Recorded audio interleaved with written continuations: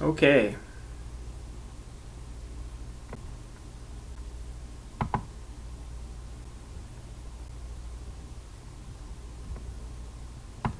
So, welcome. I'm going to give this my best shot. My country internet connection is not the greatest, so we're going to do our best here. All right.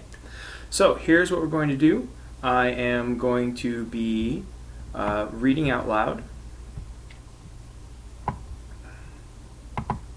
I am going to be reading out loud as I edit through my book, my novel I wrote in 2003, which is called Darkblade, which is a science fiction, fantasy, adventure mix-up.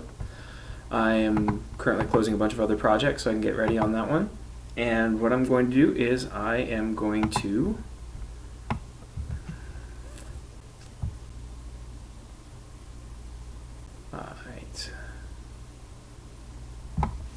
So what I'm going to do is I am going to be reading it out loud, fixing it as I go. And I am going to be, if you have any comments, I'm going to have the chat up, so feel free to throw a comment. And we're going to get started in just a moment.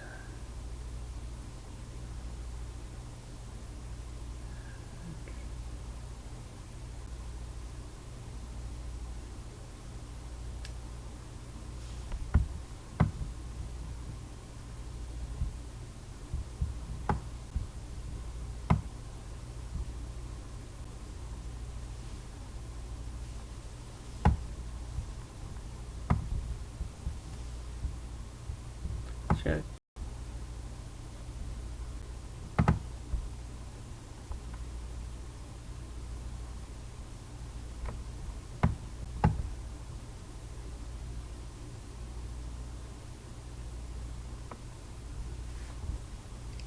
Okay.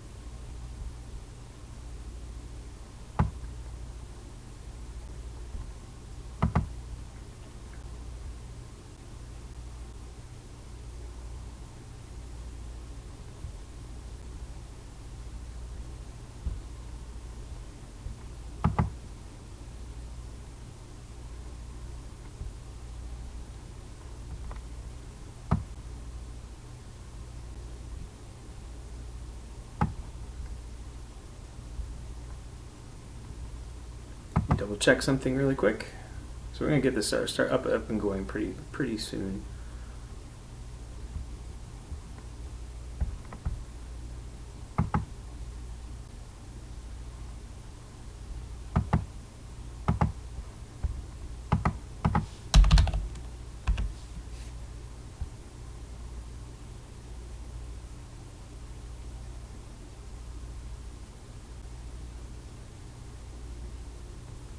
Yes, streaming is eating the bandwidth. All the bandwidth.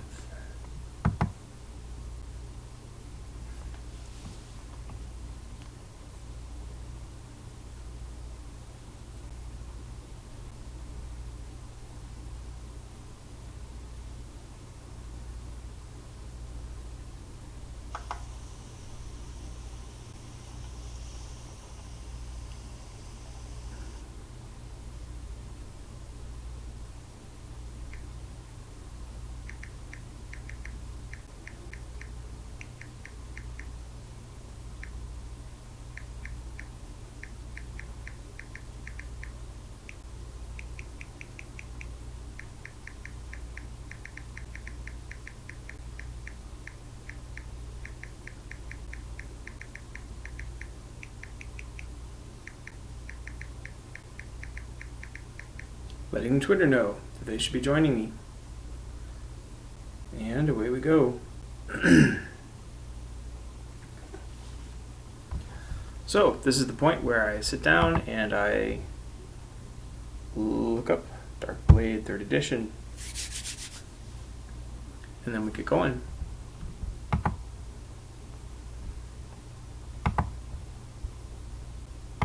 No, I don't need The Exile of Crystal Valley. That's my National Novel Writers program. That's my National Novel Writers.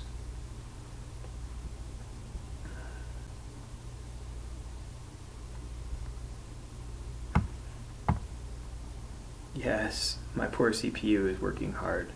There's Darkblade 3rd edition. And away we go.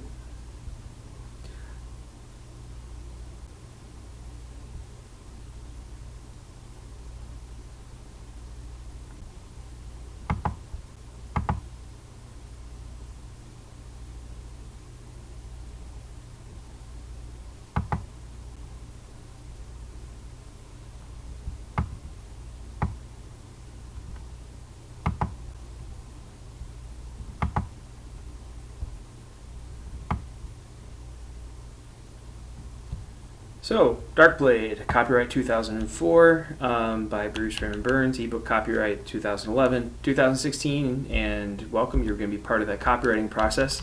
We're going to jump right in, and Chapter 1.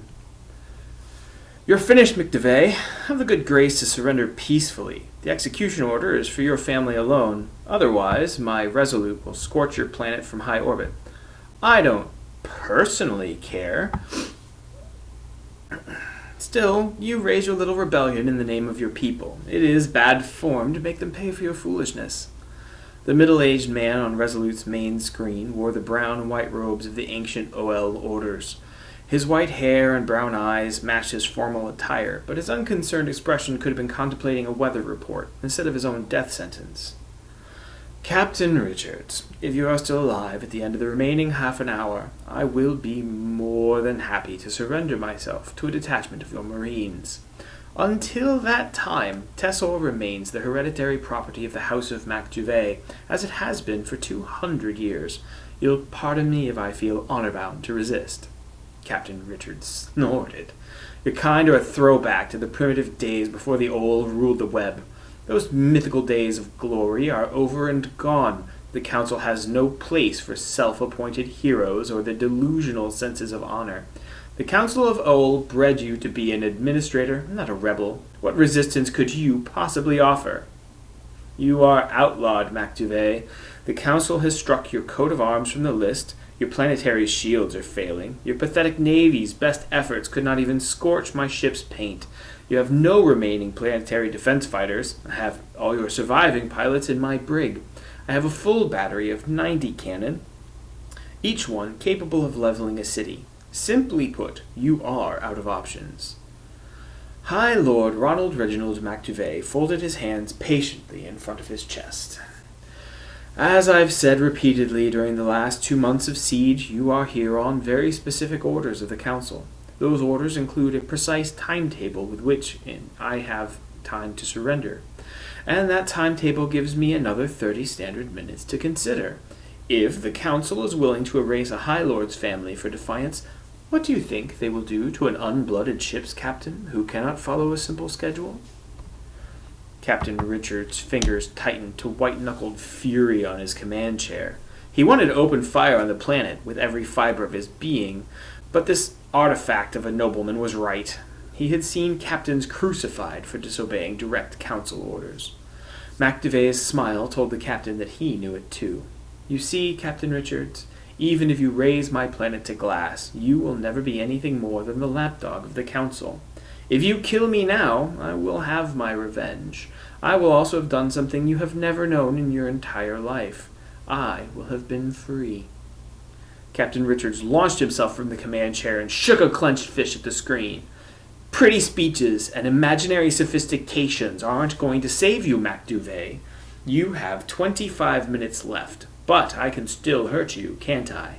Your son was one of the fighter pilots we captured. His death has been ordered by the Council. I had thought to execute him with the rest of his family, but perhaps he can serve the old one more time. I wonder, how would your people react to watching him castrated on live vid? MacDuvet's smile vanished into a cold expression, but something furious burned in his dark brown eyes. This discussion is over, Richards. I cannot find it in myself to regret that we will not speak again. As simply as that, the view screen went blank. Lieutenant Vale, Resolute's communications officer, chimed in. Transmission terminated at the source, sir. Richards hurled a sailor's curse at the blank screen and whirled in place. He struggled to keep his temper in check as his communications officer snapped to attention. "Com, get me the brig. I want Jean-Paul Macduvet brought to the bridge at once. Then get me a corpsman. No, make that a marine. I don't want the cuts to be quick or painless." Lieutenant Vale gave a quick acknowledgement and then threw herself at her board. No one on the bridge crew wanted to attract his attention when he was this upset. Captain Richards paced away the weight. 21 minutes remained by the time 4 Marines arrived flanking a young man, possibly still in his late teens, dressed in the brown and white of a Macduvet flight suit. The name tag on the suit read Macduvet, but Richards didn't need more than a second to realize that something was wrong. The council had given Richards extensive files on the condemned family before they sent Resolute to carry out their sentence. The pilot was the right height and age, but Jean-Paul Macduvet's eyes were hazel like his mother's. The pilot shared their brown hair, but his eyes were a vivid brown, tinged with red, that made Richards think of dried blood. "This isn't the right man. The pilots must be switching uniforms on us. Come, raise the brig. Tell them to get the right man up here." Lieutenant Vale's fingers flew over her keyboard. She scowled and repeated the entry several times. "Captain, I'm not getting any response from the brig." "Is there something wrong with the comm system?" There was enough of an edge to the captain's voice that Lieutenant Vale flinched. Maintaining the system was her responsibility. "No, sir. There's just no answer in the brig." "That's impossible." "Oh, it's possible." Captain Richards' head snapped up. The captive pilot had spoken in a calm, high-pitched voice. The Marines had already drawn their swords. No one was crazy enough to use a firearm on board a pressurized vessel. A single missed shot could put a hole in the hull or vent coolant and kill everyone on board. The Marines wielded bright ceramic broadswords capable of slicing through steel. The 4 Marine blades now pointed at the captured pilot. "What did you say?" "There's no one to answer, Captain. There was an accident in the brig before your Marines arrived. They didn't even bother to check the identities of the officers who turned me over. It was very sloppy of them. Something like that could get a soldier hurt." The pilot delivered his entire response with the same complete calm Macduvet himself had just used. Richards found he was getting very tired of that tone. Richards took a careful look at the icy cool pilot. The man was young, fit, and wolfishly lean. He was muscular and well-balanced. Those red-tinged eyes, though. A veteran of 15 years of armed conflicts, the young man's gaze still sent a chill down Richard's spine. "I'm going to have to kill you, boy. It's nothing personal, but I'm rather busy, and you're taking up valuable time. Before I have you castrated on worldwide broadcast, would you mind telling me what happened to the security officers?" The pilot looked down at the floor for a second, apparently preparing a response. Richards took a step back as the chill down his spine intensified. When the pilot looked back up, his eyes had changed. There were no whites left in them, no pupils either. From eyelid to eyelid there was only a ruby-red glow.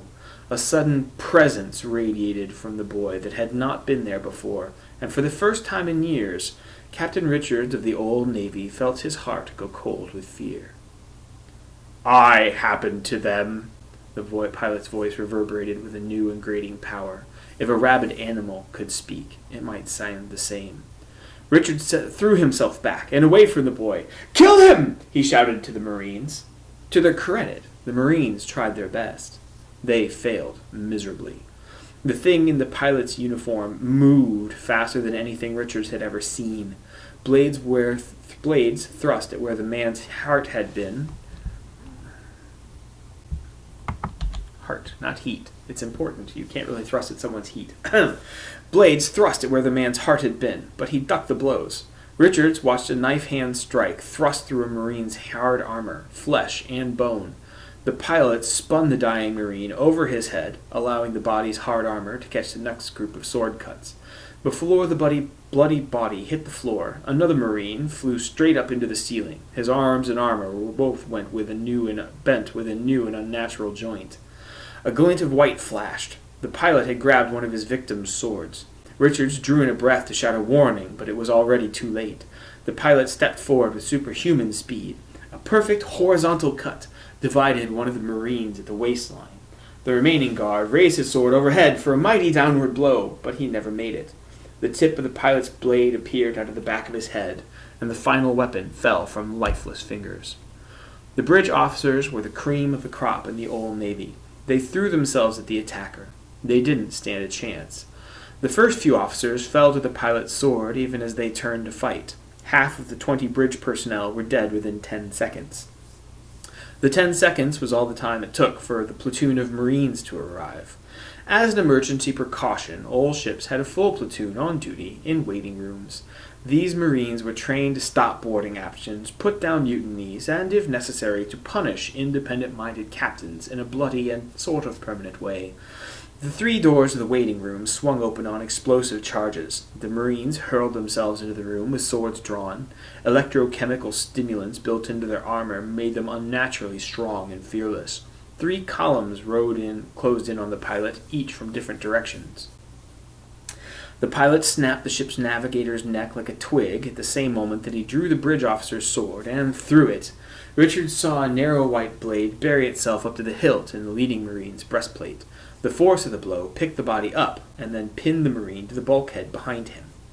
The pilot laughed as the Marines hurled themselves forward. An instant later, he disappeared in a pile of brown body armor. Richards couldn't make out the furious storm of blows, parries, and dodges that filled the center of his bridge. He didn't really need to. Marine after Marine flew through the air, away from the maelstrom of men and metal. Most of them were dead before they rolled to a stop. The pilot's blows shattered armor and broke bones. White blades sliced nothing but air as he danced among them like a shadow in strobing light. It was over as quickly as it had begun. The storm of blows was over. The pilot stood, bloodied, and with half a dozen superficial cuts, and 30 old Marines lay dead around him. The surviving bridge crew bolted for the bridge lift doors. None of them made it. I can cut that sentence down to 2. So, here's an editing tip. It was over as quickly as it had begun. The storm of blows was over, period. That's repetitive, unnecessary. So I'm going to cut out it. Put the storm of blows instead of it. Delete a sentence and get rid of unnecessary words in a repetitive sentence. So now we have the storm of blows was over as quickly as it had begun, which reads a lot better. The part of Richard's mind, not gibbering in fear. That should be the part instead of a part. The part of Richard's mind, not gibbering in fear, noticed that the planet of Tessor had 19 minutes left to surrender. Every single bridge monitor had survived. The ship itself had suffered no real damage, and it didn't matter. He watched the blazing fires of the pilot's eyes coming closer. The pilot had a death's head grin stretching from ear to ear. He was barely breathing hard. The last flicker of will kept Richards moving. The captain's hand blurred to the pistol at his belt. He would risk depressurizing the entire ship to kill this thing. Richards heard a strange snapping sound, singular, not snapping sounds, before his finger could squeeze the trigger. Also singular.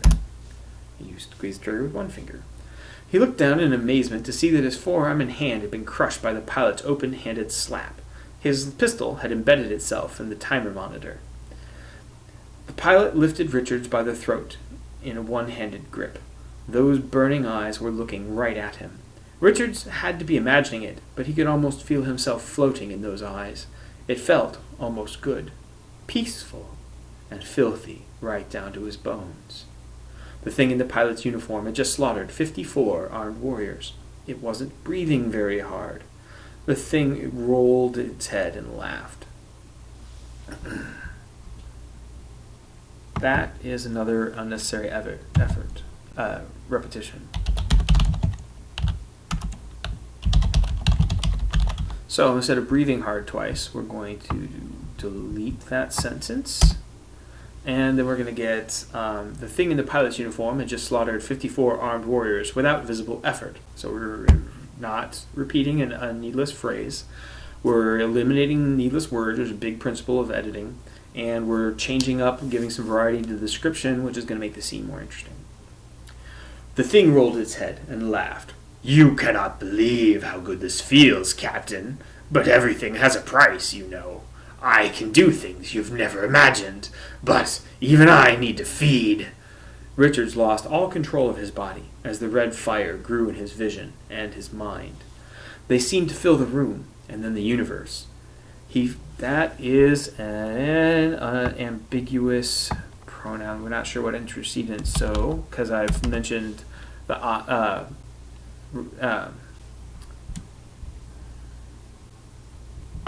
so, eyes of red fire grew in his vision and his mind. So I just go they. I could be referring to the eyes of red fire, but I could be referring to his vision or his mind. So in editing, we need to make sure that that is specific. So we got the eyes of fire grew, and those eyes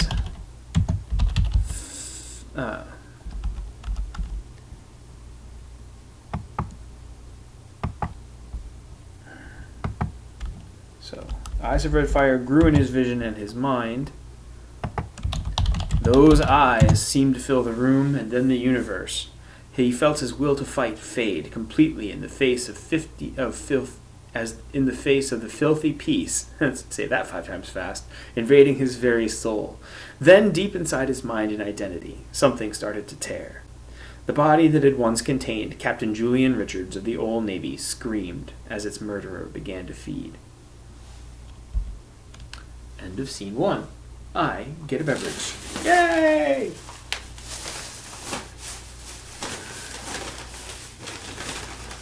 It's going to be a hard drinking edit, so I've got diet root beer.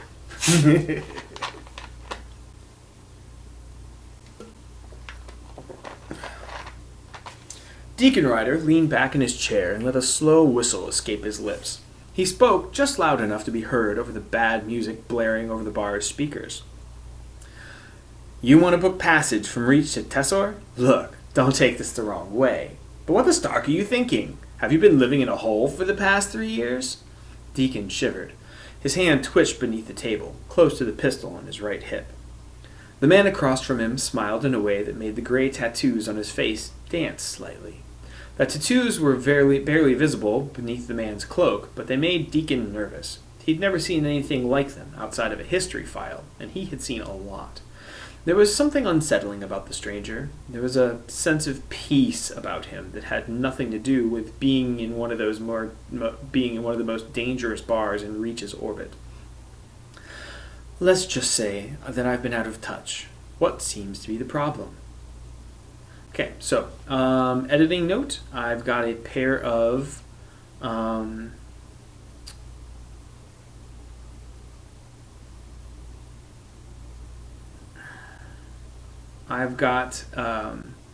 there was sentence beginnings, which is bad repetition. So if there was something unsettling about the stranger, there was a sense of peace.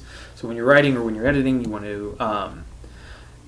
to eliminate those kind of repetitions. In this case, the best thing is going to be to delete the second "there was," put in a comma, and make both pauses part of a complex sentence instead of a pair of simple ones. And so instead of "there was something unsettling about the stranger, there was a sense of peace," you get "there was something unsettling about the stranger, a sense of peace about him that had nothing to do," and that reads, much better. Okay, back in. This is a read out loud edit. I put it in the description. So this is part of what I'm looking for when I edit novels. You're going to hear me use my principles on one of my own books. You hear me burp because I'm drinking pop. And I'm going to kind of look at some things that, a spell checker isn't going to catch that. And this is why it's really important to do a read out loud edit before you want to publish anything. And if you really want to save everybody a lot of hassle before you send it off to an editor, you want to do a read out loud edit of your own stuff. But even if you're doing schoolwork or something like that, it's always a good idea to read out loud what you're going to hand in. Your brain's going to catch things when it hears natural language that it won't necessarily catch if it's just reading. So it takes more time than just skimming through something with your eyes, but it is invaluable. All right, we've got 6 out of 163 pages down. Onward! Oh, there's no problem. It's just that half the Fandor circuit is an open rebellion against the Council. Every ship traveling the first circuit into or out of Fandor is stopped and searched by all warships. You aren't exactly inconspicuous, walking around like the Darkblade himself, you know. You picked the wrong tattoo parlor. You'd be stopped and seized at Arden before we could even make the circuit jump. The tattooed man was silent for a moment. The word on station is that your ship... What is it called again? Ryder had to speak up slightly as sounds of drunken arguing began by the bar. It's called the Revenant, and that needs to be in italics. Note, when you are editing something for e-publishing, it doesn't work to simply use. It doesn't work to simply hit italics like you would if you're just writing something to print out. You actually have to create a style for italics and then update it to the style of italics. And what's going to happen then is if you're uploading that book to an e-publishing format, like you're going to put it out on Kindle or you're going to put it out on Nook, it'll keep the italics, and otherwise it will get rid of the italics when you transit it over. So styles are important when you're editing for ebook publication, which is what this is doing. The Revenant, then, also needs to be changed to italics because I are smart. Is supposed to be a fast ship with an elite crew that no one wants to cross. Fast and tough are fine and good, stranger. There aren't enough warships in all of old space to keep the pirates down, and not everyone uses web gates, if you know what I mean. When you've got to ship something someplace lost, there aren't going to be any old warships around to help you out. Have you been to many lost stars, then, Captain? A few times. A few. Times have been hard lately. What, with that rebellion in Fandor and all? There's that. It's got the entire old military on edge. Fandor has always been one of the stable old guard strongholds. Everyone looks for a rebellion once in a while from the Tellus sector or one of the worlds by the Scar. This was unexpected, and against all odds, the rebels seem to be winning. The siege of Tessor failed a month ago, and there have been at least 3 more capital ships lost since then. The Resolute and the Adamant were heavy cruisers, and there's the Alexander, flagship of the Fandor sector. Now, in addition to those losses, there are rumors the old Grassfire rebellions popping back up. Now, I've got 3 ship titles that need to be updated in style to italics, because we italicize ship names.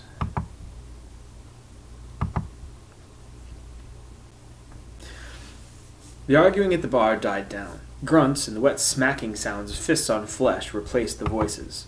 The hooded man didn't spare the bar a glance.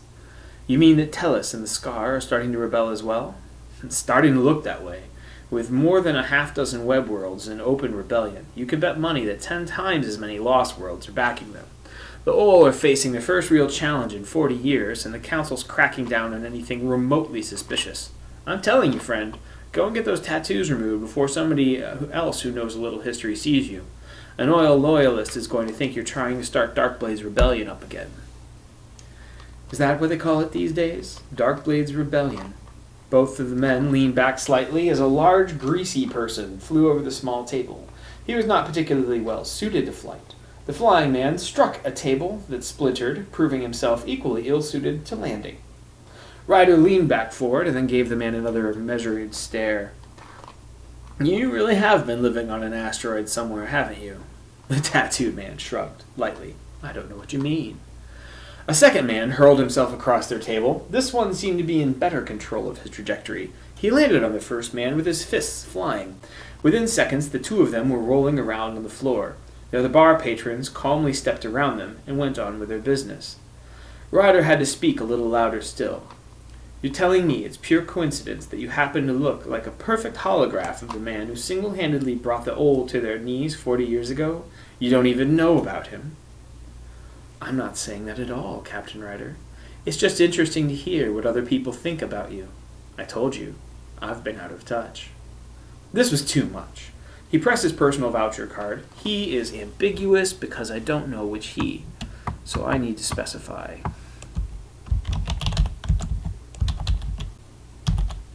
This was too much. Captain Ryder pressed his personal voucher card over the table's sensor to pay for the drinks. Then he stood up and started pulling on his coat. "You're nuts, mister. If you're trying to impersonate the Darkblade, there aren't enough credits in talent to make me trust you on my ship. It was a pleasure. Try not to get yourself killed before I get out of the bar. I just had my clothes cleaned and blood is very expensive to get out. I've got enough trouble without lunatics tagging along." The tattooed man, who thought he was the Darkblade, pulled a small pouch from his belt on his kimono. He opened it and shook it slightly. A small black object, the size of a marble, fell onto the table's surface. Captain Deacon Ryder fell back onto his seat, staring. "As you can see," the tattooed man said, "I wasn't interested in paying with credits." Ryder reached out to the black object and froze. Looked back up at the stranger. The stranger nodded. "Go ahead and look. I assure you, it's real." This is... The tattooed man leaned forward as a bottle flew through the air where his head had been. "I think the word you're searching for is avantium." "No one's been able to construct avantium for 70 years. Not since..." The normally quick-witted captain seemed to be struggling to form sentences. He noticed his hands were sweating. "Avantium hasn't been seen in any quantity since the black ships left." "That's correct," the tattooed man grinned. "Turn it over, Captain." Ryder did as he was told, and he nearly dropped the avantium. There were dull gold glyphs covering the bottom of it. The tattooed stranger reached out and touched the avantium with a single finger. The glyphs began to glow with a solid golden light.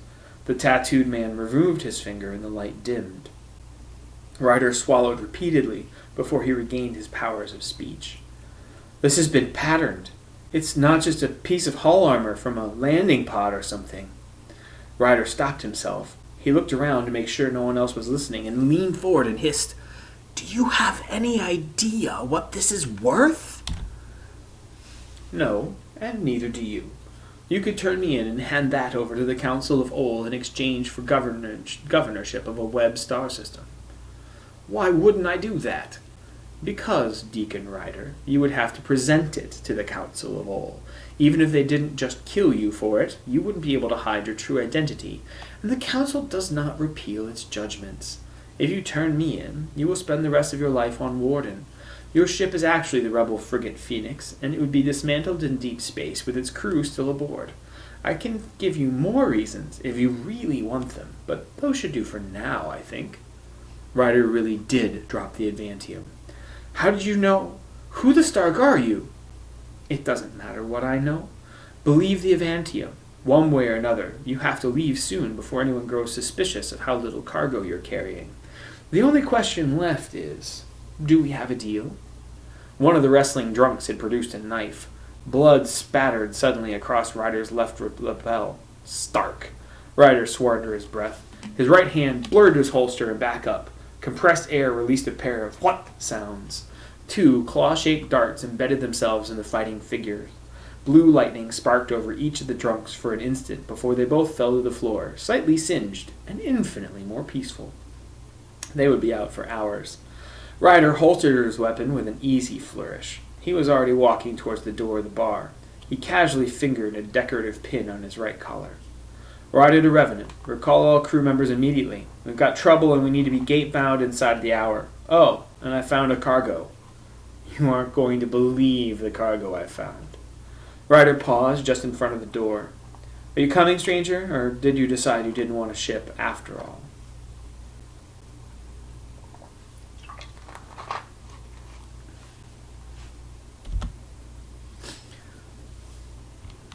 Chapter 2. Lieutenant Commander Andrew Craig collapsed slowly into the couch of his small apartment. Everything shook as another starship blasted into space 3 kilometers away. The roar of the engines drowned every other sound in the skyscraper. No self-respecting person would want to live in such a noisy and disruptive environment, which was precisely why he was able to afford a relatively spacious home on an officer's salary.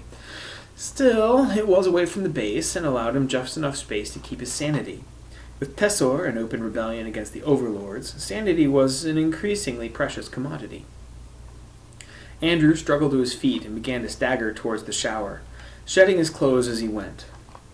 The last 3 hours of exercise had left him bone-weary and stinking. A long hot shower was exactly what he needed. Just as he opened the door to the shower, he saw the clock on the wall and cursed. Traffic had been rougher than he had expected. He'd nearly missed the time. Andrew pulled his pants back on, not bothering with the weighty gun belt. This wouldn't take too long. The shower would have to wait. Exhausted or not, Andrew moved through his apartment in a quick ritual. A piece of his video antenna detached when twisted just right. The food processor's metal mangle of components held a certain unnecessary part that appeared to have a vital function until he pulled it effortlessly free. Part after hidden part, he assembled the illegal communicator. It took him less than 5 minutes. He was getting faster with practice. In another year, he hoped to have his time down to 3 minutes or less.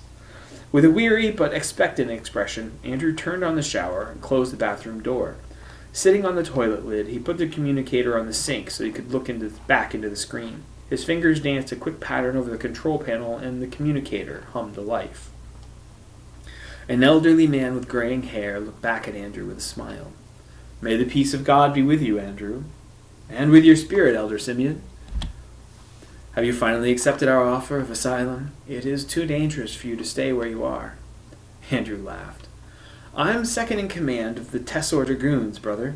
It was dangerous for me here long before you showed me the way." The older man's brows knit with loving concern. "I know that you're not afraid, Andrew. Thank God for the lives you've been able to save in your position. But God does not ask us to risk our lives needlessly. You've surely done enough. There is a ship that has worked with us before, the Revenant, that will be arriving in Tessor orbit any time now. Captain Deacon Ryder has his own business.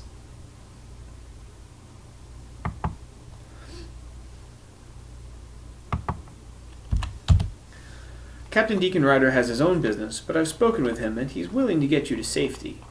Andrew shook his head. "There's still too much to do here. I've already spoken in secret to several of the junior officers. You were correct. There is a hunger in them for the good news that I would never have guessed." Simeon laughed gently. "Why did you think it would be any different for them than for you? When you came to kill me a year ago, you were a sorcerer and a killer the same as they are. The Spirit of God led you to listen instead of kill, and now Christ has brought you to repentance of those ways. God is using you greatly to further the kingdom, but I cannot get rid of this sense of foreboding. Please promise me that you will be very careful, Andrew. I would very much like to be the first of us to reach heaven." Andrew found himself smiling. "You know as well as I do that tomorrow is not promised to us, good friend. I'll be as careful as I can be, though I don't want to get caught yet.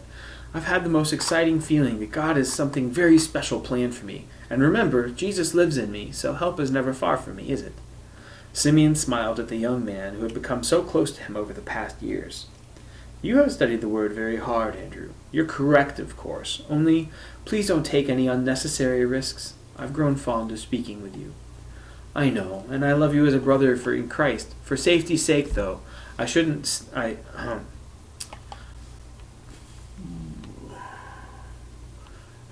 on for much longer. Did you have anything else you needed to let me know?" "I'm broadcasting the hidden file location for Pastor's last sermon. You should be able to find it without any trouble. And thanks to your information, we were able to get the 12 refugees through customs and find their orbit. They're headed for Lesson, and then onwards towards the sanctuary at Logos. Praise God they made it through. We didn't have a lot of advance warning on that. There's a high-level raid scheduled against the brothers in Dell. They've been speaking out against joining the revolution. I can't give you any more specific information without revealing myself." "Be at peace, Andrew. Whatever help you can offer is always appreciated. Ultimately, the battle belongs to the Lord, and in Christ we have already won." "True enough. I have to go soon, Elder, but I had one more thing." "What is that?"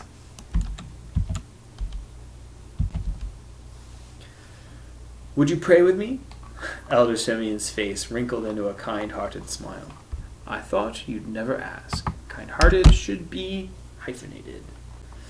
15 minutes later, the communications device was once again scattered in hiding places throughout the apartment. Andrew was pulling a clean shirt over his head when the knock sounded at the door. "I'm coming!" he shouted through the fabric. He hurried towards the door, banging his shin painfully on the edge of the couch before he managed to get the shirt on enough to see. Andrew was only half paying attention when he opened the door. There was a lean young man there with reddish-brown eyes standing in the hallway. He was dressed in a gray sweatsuit, but everything about him screamed military. Andrew broke into a grin. He patted the man on the shoulder. "Keith, come on in." "Thanks, Andy. Would you like a bottle? I only have the local stuff because of the rationing, but it's yours for the asking." Keith lowered himself onto the beat-up couch with a sigh. "It's all right. I appreciate the offer, though." "Suit yourself," Andrew said, walking over to the cooler and pulling out a frosty bottle of mead. "What brings you here?" Keith laughed. "Are you saying the only time I can talk to my best friend is during drills?" "Hey, you're the gung-ho hero who's been assigning us double drills for the past week. I'm just along for the ride to keep you humble, Commander." Andy pulled a chair around to face his couch and sank onto it with a sigh that matched Keith. "Wow, I have to admit these drills are starting to wear me out. We can't all be gifted like you." "Oh, I don't know about that. I saw the security tapes of your team taking the engineering section of the Resolute. That was some pretty nice work." This is coming from the man who captured the bridge single-handedly. Talk about videos. "I know you don't like people to see what you can do when you cut loose, Keith, but if I hadn't known you since we were 10... Keith shook his head. "I know, Andy. Ever since the debriefing, half of the new guys are flinching every time I walk down the halls. It gets stark annoying, old friend. They'll come around sooner or later. Do you remember the first time I saw you do your little mind trick? You're more powerful than any of us can hope to be because of your parents, but still, it takes some getting used to the idea that someone can tear your memories and knowledge from you while all you can do is scream." Keith started to look downright somber. "You know it isn't that you don't know what it's like, Andy. You can't imagine." "Oh, I can imagine, old friend. You told me most of it once. When we were about 14, I had nightmares for a month.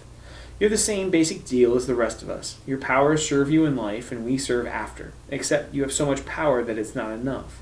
Your power demands that you feed on the suffering of others as you tear their memories from them.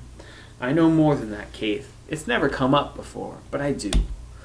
I know the price you pay. I know that you get the memory of all the pain you inflicted as well. Every time you power up and have to feed, you have to live with this pain of someone else's death. You keep those memories for the rest of your life." Keith locked eyes with Andrew. "I never told you that part." "I know I didn't." "You didn't have to, old friend. I can see it in your eyes. Besides, with all the nights we spent together in training and in the field, you talk in your sleep, you know." "Oh, not usually, but once you've fed, you do. You talk in your sleep when the nightmares come." Keith was quiet. He just looked at Andy, and Andy looked back at a sort of silence that only true friends can share. Andy cleared his throat. "Hey, Keith, can I ask you a question? A personal one?" Keith laughed. It helped to break the tension a bit. "Do you even have to ask that?" "Yeah, I sort of do. This one's pretty big." "Open fire, Andy. What's on your mind?" "Do you remember the raid we did on the Fanatics about a year ago where we were working with the Ol?" Keith nodded. "Allendor?" "Yeah, that's the one." "Well, my team was hit above them, and while we were waiting for the signal to go, I heard most of the preaching. I mean, I didn't believe it, of course." Andy saw the alarmed look on Keith's face. "It's just, what if they got that part right? What if you could lay aside the power before it takes us? Would you do that? Would you be just a normal man again if it meant that you didn't have to feed anymore?" Now I need to fix something. I did it as I read it out loud. But I had, would you be a normal man again if it meant you didn't have to feed again? And one of the things that Read-Aloud edits do is it catches repetitions that your eyes might not. And so now we have you don't have to feed anymore. We've swapped out some of the repetition, and the prose will sound a little better. Andrew could see becomes Andrew saw. Andrew saw suspicion and anger on Keith's face, but he had gone too far to stop now. He blundered blindly on. "I mean, wouldn't it be worth looking into at least, Keith? For pity's sake, I can't stand seeing what you have to go through for your power. I've never had half your power, and I know what it feels like for me. So if you could get out, if you didn't have to live with the pain anymore, wouldn't it be worth it?" "Stop it, Andy. You're talking treason and worse than treason. You're talking like a fanatic." Keith had slipped past anger and shock now. There was nothing but deadly earnest on his face. Now, and that repetitive now needs to go. Andrew knew it was too late to turn back. He had a simple choice to make. He could backtrack, say that he'd just been pulling ideas out of thin air, that it was the fatigue or the mead.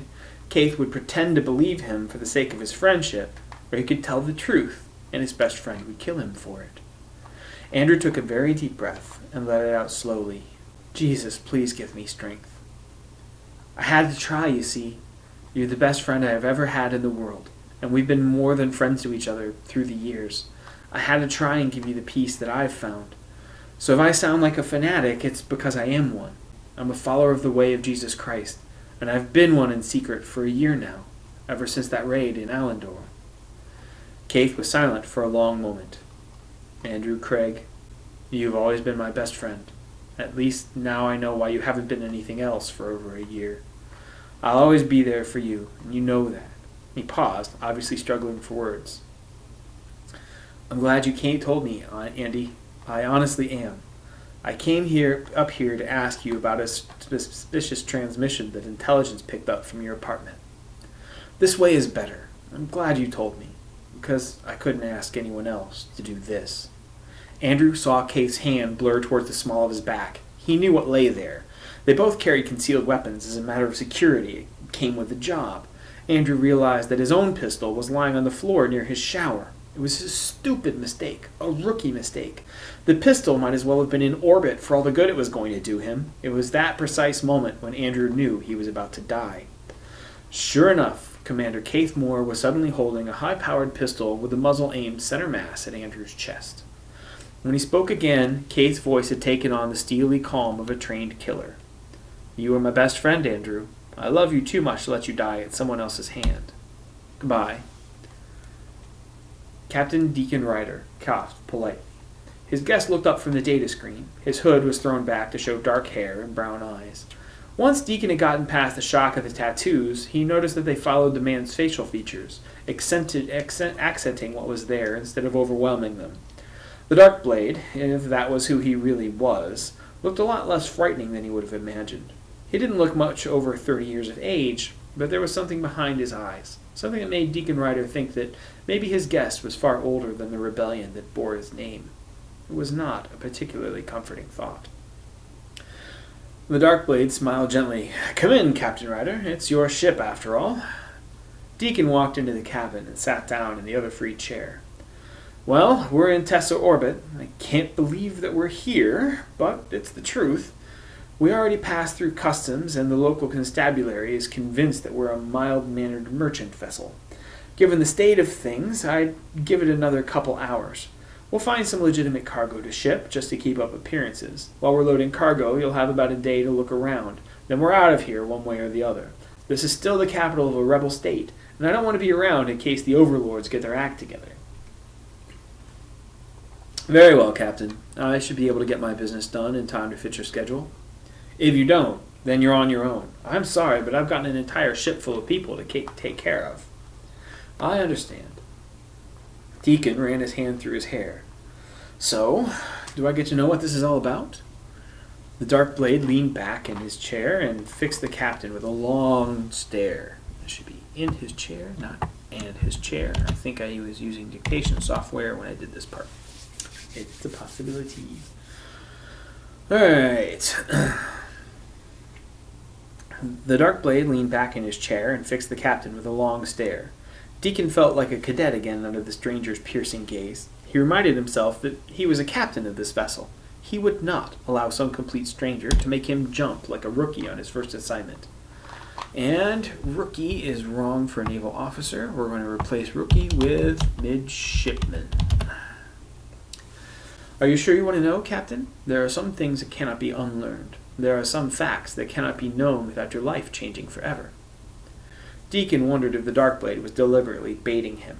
Why don't you tell me, and I'll be the judge of what I can and can't handle.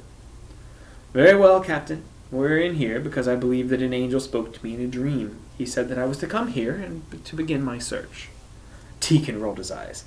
You're honestly trying to tell me that I've risked my life and the lives of my crew so you can follow a dream around? Why am I not surprised? You struck me as warped right from the off. He shook his head and leaned against the bulkhead. What's so important? What are you searching for that you would take such a crazy risk? The Darkblade told him.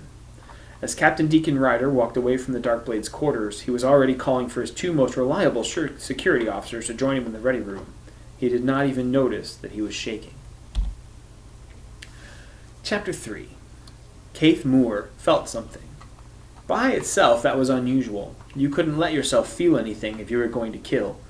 There was a switch he'd built in his mind so long ago that he couldn't remember not having it. When he flipped the switch, there weren't any people. There were only targets, threats, weaknesses, and angles of attack.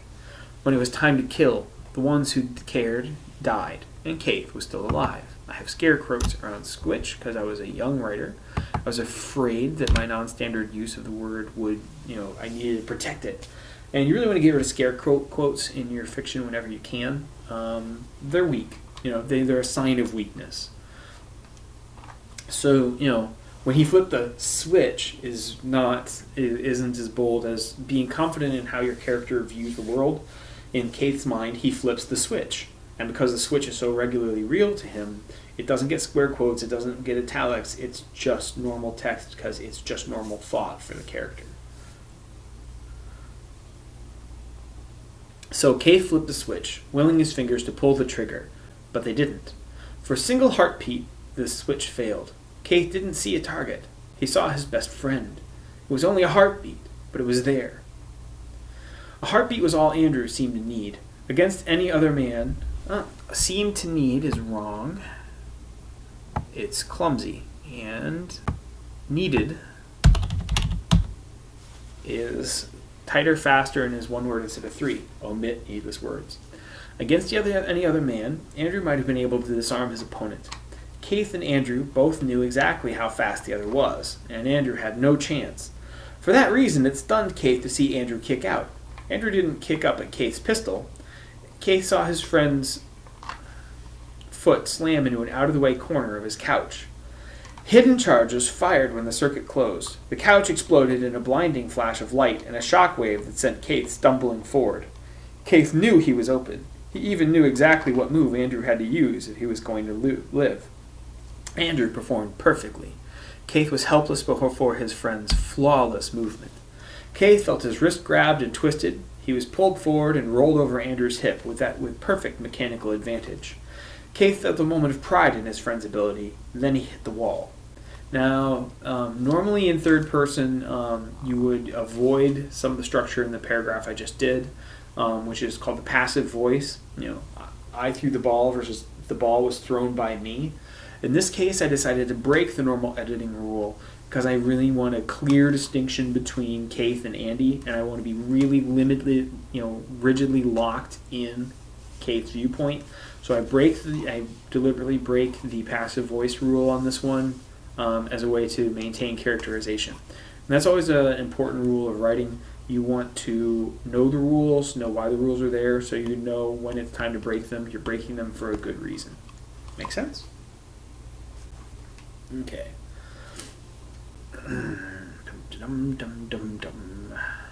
Where was I?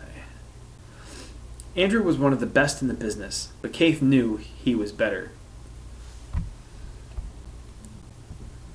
That is excessive words. So Andrew was one of the best in the business, but Keith was better. They both knew it. Keith felt the breath leave his lungs as he hit the wall halfway up to the ceiling. The force of the throw would have broken the ribs of a normal man. Even as he fell to the floor, Keith twisted. He landed in a 3-point stance, knowing what he would find. Keith saw Andrew squeeze the trigger of Keith's own gun, and there was only one solution. Keith released his powers.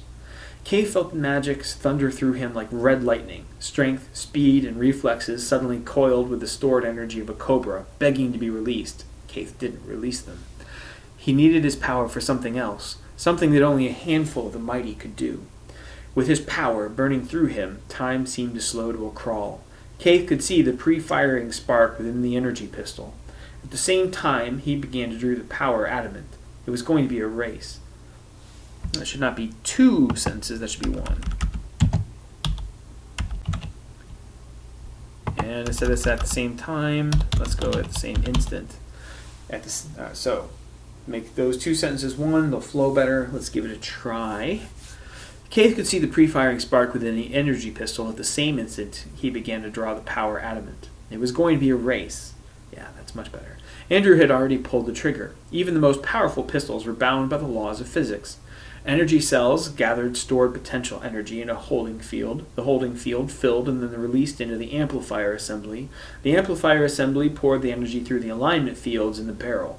The end product was a spear of raw energy. Light, heat, electricity, and magnetism all mixed together in a thumb-thick pulse capable of stabbing through almost anything known to man. The power adamant was not bound by anything but Keith's will. With a carnal thrill, it raced through him and outwards, flashing towards the space where it would form a shield to protect him. Magic and mechanics raced to fill their purposes.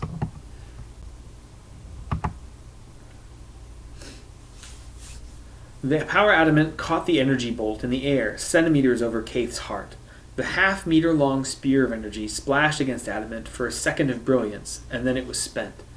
The blast was gone. The power adamant remained in the space between Keith and Andrew. Magic had won.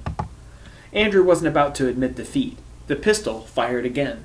The power adamant caught the second blast just as effectively as the first. Keith felt adamant resist his command to stand in the path of the blast. Now that was repetitive. So the path of fire, line of fire. That was a lot of energy being poured into it. Keith concentrated even harder, commanding adamant to hold its place no matter what. The power adamant obeyed. Andrew continued to fire, sending lance after lance of destructive energy pouring into the power adamant. Power adamant needs to be capitalized because it's been capitalized as the spoiler alert. It's the proper name of the thing that's powering the magic, so both of those need capitalized. Keith held his concentration, defenses tightly in place. His pistol had enough energy to blow a hole in starship armor, and Andrew was emptying the entire clip into the power adamant. Seems like I have said that a lot. Into the power adamant, into the power adamant. So let's change out into the power adamant to at Keith's chest. Much better. Variety is the spice of life. Andrew's aim shifted slightly as feedback made the pistol grow hot in his hand, but he wasn't trying to fire around the power. Keith realized with surprise that Andrew couldn't see the power adamant anymore. He didn't have the sight anymore. That was absurd. Sight was the first power any of the mighty accepted. Let's get rid of the second repetition of anymore, because that was repetitive. That repetition was repetitive. Where was I? Keith realized with surprise that Andrew couldn't see the power adamant anymore. He didn't have the sight. That was absurd. Sight was the first power any of the mighty accepted into themselves to master. Keith had always been stronger with the powers, but Andrew nearly made up for his lack with finesse and instinctive strategy. What had made him give that up? One of the greatest masters Keith had ever known was helpless as a kitten. And in this world, later on, I had refined it as mighty.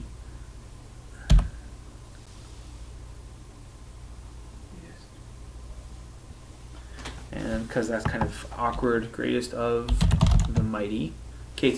One of the greatest of the mighty Keith had ever known was as helpless as a kitten. Keith felt hot fury build in him at the thought. He wanted to find and smash whatever had diminished his friend and brought him to this fate. Keith was sweating by the time Andrew stopped firing, but he was still alive. Keith knew exactly how many charges his pistol carried, and he knew that Andrew had just run out of shots. Without any powers to oppose him, Andrew was as good as dead. Keith stood and wiped sweat from his brow. I'm impressed, Andrew. That was better than most of the mundane could have managed against the mighty. Andrew shrugged and flashed Keith the lopsided grin that Keith had always enjoyed. I've been a believer for a little more than a year now, Keith. I always knew this day would come. I just didn't know who would find me. Andrew paused. You know, I'm not sorry that it was you either. I'm just sorry that it's over. You knew you were going to get caught, and you stayed anyway? Why? What would make you give up your life like that? You wouldn't understand yet, Keith, but someone gave up their life for me, someone beautiful and perfect. As long as I stayed here, I could keep my brothers away from the worst of the raids. We managed to get more than 1,000 believers away from the web to the lost stars where you can't reach them. And there was another reason. What reason was that, traitor? You. What? You're my best friend, and I want you to be free like I am. I didn't want to walk away and leave you trapped the way you are. I'm not trapped, Andrew. I'm the one who's going to live. You're going to live through this, probably. We both know you're better than I am. But in the end, you're going to die. It could be today or 50 years from now, but you're going to die, and then you'll share the same fate as the powers you serve. If you kill me, I'm going to live forever. Which one of us is trapped? You can believe whatever you want, Andrew, but your faith is not going to save you from my power. Keith released the power adamant with a sigh. It was as if a great weight had lifted from his shoulders. Adamant was the greatest of his powers, but it took the most out of him. He felt as if he'd just run a mile. He wouldn't need anything fancy to finish Andrew off now. Without a weapon, there was simply no contest between the mighty and a normal human, a mundane. Keith called the power Martel and felt it fill his muscles with reflexes and agility beyond a mundane's dreams. He called the power Fort and held it and felt it gather around his hands and feet. Marshall would guide his fighting, and Fort would enable him to punch through the strongest armor. Unarmored and unarmed, Andrew was as good as dead. The pistol was nothing more than a high-tech club now. Keith gathered himself to leap forward, but before he could do anything, Andrew caught him off guard again. His friend threw the pistol onto the floor at the far side of the room. What are you doing, Andrew? I'm not going to kill you, Keith. You just shot me! I needed to make sure you wouldn't use the pistol against me. We both know you could take it out of my hands now and shoot me before I could do anything about it. What the stark are you trying to pull? You know what I'm trying to pull. There's only one way this is going to end, Keith. Keith felt something hot and tight grab his stomach. You don't know what you're saying, Andrew. Andrew smiled again. It was a sad smile, but there was something else wrong about it. There was something peaceful there that Keith had never seen on anyone else who was about to die. What was it? Was there another trap? Another explosive? He braced himself for something else. Face the facts, Keith. There's no other way. You can't possibly let me go now that you know what I believe. You can't shoot me. And unless I'm badly mistaken, your powers aren't going to help you against me. There's only one way left. No. Keith felt something snap inside of him. If Andrew was right, Andrew couldn't be right. He wouldn't let Andrew be right. There had to be another way. Keith threw himself forward with the powers blazing around him. Andrew didn't make a move to defend himself. The power Fort extended a centimeter past Keith's fist. It should have broken Andrew's ribs and stopped his heart in an instant. I almost said at the instant of contact, and that is redundant. At the point of contact, the powers simply weren't there. Keith's blow caught Andrew with nothing more than human strength. Andrew flew backwards over the charred remains of the couch, rolling easily to his feet and rubbing his chest. Keith stared at him, stunned. He could feel the powers filling him again, ready and able to wreak havoc. For a moment, though, they'd simply not been there. Keith released Fort and called the power Artemis. He extended a clawed hand towards Andrew and released Artemis straight at him. Where man-made energy had speared through the air from Andrew's pistol towards Keith, now an arrow of magical fire shot from Keith's palm straight at Andrew. Just like Fort and Marshall, the arrow of the power Artemis winked out of existence right in front of Andrew's heart. Keith called his oldest power, the first he had ever gained. The power of sight answered his call, and Keith saw beyond the physical world.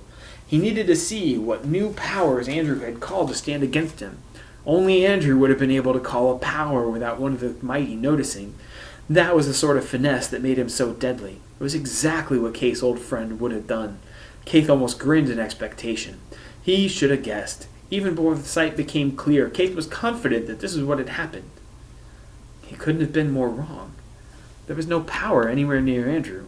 It was something else. Something that Keith had never seen before in his life. Andrew seemed to be surrounded by a blazing white armor that Keith had neither sensed nor seen until this moment. It covered him and glowed about him, gleaming and terrible in a way that no power had ever seemed to Keith. Still holding the sight, Keith called the power Artemis again, releasing a full-strength arrow straight at Andrew. A shield of crystal brilliance was suddenly there in front of Andrew, but Keith saw that Andrew had not called it there. It didn't seem to have been summoned at all, but revealed, and now it hung in place between them. Andrew's new shield and armor pushed against Keith's powers. The powers fought him, twisting in his grip. It was as if the powers themselves wanted away from the armor. Keith felt his control tremble, just the slightest bit. If he lost control of the powers, they would destroy him. Keith released his call on the powers. They had already drained him of some of his strength, but it wasn't enough to impair him. Andrew was still standing there, waiting for him across the ruins of the couch. Let's simplify that. Andrew was still standing there. Andrew stood there. Simpler sentence, fewer words. Andrew stood there, waiting for him across the ruins of the couch. Keith saw a look of sad resignation on Andrew's face, a look of compassion. That look sent a wave of rage through Keith. "What are you so sorry for? You're still going to die." Andrew shook his head. "Keith, I'm sorry that you have to do this. I'm sorry that you have to use the mnemonic on me. There's no other way." "I will not let you die like that, Andrew." "You don't have to, Keith. Listen to me. Hear me out. You don't have to be a slave to the powers anymore. You don't have to live in the darkness. Let me tell you about Jesus." "Shut up, fanatic! Shut up! I'll kill you with my own bare hands." Without a second's hesitation, Keith tried to do exactly that. Keith threw himself forward with a vicious flying sidekick that took him across the ruined couch. Andrew was ready. Keith felt Andrew's wrist deflect his sidekick as his old friend hopped to the side. They faced each other in the close quarters of the apartment, each of them in the easy fighting stance of a professional. Keith smiled. If it had to happen at all, this was how it was supposed to happen. Andrew was his friend and a warrior. This was how warriors should die. Keith resumed his attack. His booted feet flew up to strike as he moved to close the distance. Andrew hopped back and blocked, but by then Keith had closed the distance. He threw a... Let's at least drop close twice in the same in two sentences. But by then Andrew had closed. He threw a furious flurry of fists at Andrew's head and body. Each blow was masterfully aimed at a vital point. Is he really going to talk about how masterful he is?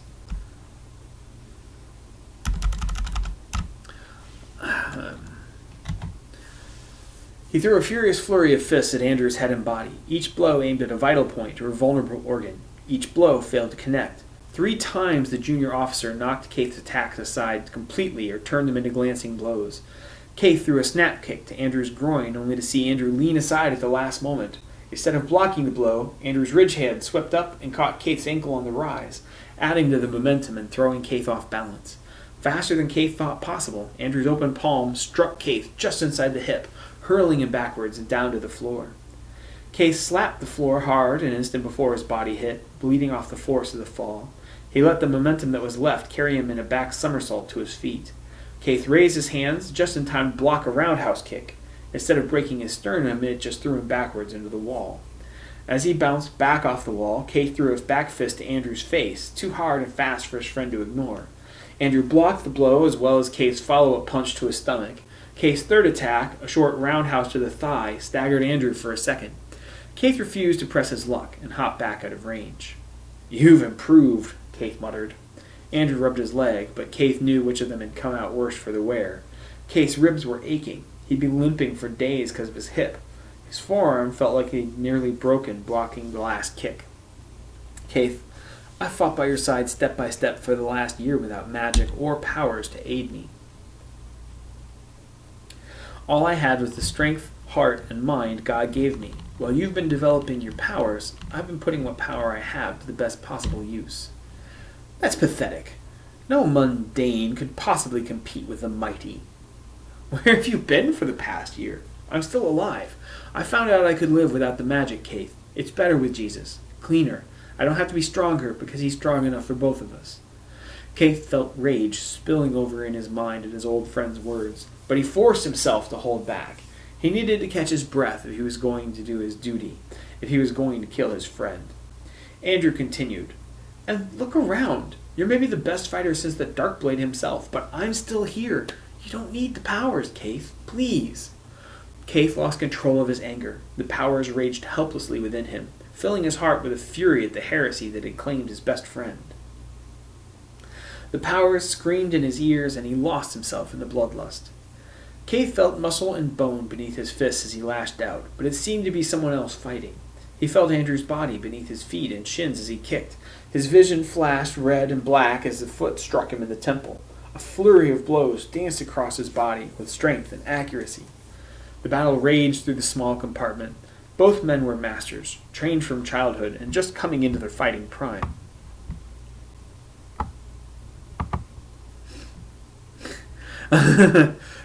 So the hand motion to the fight are great. Yeah, well, I'm glad you're enjoying it. Hi, Peter. Hi, Heidi. I'm glad you guys showed up. So I'm going to do this whole thing in one long thing. You don't have to stay up all night. It'll be up and available. You can watch it in little bits, and I'll still be my nerdy self. I super duper promise. All right? But I'm having fun. I hope you guys are too. I totally lost my place.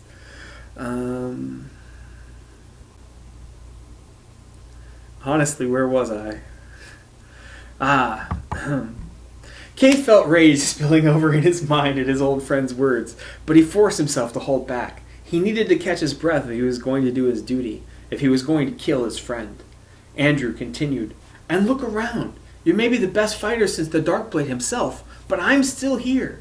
You don't need the powers, Keith. Please." Keith lost control of his anger. The powers raged helplessly within him, filling his heart with fury at the heresy that had claimed his best friend. The powers screamed in his ears, and he lost himself in the bloodlust. Keith felt muscle and bone beneath his fists as he lashed out, but it seemed to be someone else fighting. He felt Andrew's body beneath his feet and shins as he kicked. His vision flashed red and black as a foot struck him in the temple. That seems familiar. I think that was where I actually was. A fury of blows danced across his body with strength and accuracy. The battle raged through the small compartment. Both men were masters, trained from childhood and just coming into their fighting prime. Both were cunning, experienced, and skilled. Furniture shattered as blows were dodged. The walls trembled and cracked at the impact of thrown bodies. Andrew landed another quick kick to Keith's right thigh, and for a moment Keith abandoned cunning for brute strength. The sudden ferocity of his attack bowled through Andrew's guard, nearly lifting his friend from the ground as it dug hard into stomach muscles. Keith followed up with an even stronger kick to the groin. Andrew had to block the kick with a low X block. Even catching the blow in the joint of both of his arms, Andrew was lifted up from the ground. With Andrew's guard down, Keith brought a fist high overhead. Brought a fist high overhead to bring it back down? Really? I wrote that? Keith brought a fist high overhead and down.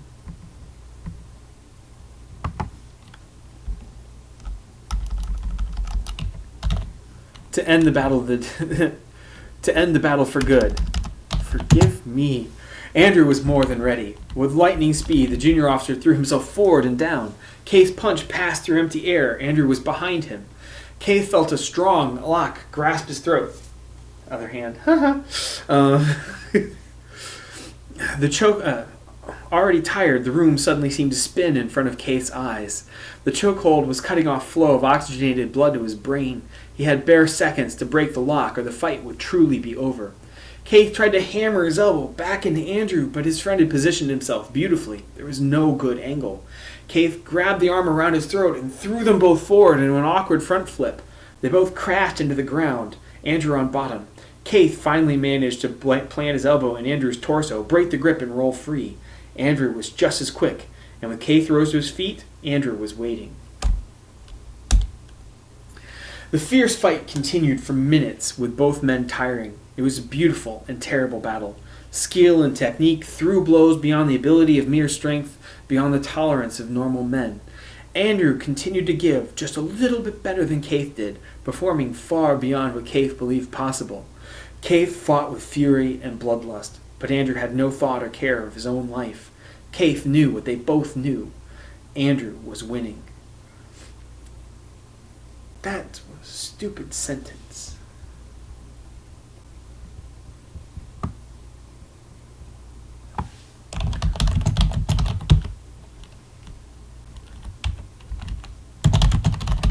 Both of them knew the truth. Andrew was winning. Ha-ha! Completely unredundant. Non-redundant? Redundant-free? Redundancy-free prose by Bruce Burns. Cheap at Amazon.com. Just Google Bruce Burns. These are the outtakes, guys. If you aren't Peter or Heidi, who are helping me produce audiobooks to eventually sell on Audible with their startup LLC, these are the sort of outtakes that they make CDs of and play just to amuse themselves when they want to feel better about their stream of consciousness. Did I just make the word redundant? Yes, Heidi, I did. Oh, boy. Andrew spun inside of a punch. Strong hands grabbed Keith's shirt.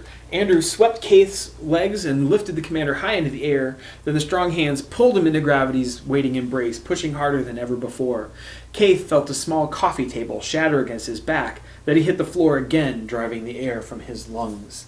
Keith threw a kick to Andrew's ribs, but it lacked any real power. Then Andrew was on him. Keith felt Andrew slide into a vicious pin, affectionately known as the Hellhold. Keith tried to fight out of it, but he had no leverage. The merest shift in Andrew's grip sent Keith twisting in pain beyond his control. Andrew had won. Keith tried to blink a trickle of blood out of his right eye and stared up at the man who had beaten him. Andrew's face was battered and bleeding, but the sad resignation was still there. There was still compassion for him in Andrew's face. Andrew! Keith, please, it doesn't have to end like this. I won't give up my powers! Then you know what you have to do. Keith knew. It felt like a great, unbearable hand was crushing his heart, but he knew what he had to do. His honor demanded it. His duty demanded it.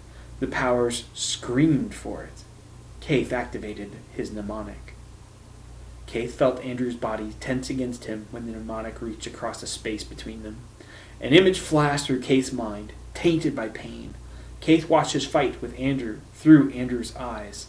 He saw his own grimace of pain as Andrew slammed Keith through the table.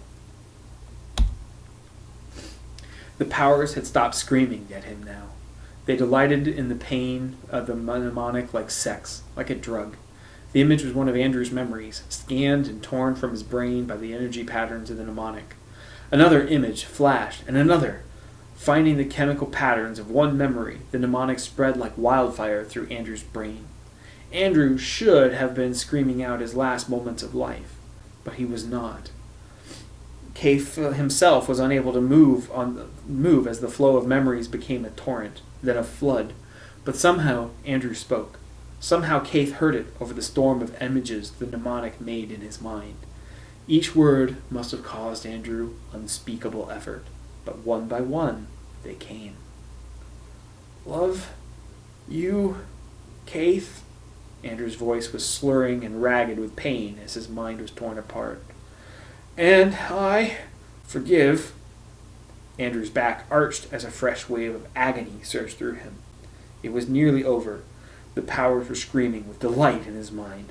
1,000 memories were dancing through Keith's brain, because mind would be redundant. I totally wrote brain there, I promise. But as Andrew collapsed at last, it seemed to Keith that he heard the last two words in his friend's final whisper.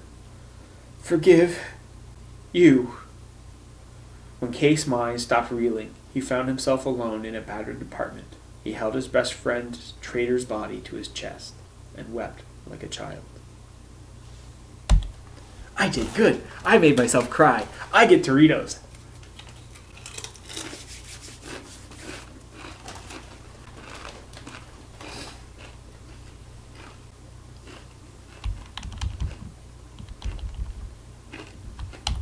For those of you who don't know me, the point of writing is to create emotions in your readers, right? So that's why I get Doritos, because I won. I made emotions.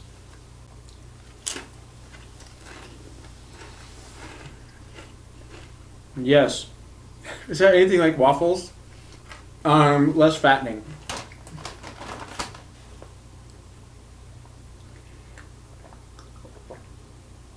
Oh.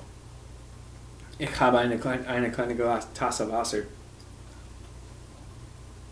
Yay, water.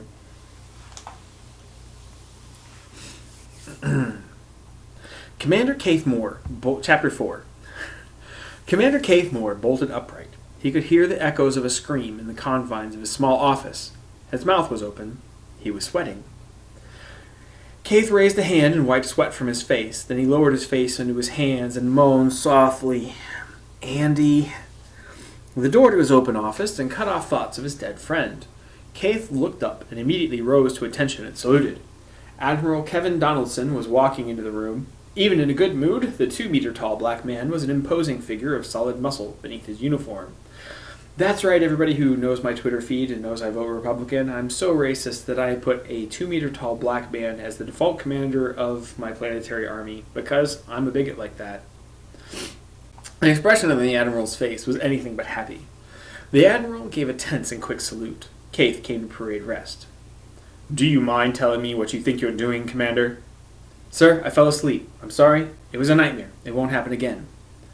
Admiral Donaldson took another step closer. Keith felt the urge to lean back. "You are absolutely correct when you say that it won't happen again. That's because you are leaving." And this is totally not played by a big, bald James Earl Jones in my head. "Sir, You don't anything.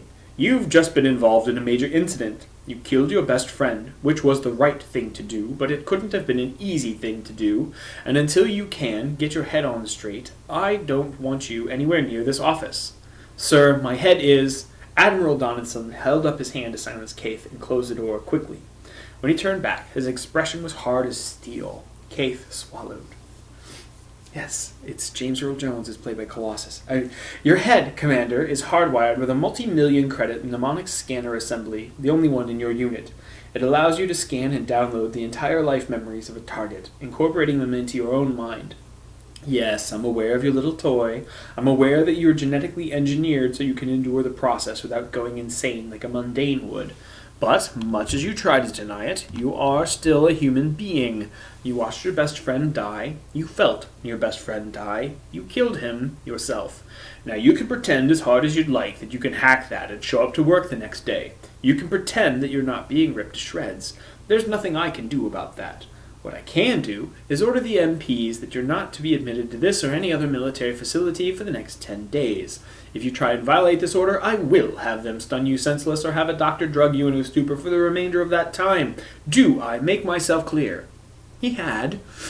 An hour later, Keith wandered the city streets at random. He didn't know where he was going. He only knew where he wasn't going. He wasn't going to test the Admiral's threat. It was a promise, and Keith knew it. He wasn't going home. He wasn't going to look at the places where Andy had sat, breathe the air Andy had breathed. He took a deep breath and plunged into the warm pool water. Keith was ahead of him, swimming strong, but Andy didn't care. He knew he couldn't catch Keith, but he sure as hell he could come in second. Andy smiled in his mind. They were going all the way. He would continue to push Keith to be everything he could be. He was so proud of his friend. Keith reeled as the memory faded. For a second, there had been two worlds, one made of his senses. The other had been Andy's world. It had never been like this before. It was like looking at himself in a mirror, but the mirror could feel. He had literally seen himself as a 14-year-old boy. That was the race that had set the new freestyle record for the Academy. Andy had indeed pushed Keith hard. He'd come in only 15 seconds behind that day. Keith wiped at his eyes. He clenched his jaws and shook his head. "I had to do it," he whispered. "I had to. I have to get these down. There's only 10 of them, for Stark's sake." Andy looked out of Keith's mirror, naked except for a towel around his waist. Shaving and memorizing. He had only been a follower of the way for a few weeks, but Simeon had contacted him and gave him a place to start. The 6th commandment, "You shall not murder." Keith's world rang with red and black stars as he walked straight into a pole that supported an advertisement for red ale. "Start raving." Keith was still rubbing his head. If he hadn't had his eyes closed, he probably wouldn't have noticed what he heard in the background. A group of people were talking, and one of them had said something that rang a bell. It was a name. What had they said?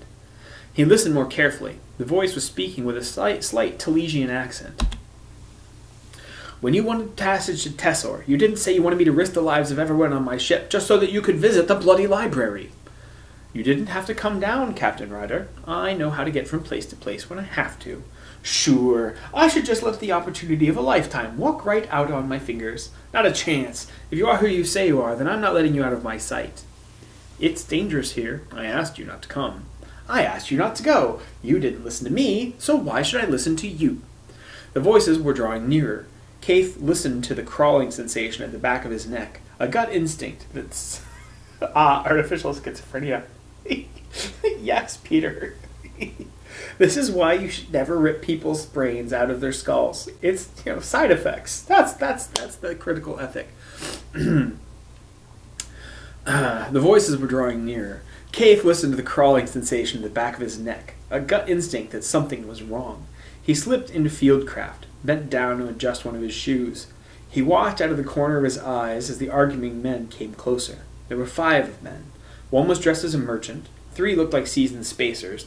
The 5th was wearing some sort of cloak. It wasn't that unusual. Some colonies never received direct sunlight, and their inhabitants tended to be a bit sensitive to even to gentle sunlight, like that on Tessor. It wasn't their appearance that made the hair on the back of Kate's neck stand up.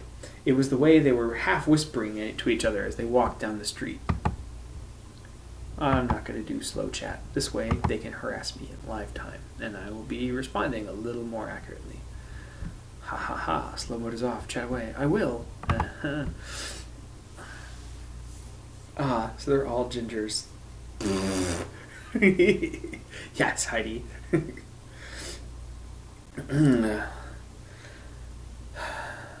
One of the spacers laughed. It wasn't a respectful sound. Hey, Captain, why worry about it? Our guest thinks he's the great and powerful Darkblade. We'll just let him stop any trouble that comes our way.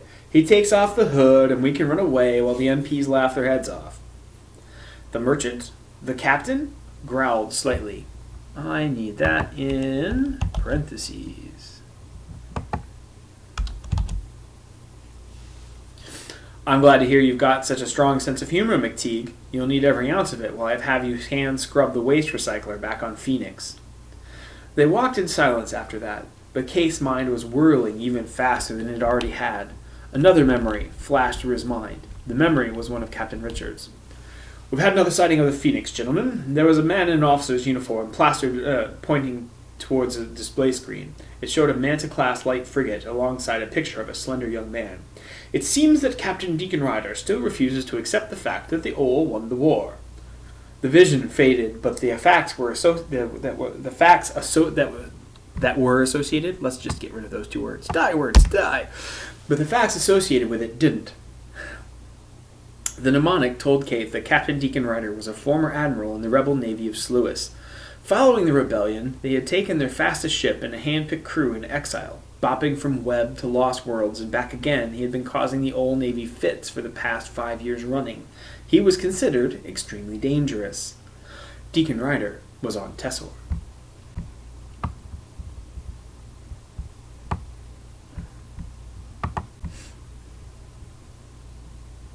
Keith stood and slipped into the crowd, shadowing the group as best he could. They were moving at a brisk pace towards the starport. 1 word starport? 2 word starport? 1 word starport. Google. Word does not like. 1 moment as I appeal to... 1 moment as I appeal to Nerd Canon. Yes, Nerd Canon.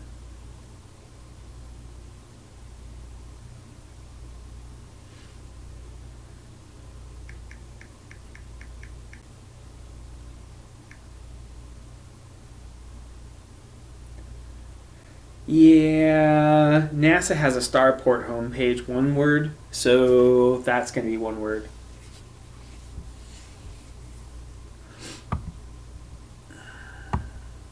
It depends on if the words count for nano. Yeah, cheater. I have to get this done, and then I can finish Chapter 1 of Legrando Book 5 and actually start to get my nano word count up, because I have a week, and isn't that my tradition to do nano in a week?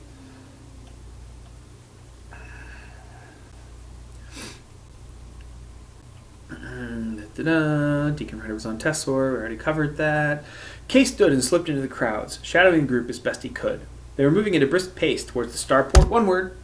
Whatever Ryder was up to, Case knew that he didn't want him to get away with it, and he was relatively sure that he didn't want it to happen anyway. Case remembered Richard's briefings well enough to remember that Ryder had been known to smuggle fanatics, believers, away from the Ole and the McDuvet raids. Case shook his head again. Stark, Andy, you're dead, so shut the Stark up. That last sentence came out louder than he had intended it to. One of the spacers looked back over his shoulder. Ryder's party began to walk faster. They knew. Commander Keith Moore was too frustrated, too off balance, and too fed up to think. He called the powers, and they answered eagerly. He sprinted forward, closing the distance between him and the pirates. Keith covered half the distance before the pirates noticed. That's not redundant. He sprinted forward straight at the pirates. Kate covered half the distance before the pirates noticed. By then, it should have been too late. One of the men spun very quickly indeed. He held a pistol that hadn't been visible on his person before. Keith spun to the side as one pirate fired. Not a Matrix copyright infringement. The power adamant caught the blast and easily turned it aside. See, it rebounds. The power Artemis lashed out from Keith's outstretched hand and caught the man in the chest. Synth armor sparked beneath the pirate's clothes, but Artemis was stronger. The blast hurled the gunman's body back through the air. Heine is making me laugh. It's totally cheating. Yes, redundanter. Keith reached the pirates in another second. He probably could have killed another one of them with the power Artemis, but it had served its purpose. Keith wanted to break something, and he wanted to feel it happen. No, this is a psionic spirit blade. Lightsaber would be a copyright infringement. Yea, dead gentlemen.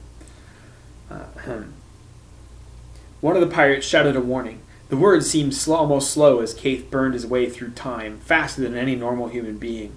The warning wouldn't help them. Keith twisted and kicked out at the pirate's neck. Keith blinked in surprise as the closest pirate dodged a kick that should have broken his neck. Keith twisted and kicked out high. He blinked in surprise as the closest pirate dodged a kick that should have broken his neck. The power of sight showed him a pistol aimed at his back. Keith let the momentum of his kick spin him out of the line of fire. The pistol bolt speared through the pirate who had just dodged, but Keith and the pirate had both dodged. Oh, ambiguity! Die, ambiguity, die! The pistol bolt speared through the pirate. Keith had just kicked. Another body spun to the ground. Too much Keith. Ah, yes, but I've got a lot of participants, so can't be a lot of antecedents, or the fight choreography gets muddled. It's one of those trade-offs. Because I've got power sight, a pistol aimed at his back. So I've got Keith, the power, talking to him. The guy he just kicked, the guy shooting at his back. And that's why I'm using a lot of Keith. Keith grinned. So, the pistol bolt speared through the pirate Keith had just kicked. Another body spun to the ground. That was no stunner. The pirates were out to kill. Keith grinned. Was he? The third pirate didn't dodge. Keith's sidekick caught him full in the chest.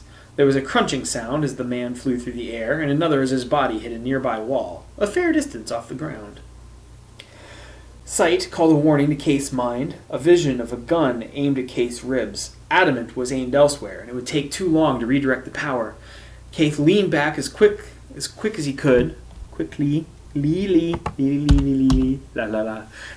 as he could, a fresh strain on his leg. A dart burned its way across his ribs, but didn't dig in. Keith saw the face behind the gun that nearly ended him. Deacon Ryder had drawn and fired so fast it caught even the powers off guard. Keith couldn't give the pirates time to work together. The man with the gun was the obvious threat, so Keith followed the sight towards the cloaked man who hadn't drawn a weapon. The unexpected angle. Keith folded over backwards, took his weight on his hands, and brought his feet up over his head. 2, thunder down on the man's collarbone. Crunch. The cloaked man moved. He moved faster than anyone Keith had ever seen. He moved faster than Keith himself. Keith felt his kick strike an arm as hard as stone. There was a sudden fire from his left hip to his right shoulder. The force of whatever had hit him knocked him back through the air. He saw his own body tumbling along the pavement. The cloaked figure was sheathing a sword. How had the sight missed a sword? Keith landed and rolled with the impact. He was cut, but he barely felt it. Before he rose to his feet again, another jolt rushed through him, causing his muscles to jerk and contract randomly. Stun dart, his mind shouted. His body wasn't listening. For the next 2 seconds, he was busy writhing on the ground, while the world lit in strobes and blues. If he hadn't been filled with other powers, he would have passed out for sure. Whatever gun Ryder was using, he hadn't found it on the open market. Even with the powers, Keith lost a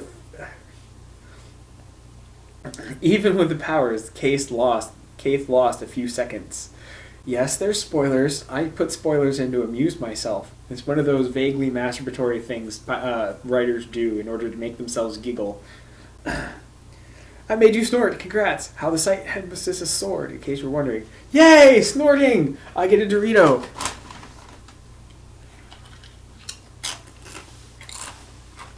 I have induced a biological reaction in a reader. Thank you. Thank you very much. Water because Dorito.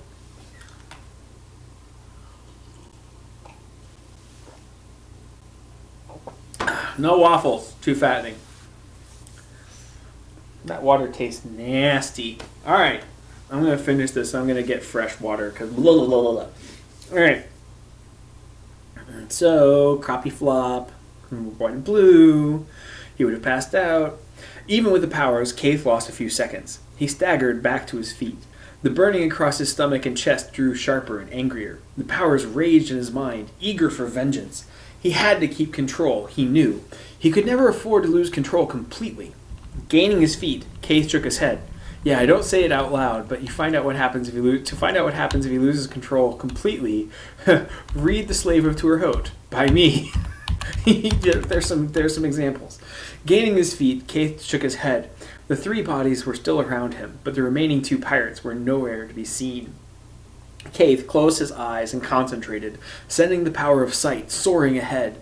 In his mind's eye, streets and alleys flew by. He circled the nearest block. There was nothing. Grimacing, Keith let the power of sight draw even more strength as he pushed even further out. 1 block, 2 blocks. There! The gray-cloaked man pulled Ryder along as they ran towards the starport. Keith held sight on the fleeting pirates as he pushed harder.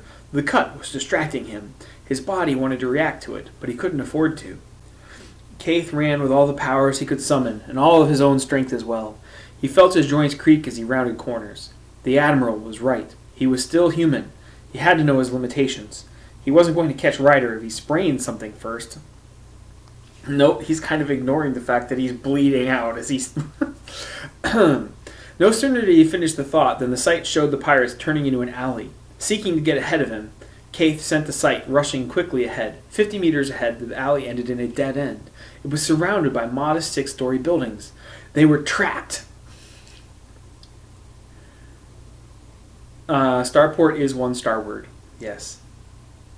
Did I do it again? Starport. Yes. Yes, Peter. It's Starport. So says NASA. And they actually have one. So Heidi's asking, is he doing all this while he's cut in half? Yeah, actually he kind of is. Keith's a little nuts right now, and a little stunned, and a little in shock, and a lot pissed off. And he's 23, and none of these are really good combinations. So he's... But don't worry. The idea that he's running around, with a big cut across his chest, and with no consequences is about to be addressed, if you recall. Okay. They pull in an alley. He had knows limitations, and he's focusing on spraining his ankles and not the cut across his chest.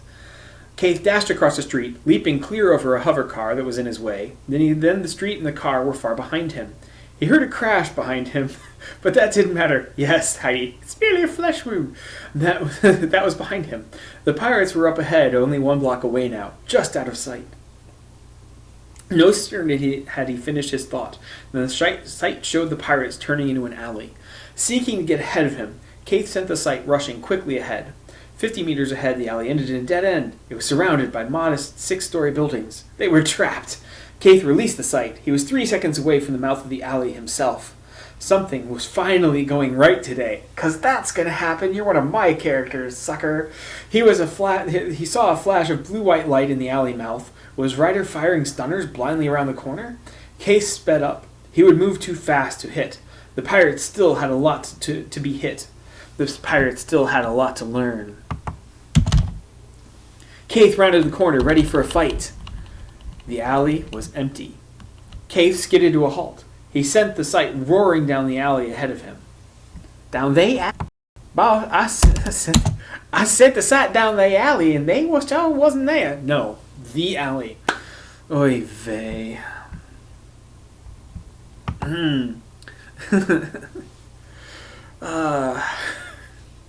He said, yeah, it's like role-playing with friends, except it's, all the characters are in my head and you don't have to keep track of hit points.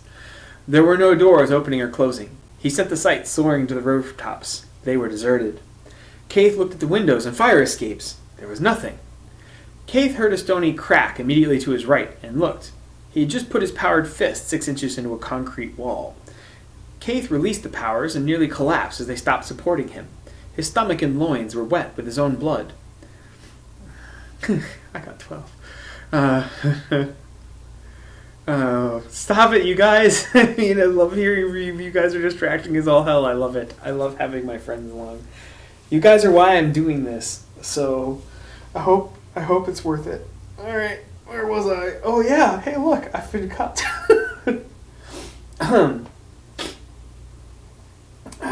Stark!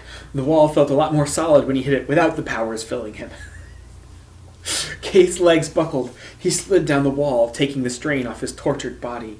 He was bleeding pretty heavily, and he had to do something about that. This is more like, I have 1 hit point left. I'm good to go. He had to let someone know who he had seen about that so that the Port Authority could keep an eye out for it. He needed to take a nap. Keith raised his left hand. His chronometer was still intact. His right hand shook badly. He had to try twice to hit the concealed panel and activate his emergency communicator. The communicator beeped once when he activated, because Star Trek. It did. It beeped again as Central Command secured a frequency. I'm not dead yet. I feel happy. Central, go ahead, the voice in his chronometer said. This is Commander Keith Moore for Admiral Donaldson in Ops. The dispatcher didn't ask for more information. Central would already be triangulating his position and recording the conversation. No one used the emergency communicators for anything but that. An emergency. 10 slow and painful breaths later, a very upset voice replaced the professional tones of the dispatcher. This had better be really impressive, Moore. Yes, sir. Someone needs to alert the Port Authority. An outlaw and fanatic affiliate, and Captain Deacon Ryder was just in my position. He's accompanied by a man in a gray cloak. I didn't get a good look, but he's more dangerous than Ryder. Ryder's wanted across the web. Where are they now? I don't know. I lost them. You lost them? Keith felt himself growing heavier. He had pushed too hard. How badly had he been cut? Sorry, sir. I did my best. Oh, there are 3 bodies near the library that our guys should pick up before the local law enforcement destroys any good intelligence with their usual efficiency. They're associates of Ryder's. Some of the anger was gone from Admiral's voice after that. Is there anything else? One more thing, sir. If you could send an ambulance, I think I need some help. How badly are you hurt, Commander? Keith didn't respond. The blood, pooling by his right foot, had captured his attention somehow. Andrew was holding Keith's hand while they sat under the tree. The boy Keith was about 10. He was crying and holding a leg that had bent in a new, painful direction. Keith was trying not to cry, trying to be brave, but he knew Keith was scared. He was scared too. He was scared too, scared to death, but he had to be strong for his friend. Hang on, Keith. He gave the boy's hand a reassuring squeeze. You're going to be okay. Just hang on. The memory was fading, but so was the light. There was a ringing sound in his ears. The Admiral was saying something, but it didn't matter. He'd get yelled at in a little bit. First, he'd take a quick little nap. Alright, let me back in 2. I need to get fresh water. We'll be starting on Chapter 5, page 26 of 163. I'm going to be doing this all night. Oh gosh, legs. My legs are old. When did my legs get old? Probably alongside the rest of me.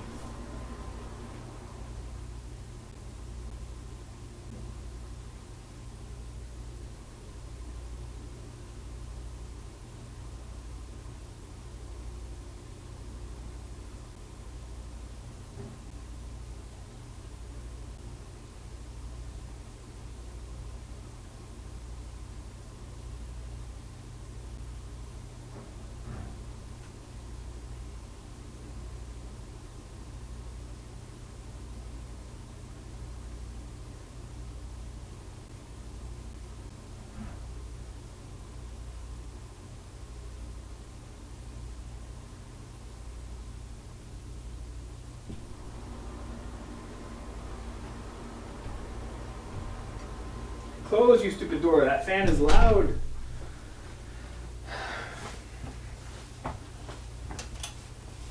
Ha ha ha. I have not 1, but 2 Teenage Mutant Ninja Turtle glasses of water.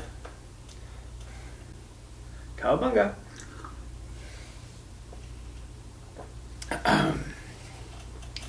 Chapter 5.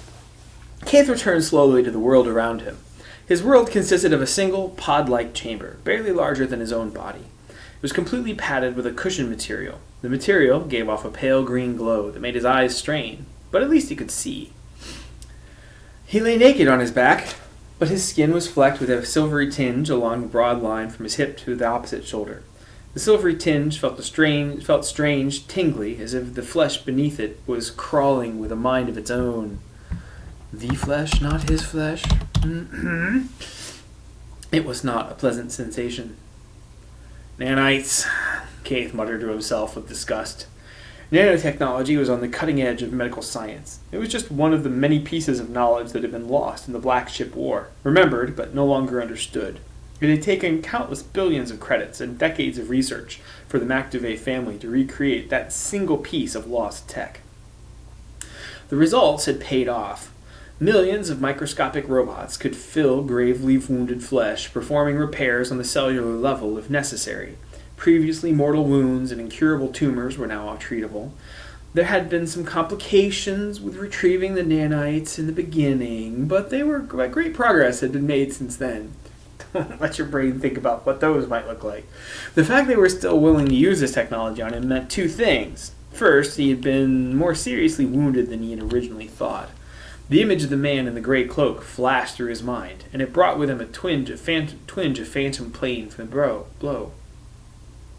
And look around you! You're maybe the best fighter since the Darkblade himself! He looked at Keith, knowing that he was about to die. His stomach clenched in a solid knot of fear. He didn't want to die, but even fighting as his best friend at the death, he felt love for Keith stabbed through his heart like a knife. Keith moaned, trying to shake himself free of the memory. Heidi said blue screen of death. Oh, yes.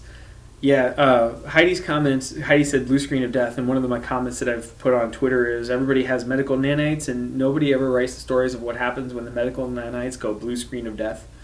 The 3 arms, 2 noses thing actually did show up in the second ship trilogy, which is worth checking out. Done by a guy who actually works in Los Alamos, and he writes a story of a bunch of high schoolers who run into an alien spaceship that augments them to stop the other alien spaceship, and it gets very, very awesome and very quickly. But nanites are part of that. He's the only one who did that. But even that isn't just the fact that nanites could randomly blue screen of death. Right. So I'm going to read my story. How about that? How about I get to the book? All right. Keith moaned, trying to shake himself free of the memory, but he could not.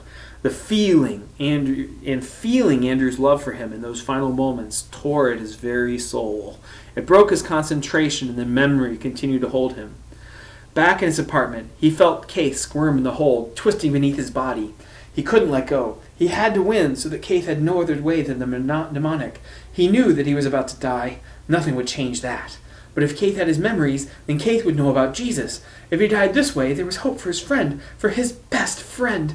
Fear screamed through every cell in his being. He didn't want to die. He didn't want to be hurt. He just wanted to let go, and then Keith could arrest him. He looked into Keith's struggling face, felt a stab of love for his best friend once again, and knew he wouldn't let go. A few seconds of agony meant there was hope for his friend.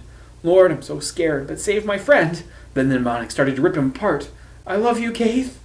I forgive you. Keith whispered Andy's last words along with the memory. Hot tears of grief and rage poured down his face. The pain from Andy's voice stabbed far deeper. Keith slammed his fist into the padding again and again, snarling with rage. Damn you, Andrew Craig, and damn your God! The hate didn't replace the guilt and the shame. It didn't even come close. But Keith told himself that it helped. Part of him even believed it. You shall not take the Lord of your name, your God, in vain. Keith shook his head. That was Andrew's voice speaking fanatic verses in a secret, a memory of what destroyed his friend. Keith clenched his fist and slammed it into the padded walls of the pod. Andy! No. He had to keep his head. He had to get his head on straight. He couldn't afford to come apart now. He had to think.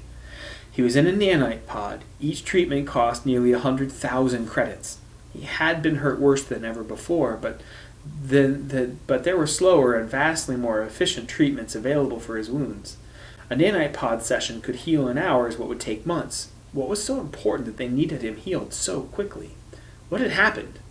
He closed his eyes and relaxed. He thought slowly through the sudden encounter with the pirates, breaking the memory down second by second. Keith knew he'd correctly identified Captain Deacon Ryder, but it only led to more questions. How had Ryder been able to move fast enough to shoot him? How had the mundane pirates dodged some of his blows? Most importantly, who was the man in gray who caught him so completely off guard? Keith focused past the maddening, crawling sensation of nanites on his skin and inside him. He could still use the mnemonic. The mnemonic was a supercomputer and high-power neural scanner array implanted into his skull at puberty. It downloaded every memory of its targets, imprinted every memory into Keith's own mind. He reached inward. 18 lifetimes worth of information was waiting for him if he could access it.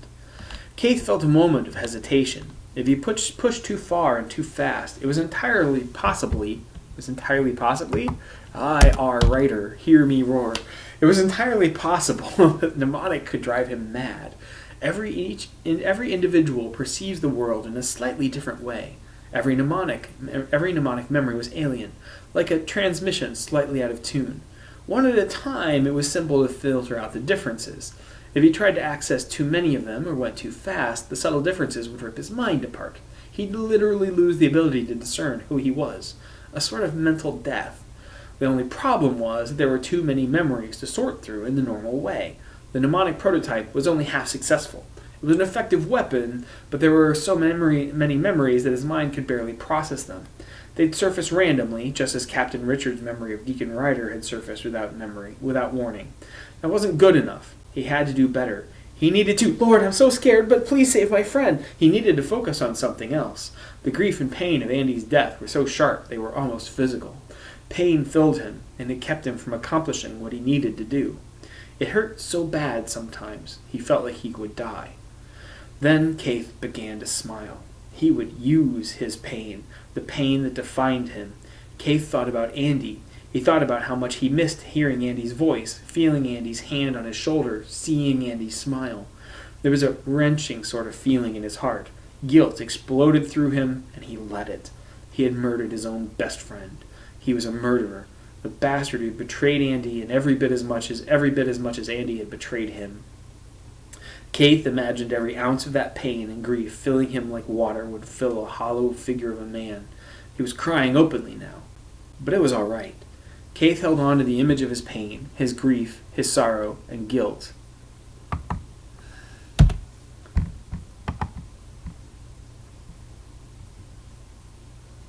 Monetization. Oh, I'm doing all this and I haven't monetized it? I should do that.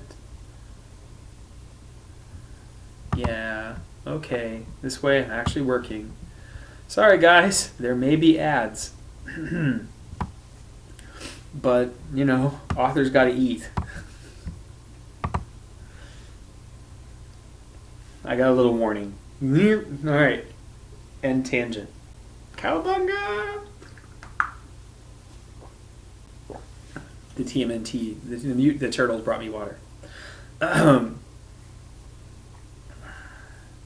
Keith held onto the image of his pain, his grief, his sorrow, his guilt, then reached out to the silent place in his mind where the mnemonic waited. He opened it as far as it would go. Keith forgot all about the tingling nanites and thousands of sensations pulsed through him at once. In a single heartbeat, he kissed his wife goodbye, hugged children he had never seen before, fought for his life, cried, laughed, loved, worked, and burned. The burning was always there.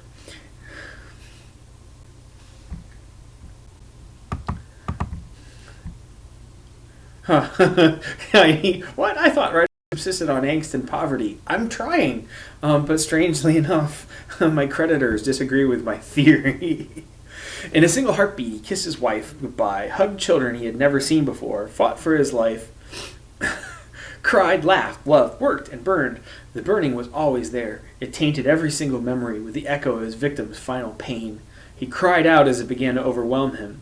Then he turned back to the pain. He focused on his best friend. Grief and anger became an anchor, a definition. The other memories were not real. They were not him. The whirlwind raged around him, pulling him in a dozen different directions. 100 scenes from a dozen lives tried to pull him in, tried to live again through him. The pain brought its own echo. Even with the mnemonic programming, memories moved along lines of association. The faces of every person and every one of his 18 targets had lost rushed at him in a floodgate of emotion. Grief upon grief tore at his heart. He steeled himself, held on to Andy's face, remembered him. The other grief was not his. It was not his pain. They were not his loved ones. Andy.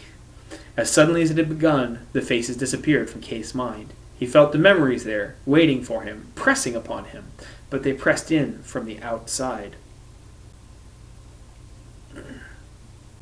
Grief and anger become an anchor, an identity. That's so sad. I'm making sad kick puppy face. Yeah, well, remember when I wrote this, right? But no, seriously, one of the things that's going on is everybody knows at the end of a story you have isolation, a dark moment, a dramatic decision, a critical decision, and a dramatic reversal, and I giggle about it. I do now, yes. Now I giggle about pain, you know, because. And one of the things that I've learned in the last couple of years since I wrote this is everybody knows that happens at the end. But a good novel is like good sex. The pattern repeats, you know, repeatedly and with increasing urgency until. So if you read like the Dresden Files, what you'll see is almost every chapter has an isolation, dark moment, everything's lost, a critical decision or an intervention from outside, a critical decision that reveals the character, advances the plot, and then the dark moment reverses. And Butcher and the really good authors that you can't put down, they do it scene by scene by scene by scene by scene by scene by scene. Yeah, you get the idea. And so that's kind of what's going on is Keith is taking his defining angst and the pattern repeats repeatedly. Redundant or again. Yes. Round and round the rugged rocks the ragged rascal ran. I'm going to get back to the story, but you kind of get the idea of why this is going on. And one of the things is it's important for readers to be able to empathize with characters. So, because this is an editing thing, I'm going to throw in some Easter eggs and some spoilers and some commentary. Is the more you see a character, you follow along with the character having a dark moment and overcoming it, even bad guys, the more you empathize with them and the more you care about what happens to them. And so doing this yada, yada, yada, yada, yada thing, pattern throughout is real critical to having everybody really emotionally invested when I absolutely screw everybody over for the big finish.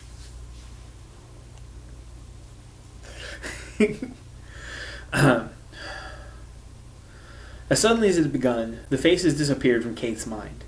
He felt the memories there, waiting for him, pressing upon him, but they pressed in from the outside.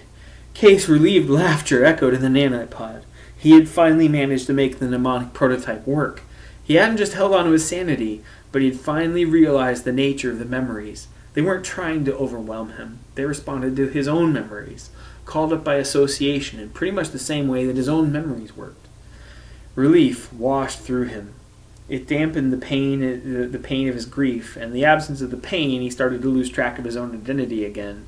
18 lives pressed in on him. For another heartbeat, he was a housewife, and a spy, a murderer facing an agent who tracked him down, a starship captain facing defeat, and Andy forcing his best friend to murder him. Andy...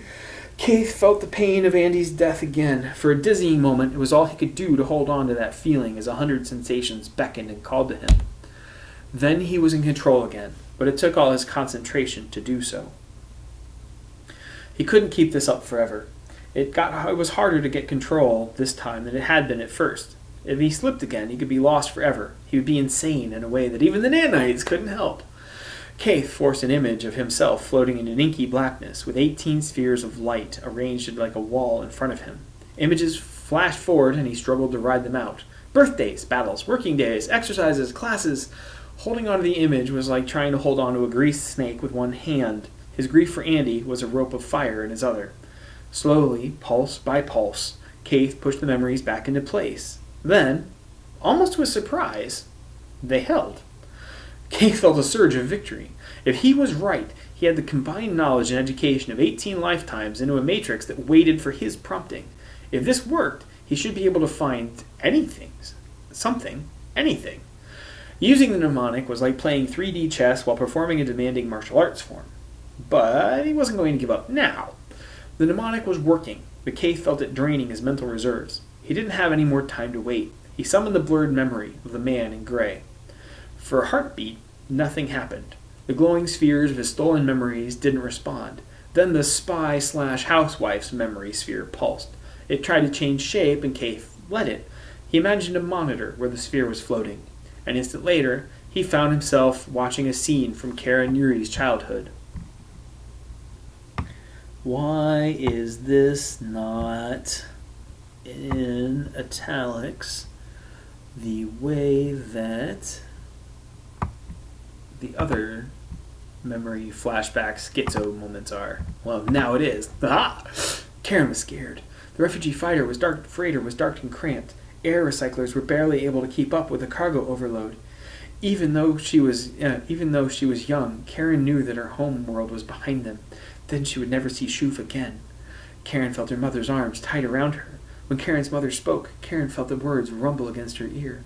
Hush, child, and I will tell you a story with a happy ending, I promise. I will tell you about the Darkblade and the children of Ryan. Keith smiled Karen's smile for a moment, but it was only a fleeting smile. He was Keith. That should not be italicized. Oh, unitalics. Stupid style. He was Keith Moore. He floated in front of the spheres, and he had found a lead. With grim determination, Keith held on to his grief over Andy. He thought of the memory spheres and concentrated on the name he just heard. Keith had a name, Darkblade. It was the first step down the trail that would lead him to his prey. As the memories of 18 lifetimes responded, bathed in the pale green light of the nanite pod, Commander Keith Moore began to smile. Page down is of the devil. Yes. So Peter asked, so have you played 3D chess and performed a demanding martial arts form? I have actually done both. I used to have a 3D chess set from the original Star Trek, and where you had the 3 set, but you also had the additional boards, and you could move the 3x3 instead of moving pieces. You could actually move the boards. It was really nice glass back when I was an uber nerd and not a normally well-adjusted person like I am now. But it didn't survive the move from Ohio. But since I've done both, I can imagine doing them both at once. The Darkblade sneezed and rubbed his nose absent-mindedly. "Someone must be thinking about you," a voice spoke from the door to the slightly cramped cabin. The man in gray nodded to the pirate captain. "Captain Ryder?" "May I?" Ryder gestured towards the cabin. "Of course." Darkblade sat up on the ship's bunk, his sword at his side. Captain Ryder sat heavily on the chair at the cabin's small desk. "How are the services?" Ryder fidgeted, looked grim. "They were quiet. Carter and Lewis were with us from the beginning. We've been outlawed for 5 years now. We pick up new hands here and there as we go, but it's always a little bit harder to say goodbye to a friend." "They were believers?" Ryder nodded. "About half the crew is. That's one of the reasons I was willing to help you out." "Well, then at least it wasn't goodbye. It's just a see you later." "True," Ryder swallowed. "That doesn't make it easier right now." The Darkblade glanced down at the sword by his side. "I'm sorry that I got you and your people into this." Ryder shook his head. "Don't you dare be sorry. We've all got prices on our heads here. It's a requirement in order to join the club. We've all been soldiers of one kind or another. We knew the risks." And that still gets quotation marks at the end, because Ryder smiled a weary sort of smile. "I actually wanted to thank you. I've heard things since we picked you up about a month ago, people talking. We've been living on the run ever since we lost our home world 5 years back. We're good, and there are pockets of people who help us, but it's just one ship against several dozen. Sooner or later, we've always known whether it would end up badly. It's just a matter of how well we can play the game until then. Then you showed up. I've seen it in the eyes of the crew. You're the Darkblade, or if you aren't, I'm not going to tell them. They went from being a step above pirates to freedom fighters again, the day you boarded this vessel." He waved at the ceiling. "This is a crazy scheme, and we're all risking our lives for it. Your mission has given us hope again, and men with hope are free." The two old warriors fell silent for a long time, lost in their own thoughts. "Well," Ryder began, "we're officially too far away from the planet for any of their naval ships to intercept us." He shrugged. "Of course, they dispatched a destroyer just in case we decided to turn around. It should be they, and not that." "It's not the Borg. It isn't a singular plural. The old Navy types never change, MD faction or not." "You used to be part of the old Navy, didn't you?" Ryder waved a hand dismissively. "I'll deny it if you try and make that point in public. But it helps you predict their response. 5 years captaining a ship that's wanted in every web system and a few dozen lost worlds gives me a certain amount of experience. They know they can't catch us. What they will do is send a transmission to scramble their forces on the other side of the web gate." Ryder shook his. The Darkblade grimaced. So you're sure they can have a task force ready for us on the other side of the web gate? You're saying that you can have a task force ready for us on the other side of the web gate? Ryder shook his head. "A year ago, you'd be right. But I bet that most of the Navy is tied up guarding web gates to and from the old worlds. The rest should be glued into orbit around critical worlds and resources in case the Ol send a ship by hyperspace drive instead of using the web gates. I want to put as much distance between Tessor and us as humanly possible. Now, the gates to and from Tessor, Findor, and Einor are blockaded on both sides. The Muktuve navies hold all 3 systems, but the gates form the border. The Ol are throwing skirmishers in order to keep the Muktuve forces from moving on Fandor." The gray man nodded. "If the Muktuve manage to reach Fandor, then they'll have access to a first circuit gate. Instead of being able to hop from system to neighboring system, they'd be able to leap to the far side of the web. They'd be able to move on Tellus and Arin. The first circuit would allow them to reach dozens of worlds beyond their own 3. I don't understand. How is Tessor fielding a navy so quickly? 4 months ago, they were under siege. Now they've retaken their original territory and seem ready to push out past the 3 traditional Muktuve worlds." The man in gray looked puzzled. "You were in the library. Didn't you see it?" Ryder huffed. "I'm sorry. I was sort of nervously waiting around for the locals to try and kill us. Neither one of us is exactly popular with the Ol. I didn't see the Muktuves changing that policy as part of their rebellion." "Oh, I don't know. You could probably trade them your freedom for the ship." Ryder's face grew deadly serious. "No one lays a hand on the Phoenix. Ever." The man in gray held up his hands. I'm just saying this battered old Manta-class hull contains the highest levels of naval technology in the web, as far as I can tell. Both men were silent for a while. Ryder thought hard about what to say. The man in gray simply watched him, not pushing, but not letting the matter drop. Ryder broke the silence at last. The Macduvays aren't the only ones who have rebelled against the old, you know. There have been others. I suspect there always will be. Ryder broke off, his brows knitting. The Darkblade nodded.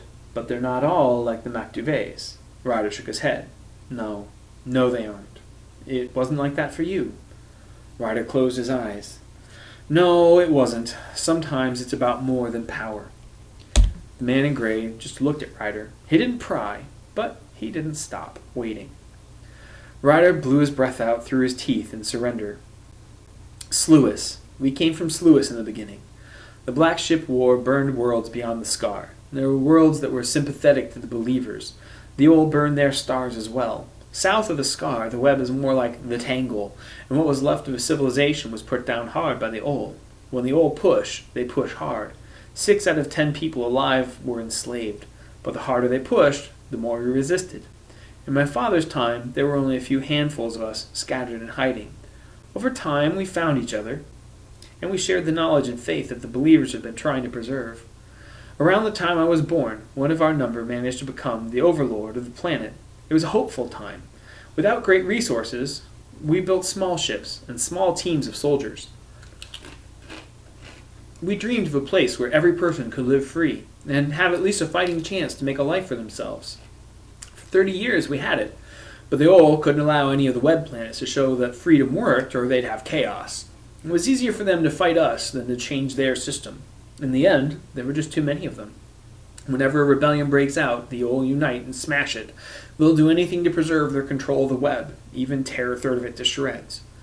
In the end, Phoenix was able to fight her way free with a handful of civilian vessels in tow. They were all packed with refugees. Sluis ruined me. There is no place in the old's web for someone who grew up with secret freedom. The Darkblade nodded to himself. It makes sense, then, what I've heard about the rebellion. In a lot of ways, it was similar to what's happening here. The old lost much of their power and industry in the final days of the Black Ship War. In the past 70 years, the overlords have been bickering amongst themselves, racing to rediscover their lost power and dominance that comes with it. If they'd worked together, they might have rebuilt everything a generation ago. Instead, they only unite about it against anyone who gets an edge. Did you find out what the Macduve edge was? That was what triggered the rebellion, I take it. The Darkblade nodded. In a way, you were. During the final days of the Sluis Rebellion, a commando team raided the naval base. I can only assume they took the same naval technology that your people were using. They have been upgrading their captured vessels with some of the same technology that Phoenix uses. Deacon snorted. I burned most of the memory circuits myself before the Phoenix was forced to break orbit for the final time. The main shipyards did the same. They were able to get a lot, I'll bet, but I promise you they don't have anything near the technology we do. That would explain how they were able to hold off old vessels despite the superior numbers. If they're doing this well with retrofitting, it's only a matter of time before they can come up with a completely new class of warship based on recovered technology. Captain Ryder shifted uncomfortably in his seat. They already have one. I beg your pardon? While you were on Tessor, the Phoenix maintained a standard orbit. We caught a sensor bounce from a hidden naval yard on the second moon. A less advanced suite wouldn't have caught it, but like you said, we're the best in space. They have a blue-class hull that appears to be complete. We took a closer look with passive sensors on our next orbit. They're loading her supplies as we speak. You think she'll be a match for the Phoenix? She's bigger. We're on the heavy side of the Corvette classification. She's almost twice our mass, technically classifying as a destroyer, but edging close to what we'd call a frigate. From what I know of their design philosophy, she's almost certainly outguns us. As far as maneuverability, speed, endurance sensors, there are just too many variables to say. Ryder gave the Darkblade a piercing stare. I have a feeling we're going to find out. You think they'll send her after us? They must have found what we were looking for by now. The House of Macduve has always been good at military intelligence. It was one of their freaked-out agents that killed Cotter and Lewis. As soon as they piece together what we found, and what it means, they're going to come after us with everything they've got. Chapter 6.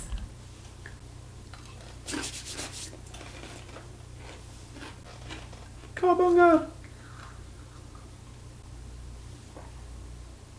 Hey, I live alone a lot. I get to do little things to entertain myself. For the first time in more than a decade, the massive doors on Tessor's second moon began to open. A crease appeared in the surface of the blue-gray moon itself. Long moments passed, and the crease became a gap. The gap became a rectangular hole, a kilometer wide, as kilometer-wide doors recessed into recesses that had... No judgment here, just laughter. Thanks, Peter. I really don't want my kilometer-wide doors to recess into recesses.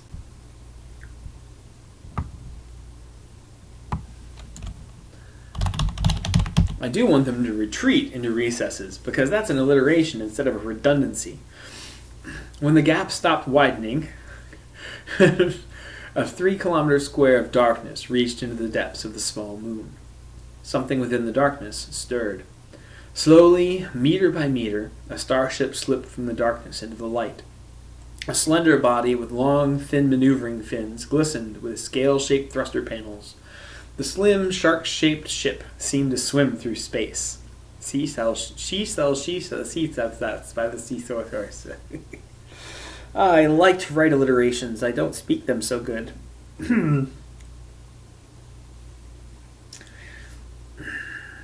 A slim, dark, shark-shaped ship. A slim, shark-shaped ship seemed to swim through space. Captain Kate Moore shifted in the warship's command chair. He should not feel so comfortable on his first naval command. Captain Richard's memories were so keyed to his experiences that he felt as if he had been doing this for more than a decade. He smirked briefly to himself. Now that he had mastered the mnemonic, part of him had been doing this for more than a decade. Keith reminded himself that he was going to need every ounce of Richard's training and experience if he was going to pull this mission off. He looked around the bridge and accepted that, strange or not, the starship felt like home. His communications officer cut through Keith's navel-gazing. "Captain, Admiral Donaldson is hailing you from Central Command." Keith nodded. No one was going to be wasting any time on this. "Put it on the screen, Lieutenant." Filling up a 12-meter view screen did not make Keith's superior officer look any less impressive. Keith rose to attention out of sheer reflex. "Admiral, the Hunter has cleared the shipyards and is under his own power. The new systems check out fine." Donaldson's expression was all business. "Very good, Captain. Congratulations on your promotion, by the way. Let's hope that you survive long enough to enjoy it." "Thank you, sir." Keith cleared his throat. "I need official permission to debrief the crew once we're under the way." "I can confirm that you have the specific permission of the High Lord himself. Once this transmission is over, you are to function under total radio silence and you brief your crew. You have specific and total authority in this manner." The large man paused on screen. "You decided to name it the Hunter?" Keith. Keith. Just Keith. I don't have a Keith said. Let's go with a Keith nodded. "Command hasn't assigned a name yet. It seemed appropriate to given the circumstances, sir."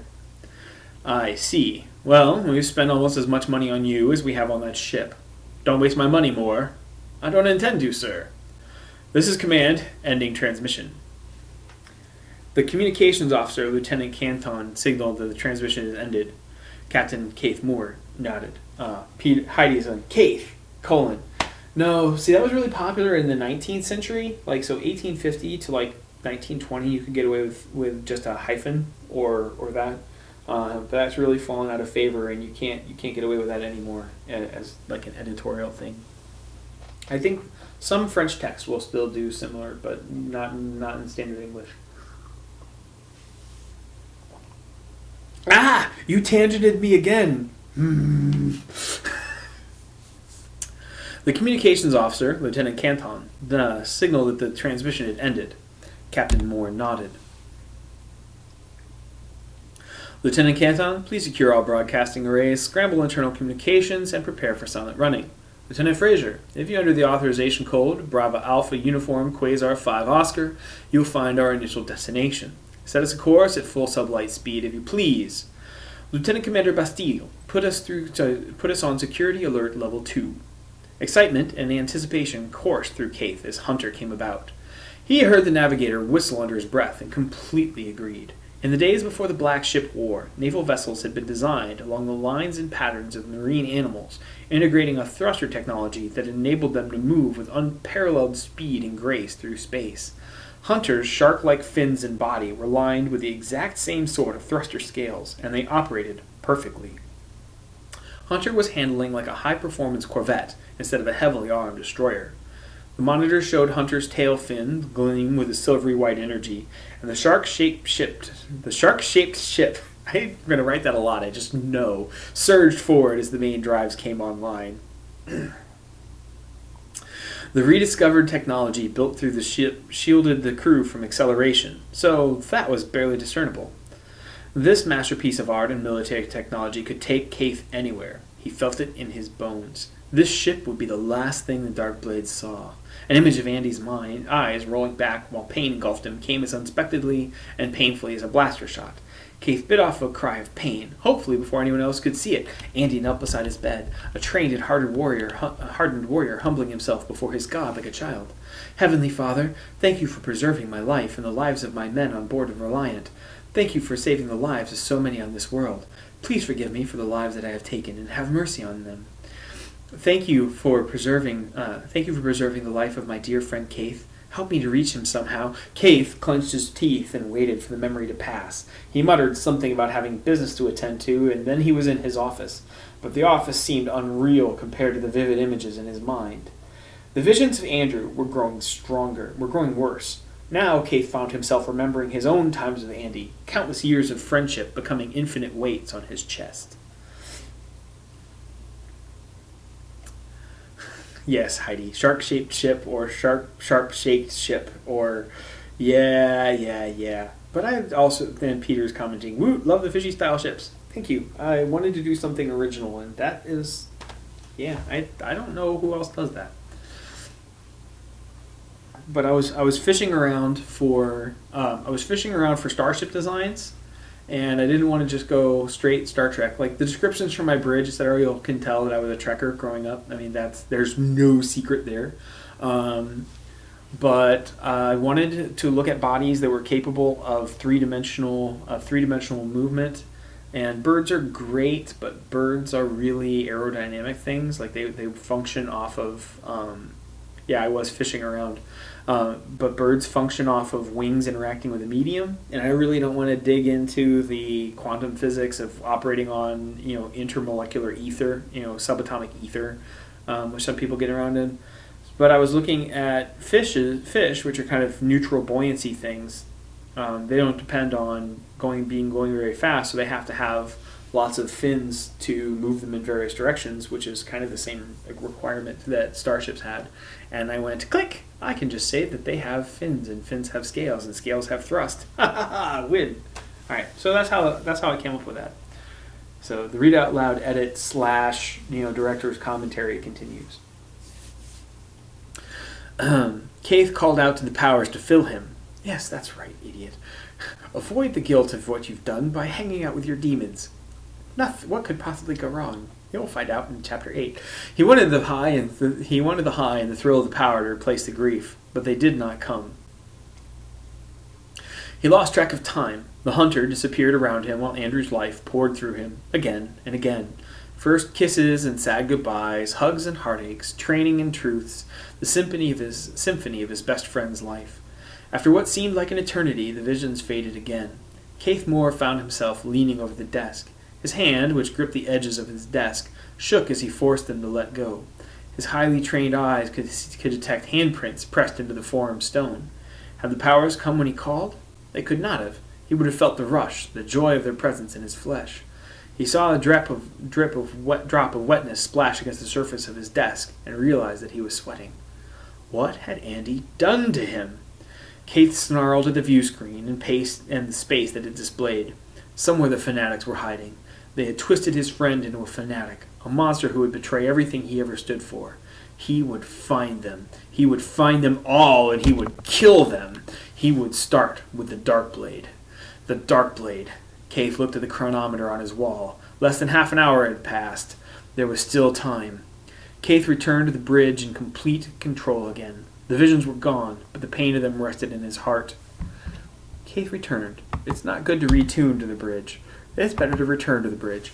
The visions were gone, but the pain of them rested in his heart like a dull red ember. And from that ember he felt the hate of his rage and the thirst for vengeance that would not be denied. He embraced everything that Captain Richards knew of command, combined it with everything of his own training and experience. By the time he sat down in the command chair of the Hunter, Captain Keith Moore was a living image of death himself. He saw, but did not acknowledge a shudder that ran through the Ridge crew. Let them fear him. That was acceptable. They could fear him more than death. They would have to if they were going to follow him on his mission. Lieutenant Fraser, set a cruising speed. Lieutenant Canton, prepare to transmit from my chair to every view screen on the ship. We've already passed the point of no return. Please attach the briefing information in the restricted file. The access code is Delta Alpha Romeo Bravo Kilo Bravo Limo Alpha Delta Echo. I'm reading faster than my mouth is going. It's time to reveal the game that we hunt. Lieutenant Canton was a jade-eyed woman with oriental features. Keith realized this was a completely inappropriate time to notice how attractive she was. It didn't matter. There'd be no time for that. Her hands danced quickly across the controls. Go ahead, sir. Keith stared at the main monitor, where the audio-video pickups for the broadcast were concealed. He let his anger and his determination drown out everything else, and he reached out with it. He wanted the crew to feel his power, to feel his strength. They were going to need every ounce of it. Attention, crew of the Hunter. This is your captain speaking. I have received special permission from High Command to tell you about our mission. Keith saw the bridge crew shoot furtive glances at one another. Ladies and gentlemen, you have each been hand-selected to crew the most advanced ship any Navy has produced since the Black Ship War. Your selection to serve aboard the Hunter means that you are the best of the best that our armed forces have to offer. I wish I could leave it at that, but I cannot. For the past 4 days, we have made rapid preparations to depart. It's time to tell you what we are preparing for. Keith shot a quick glance at Lieutenant Canton, who nodded and displayed information along the bottom of Keith's broadcast signal. The first image was a freeze frame of the tattooed man that Keith had found on a surveillance camera. The camera had captured his fight with the pirates. Many of you have heard of the Darkblade Rebellion. For those of you who have forgotten Academy history lessons, I'll bring you up to speed. The period immediately following the Black Ship War was a time of chaos across the hyperspace web. The Council of Ol was hard-pressed by piracy as well as internal divisions. 40 years ago, just as things were returning to some semblance of order, the Darkblade appeared. The Ol had decided to purge the fanatics, known as Christians, because of their destabilizing effect on the social order. No sooner had the purge begun than a guerrilla campaign was launched against the Ol. The armed rebellion was begun and instigated by a man of unknown background who became labeled as the Darkblade. He and his followers appeared and disappeared at will, striking Ol military and political targets, freeing fanatic prisoners and disappearing again. He called on anyone who would follow him away from the web to a lost world he called Haven. It is unknown whether or not any such planet exists. The Darkblade specialized in guerrilla warfare. He single-handedly captured the old frigate Stiletto in orbit around Delve, killing or capturing her entire crew. He penetrated the prison colony on Point 47 Station. Station should be capitalized.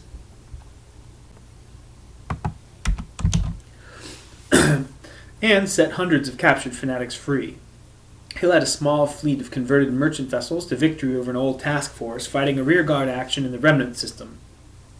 Casualties on both sides were substantial in what should have been a one-sided slaughter of the rebels. Cells of his rebellion, and why is there no... Yes. Still talking, get a quotation mark. Cells of... It's a reward. You have unlocked quotation mark. Cells of his rebellion struck on dozens of planets at the same time with little or no warning. They were nearly impossible to find. For the first and only time since the Black Ship War, the Council of Ol reversed one of its own rulings. They halted actions against the fanatics. Shortly after that, Darkblade disappeared. He was presumed dead, but the price on his head from the rebellion was never revoked. The picture you are seeing was taken 5 days ago on our own homeworld.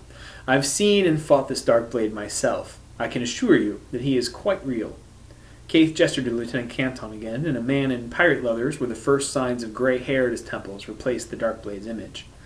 This is Captain Deacon Ryder of the rebel corvette Phoenix. This was the Sluis Rebellion's premier naval commander 5 years ago. Prior to his naval command, he served aboard a special ops team and was a formidable operative in his own right.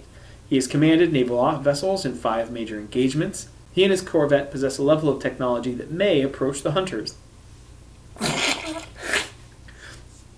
And that man and his crew have managed to defeat or elude every ship in the Old Armada for the past 5 years straight. They are experienced and used to operating without external support. He nodded. This is the surveillance data that shows the Phoenix's path. 4 days ago, she infiltrated Tessor space, posing as the merchant vessel Revenant. That makes her the only enemy ship to successfully penetrate our defenses in over a year, and she was in and out without so much as a shot being fired. The Phoenix itself is much lighter than we are, and possibly more maneuverable. Her crew is elite. Intel suggests that the members of the Sluist Navy were genetically engineered for superior situational awareness and reflexes.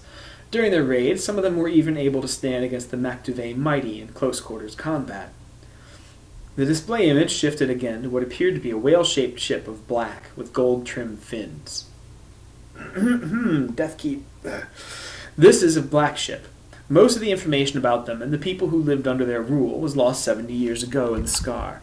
The old warships of that war were several times more powerful than anything we now possess, and the black ships outstripped them by an order of magnitude.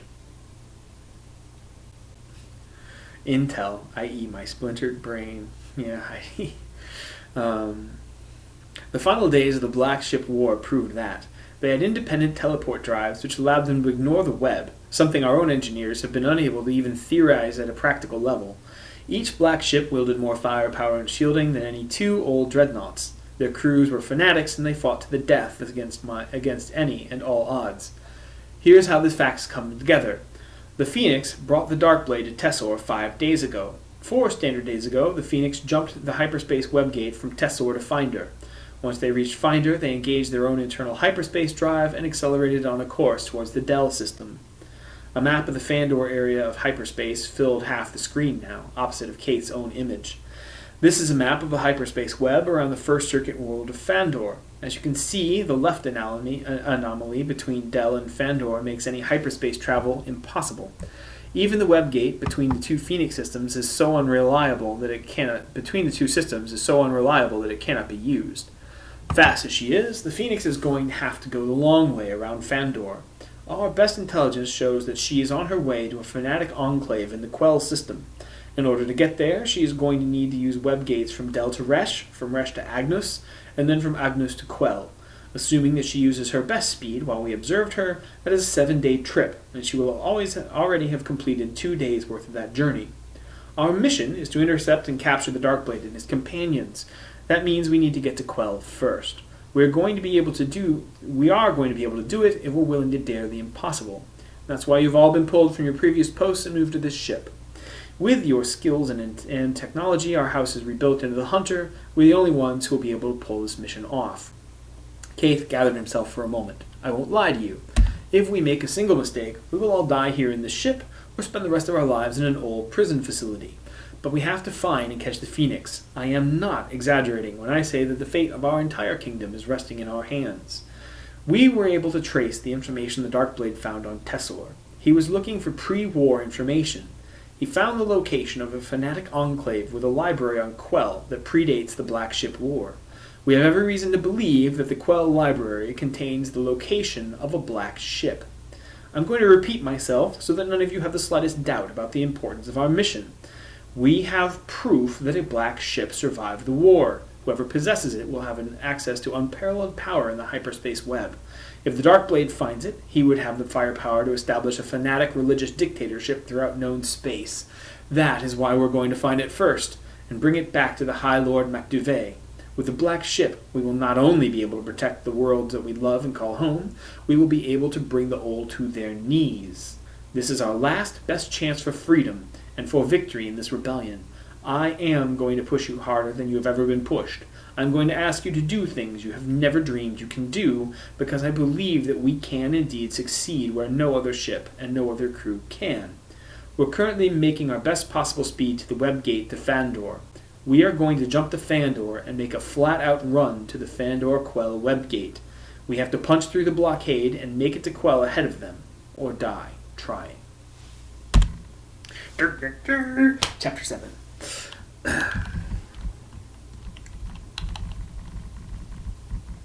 Page down is of the devil.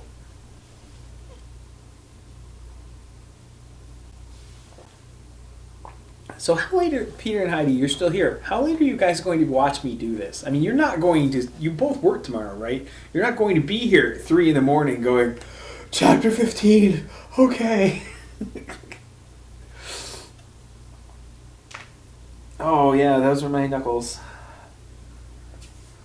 It's gotten worse since I've taken up swordsmanship. Right.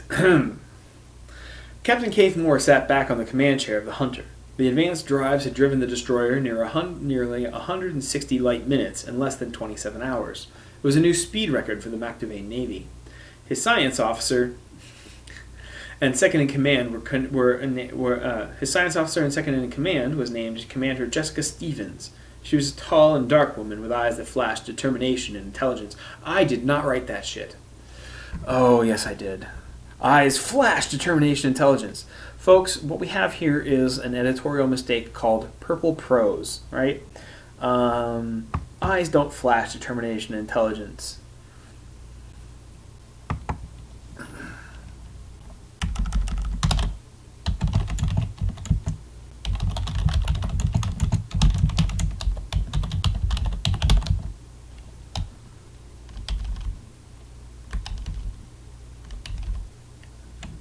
Let's try this without purple prose.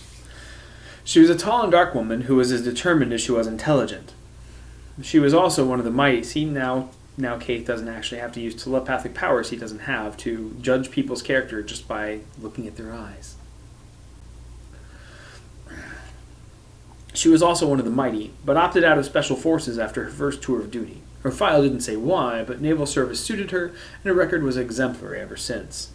We're within visual range of the web gate. I'm putting it up on the main monitor now. Thank you, Commander. No matter how many times Keith had seen a web gate, the sight took his breath away. The gate was a circular hoop more than 10 kilometers in diameter. A pair of interlocking triangle structures formed a 6-pointed star around the gate itself. Each line of the triangle was more than 1 kilometer wide and half as thick. The web gates and the hyperspace web that they formed predated known history. They had been there long before anyone but the black ships, but they may have even predated the black ships themselves. The fanatic symbol on the outside of every gate made some people speculate that the gates themselves had been formed by some fanatic society. They may even have dated back to the colonization of the galaxy some 1,000 years ago from beyond. The details of those early days were lost at time. The gates were made of avantium, or close enough to it that the old scientists couldn't find any difference. But unlike the materials of the black ships, which did eventually break beneath sufficient punishment, no one had been able to get a piece of a web gate. That's wrong.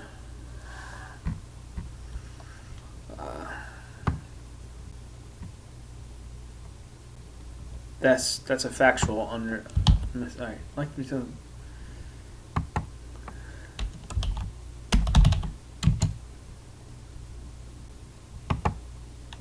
I need to fix facts.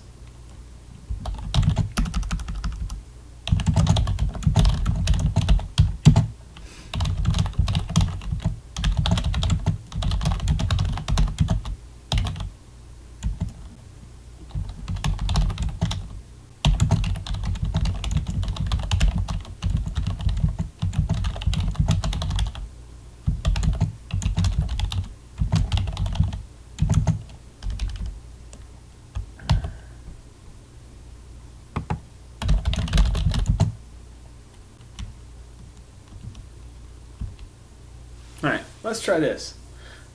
Because the whole idea of Lost Worlds is they used to be part of the hyperspace web and now they're not because their gates failed. And so gates being completely immune to damage isn't quite right. The gates were made of avantium, or close enough to it that the old scientists couldn't find any difference. Like the materials of the black ships, which they did eventually break underneath sufficient punishment. When they did, they released so much stored energy that destroyed web gates had sterilized half a solar system in a single blast. No one had been able to get a functioning piece of a web gate for analysis. Captain Richard's memories reported that the Owl had made another attempt to analyze the web gate between Ardry and Dawat in the Shekel region. Web gate is captainized. Derp. They reported planting high explosives to break off a 1-meter portion of patterned Avantium for study. That was their last known transmission. Damage to the gate apparently released whatever Oh, so I did already say it.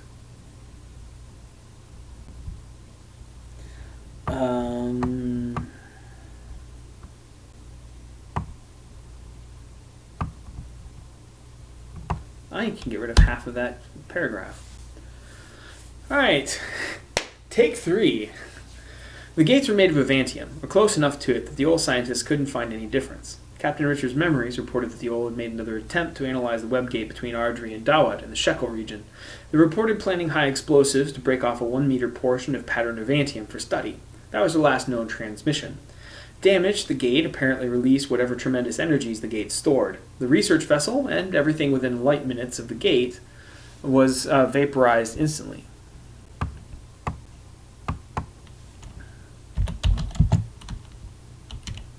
And everything within 5 light minutes of the gate was vaporized instantly. The Dawat gate never functioned again. If Ardry didn't have a second gate to Ellis, it would have become a lost world.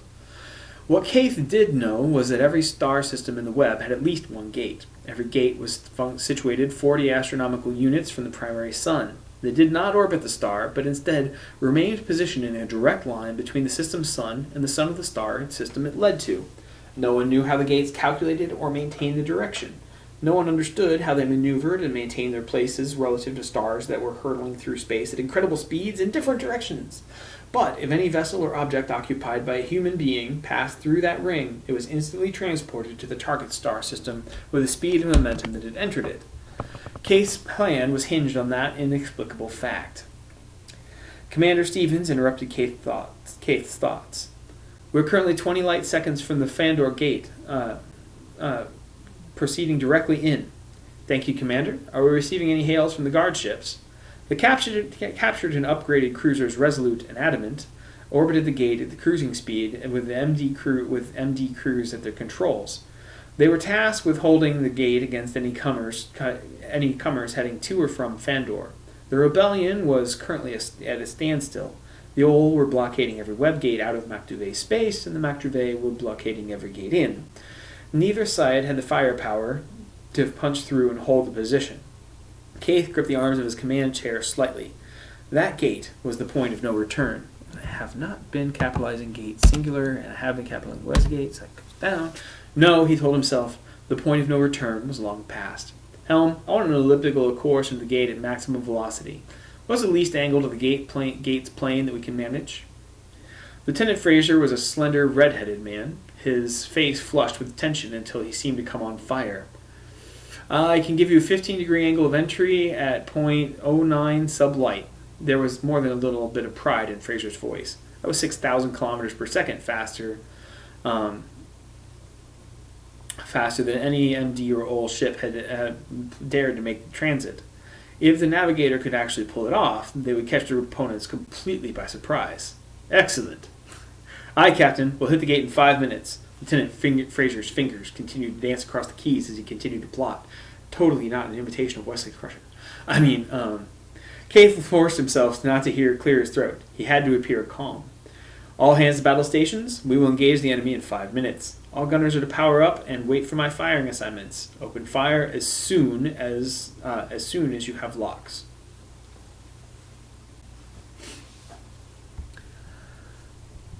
Engineering. The moment we hit the gate, I want you to cut all power to the thrusters and dump them into the shields. We're going to let the engines power the shields directly until our momentum carries us free of the gate. The fastest old ship can manage 0.06 sublight. We'll be out of firing range in less than a minute, and none of their blockading starships will be able to catch us. Commander, I want you to lock onto the closest, smallest old ship in the blockade when we punch through. I want to hurt them as badly as possible while we still can. Standard old blockades are designed to prevent large groups of ships coming straight through the gates. The resolute and adamant are going to make a quick hop across the gate to make them think we're trying to do just that. With the upgraded cruisers as a distraction. Okay. Good night, Peter and Heidi. You guys get some rest, and I'll finish this up. It'll all be available for one ongoing mega file for you. Maybe by the time you get done for work tomorrow. I'm at page 42 of 163, so I'm 1/4 of the way done. I am just under 3 hours, so it is looking like the audiobook is going to be about a 12-hour straight shot. Which, hey, I've pulled longer shifts. Hooray for Bible camps. So we'll get this done, and I hope you enjoy it. Peace. Thanks for watching and commenting. You've really made the night go a lot quicker. We'll hit the gate in 4 minutes from my mark. It's time to do the impossible and leave them staring. Mark. The bridge became a flurry of activity as the gate twisted in the main view screen. As the hunter with a T, not a D, towards the gate at unequaled speeds. Life form, you love the little life forms. No quoting data singing while I'm trying to read sci-fi. You're totally ruining my concentration. Oh boy. We hit the gate in 4 minutes from my mark. It's time to do the impossible and leave them staring. Mark. The bridge became a flurry of activity as the gate twisted in the main view screen. View screen is one word. Oh, you say it's not. Okay. As the hunter hurtled towards the gate at unequaled speeds, her crew rushed to their battle stations. The interior lights dimmed as the engineers poured more and more power into combat and propulsion systems. The air around Kaith hummed with reports from his bridge crew. Shields are up to 100% capacity. Gunnery systems are powering up, sir. 3 minutes until the jump, Captain. Sir, the Resolute and the Adamant are in position for the operation. They're signaling best of luck. Despite its incredible size, the gate seemed to twist in the view screen as the hunter came about. As she approached edge on to the ancient device, the 10-kilometer-wide space within it seemed to narrow to a slit. Kaith wondered if they would really make it through. He tried to reassure himself. If he wasn't sure that they could make it, there was no way that the Owl could be looking for anything out of the ordinary. Forward batteries 1 through 20 are fully charged and ready. Broadside batteries 21 through 80 are charging. Shields are 115% of standard loads. They're continuing to supercharge. Kaith looked at Commander Stevens. Capacitor load? She barely glanced at her boards. Shield capacitors are at still 100%. There was no need to state that the overloaded shield capacitors would burn out much faster. If they didn't survive the next half hour, the hunter's repair and refit schedule wouldn't matter. Kaith closed his eyes and centered himself. 203 lives depended on him this hour, and millions upon millions depended upon those 203 lives, what those 203 lives could do in the upcoming days. Kaith stared at the gate as he hurtled towards it. He clenched his fist and shouted his mental defiance to it. The Phoenix stood between him and the fanatics who had cost him his best friend. The Owl stood between the Kaith and the Phoenix. The gate stood between him and the Owl and the Owl. Heidi. Heidi's. I just envisioned a shark-shaped ship running on a track and leaping awkwardly over hurdles. Oh, if you like, Hanna-Barbera's animation, you could probably actually find that with that shark cartoon they did in the 70s. Oh, brother. All right, I'm gonna go back to my. It's definitely wearing a blue sweatband. I'm gonna read my book. This is the Read-Aloud edit, right? This is why I'm putting this on for, no charge to you guys, even though I sell the book. I needed to do the upgrade. I needed to go through it. And I'm getting to have some fun with my friends for at least the first quarter of it before the wusses do that wussy sleep thing. And then we'll see how that goes.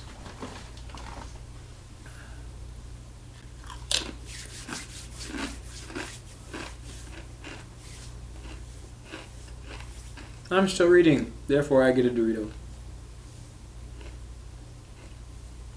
Okay.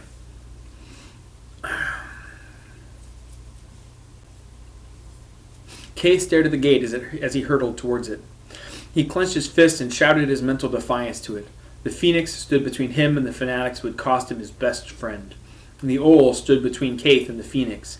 The gate stood between him and the owl. If the entire web stood between him and revenge for Andy's death, he would tear it apart, star by star.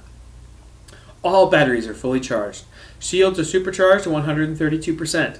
1.5 minutes to intercept. Engineering reports full power from the reactors. They're ready to redirect power at your command. You know how hard it is not to read that line with a Scottish accent? A tense, heavy silence settled over the bridge. Kaith had no doubt that the same silence could be felt in every deck and corridor throughout the Hunter. No one spoke. Few people breathed, but the tense tapping of fingers on controls and the shuffle of hurried feet on the deck carried through. 1 minute till the jump. Kaith felt the sight stir within him, and he embraced it like an old... Andy smiled. It was his 13th birthday, and the best gift had been a poster of his favorite holographic actor. It was a present from his old friend. Kaith saw that Commander Stevens had embraced her powers. She used them to see into the ship's systems themselves. Her fingers were still on her keyboard, but he saw her powers send her commands firing through her computer systems with the speed of thought. Kaith was impressed. So that was what a Mighty did when they transferred to the Navy. Resolute and Adamant are accelerating towards the gate. 30 seconds. Andy swallowed against a dry throat in the hold of the Resolute. They were going to try and take the ship, and his body didn't want to die. Andy watched as Kaith was taken from the brig and began to pray. The Resolute should be italics, since that passage in italics have to use style to turn it to normal, so it's double italics as in not italics. Because editing. Damn you, Andy. Damn your God. I will not pray to him. I will never pray to the one who took you away from me. 20 seconds. Kaith cleared his throat. All hands prepare for combat. He sounded more confident than the turmoil in his chest should allow. 10 seconds. 9. The gate filled the view screen. The Adamant and Resolute hung suspended in a kaleidoscopic burst of light, long dark shadows against the rainbow storm of energy. In a blink of the eye, they were gone. 8. 7. The edges of the gate were around them now. Kate's mind could imagine the incredible forces of the hyperspace web reaching out for the Hunter. 6. 5. The hyperspace web only carried manned objects through the gate. How did the web know that the Hunter was different than lifeless debris? 4. 3. Why would only ships piloted by sentient minds travel the web? 2. 1. The Hunter reached the center of the immense and ancient structure. The fabric of space and time bent and warped around it. And then it was gone. 8 parsecs away, near the Tessor Fandor web gate, the old Navy waited. Their crews had less than half a second's worth of warning as the web gate flared to life. The 2 shark-like hulls flared into being from the nothing. Discipline and readiness were the way of life for the warriors of the overlords, but even the best warrior can grow lax after months of inactivity. No MD or old vessel had used the Tessor Fandor gate since the Adamant was lost several months past. Conventional wisdom dictated that any attempt the MD made to punch through the blockade would be tantamount to suicide. Consequently, none of the old commanders seriously expected such an attempt. Because of the old sense of assured superiority, the MD warships caught their targets completely unprepared. The MD knew exactly when and where the engagement was going to begin. While the old sensor technicians were still staring at their monitors in shock, the Resolute had acquired her first targets and opened fire. Vengeful was the old warship the closest to the gate. Her sleek armored hull was shaped like an old Earth Barracuda, a sleek, light destroyer design. The Resolute was a heavy cruiser closer to a great white shark than anything else. The Resolute had more than 3 times the firepower of her target, even before the MACTIV refitted her with advanced technology. Meters-thick shafts of light connected the 2 starships, even as the Vengeful began to turn away from the ship killer that filled the space in front of her. The first punched towards the Vengeful's hull just below her dorsal maneuvering fin. For a heartbeat, the destroyer's shields held. They flared into view as excess energy was shunted aside as heat and visible light. A second, and then a third beam slashed into the faltering shields, and Vengeful's defenses failed. Shield capacitor scales that lined her port starboard side... Her port starboard side? Really? Her left-right side?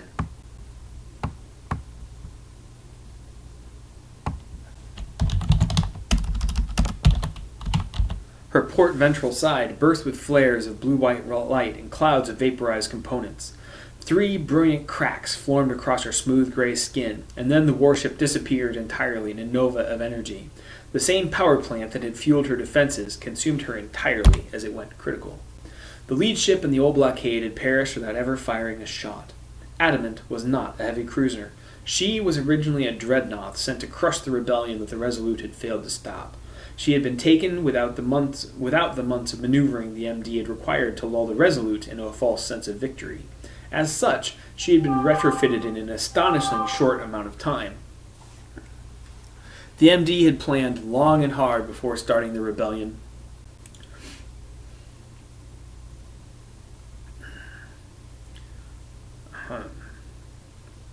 Yay.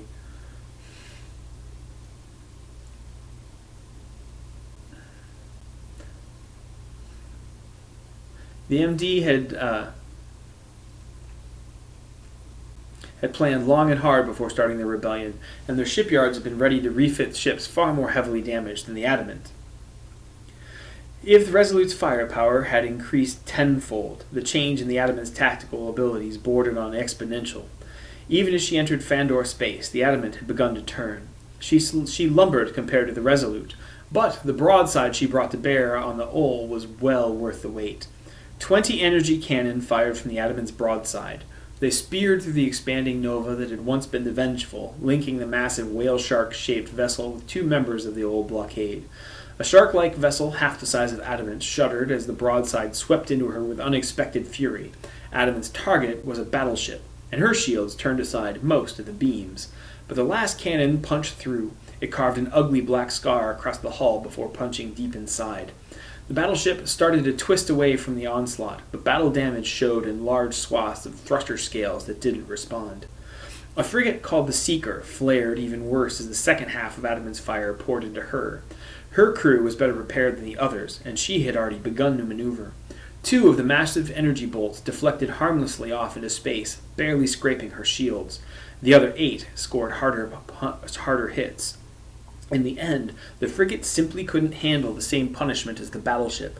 3 of the 8 cannon punched through her shields. 1 carved through her stern at a thin point where her primary maneuvering fins flared out. 2 others stabbed deep into her heart. Seeker's stern thrusters flared wildly as controls from engineering failed. The tail fin of the frigate ripped itself free of the weakened supports, spinning independently away into the vastness of space. The rest of the ship simply died as power failed. Soon, the only light from the twisting halves of the ship came from sparks and streamers of plasma and fire. 3 old ships were crippled or destroyed within the first 8 seconds of the engagement, but there were more than 20 Overlord ships left, and all the MD attacks had been aimed at the center of the blockade.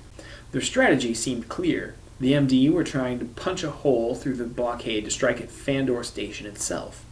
The plan was suicidal, but if it succeeded, the Ol would lose their forward base of operations in this sector. Fandor was part of the first circuit, the 3 star systems linked to distant sides of the web. The first and second circuits let the Ol move ships and resources across the web faster than system-to-system transits could hope to match. Without the circuits, the Ol could not bring their overwhelming numbers to bear. If the MacDuvet could cripple Fandor, rebellions could sweep a fifth of the web, leaving the MD to sit back in safety and watch. Determined to prevent this, Ol commanders ordered their ships to fill the gap in their formation. Destroyers and frigates accelerated away from their dispersed positions to fill the gap, while cruisers and the fleet's few dreadnoughts swung around to bring their broadsides to bear. A few dozen spears of light were already streaking towards the MD warships from the umbrella formation of the blockade, but they were too few and too poorly coordinated to punch through the MD's shields. All of this happened within the first 8 or 9 seconds of the engagement. Ships were wheeling about, and commanders were beginning to rally their crews to the defense of their system when the web gate flared again.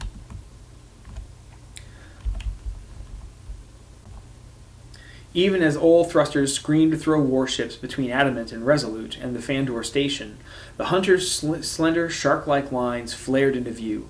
Sensor technicians shouted out warnings, but by the time they did, the Hunter had already covered more than 10,000 kilometers. A storm of light made space seem crowded as MD and OL warships exchanged broadsides.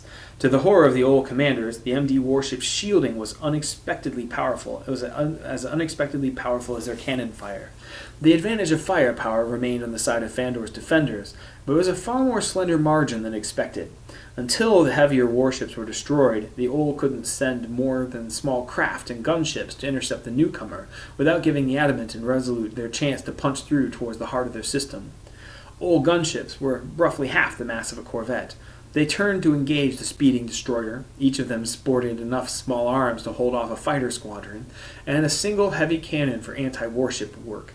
Their shields were their greatest weakness, though. Kaith Moore knew all of that. Hunter's supercharged shields absorbed blast after blast from the intercepting gunships. Then the Hunter returned fire. Her two aft cannon linked the Hunter to her pursuers with momentary lines of hungry energy, and the gunship's shields had never been meant to withstand that devastating power. By the time the next old warship's commander had a free moment to worry about the destroyer, the Hunter was already speeding towards the interior of the system, with 5 expanding clouds of molten metal glowing in her wake.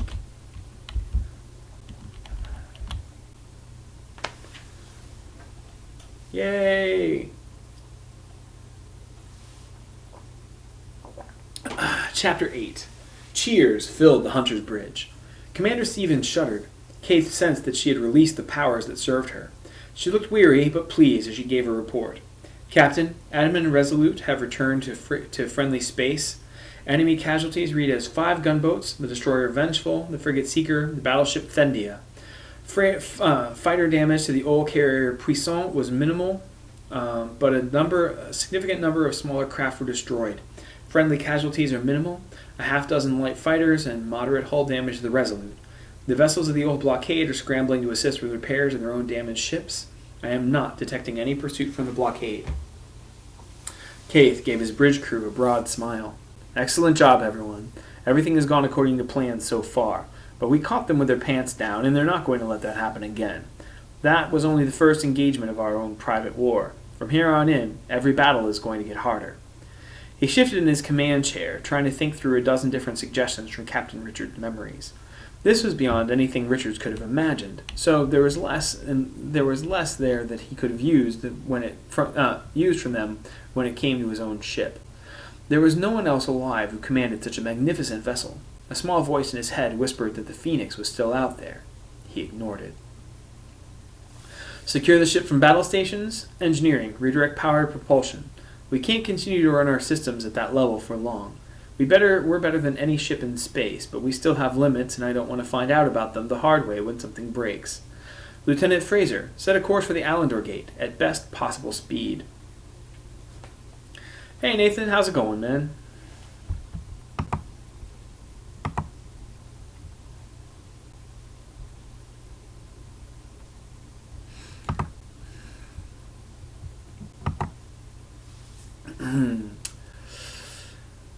Let's see. Good, glad to hear it. What the heck chapter am I on? Oh, I'm on chapter 8. So, we're making progress. I'm going to be doing this for a long time. Alright, Lieutenant Fraser set a course for Allendor Gate at the best possible speed. The red-haired lieutenant's brows knit when he looked back over his shoulder. Sir, did you say the Allendor Gate? We're going to quell, but they don't know that, and as fast as we are, the old forces spread through the system have quite a lead. Commander, if you would do the honors.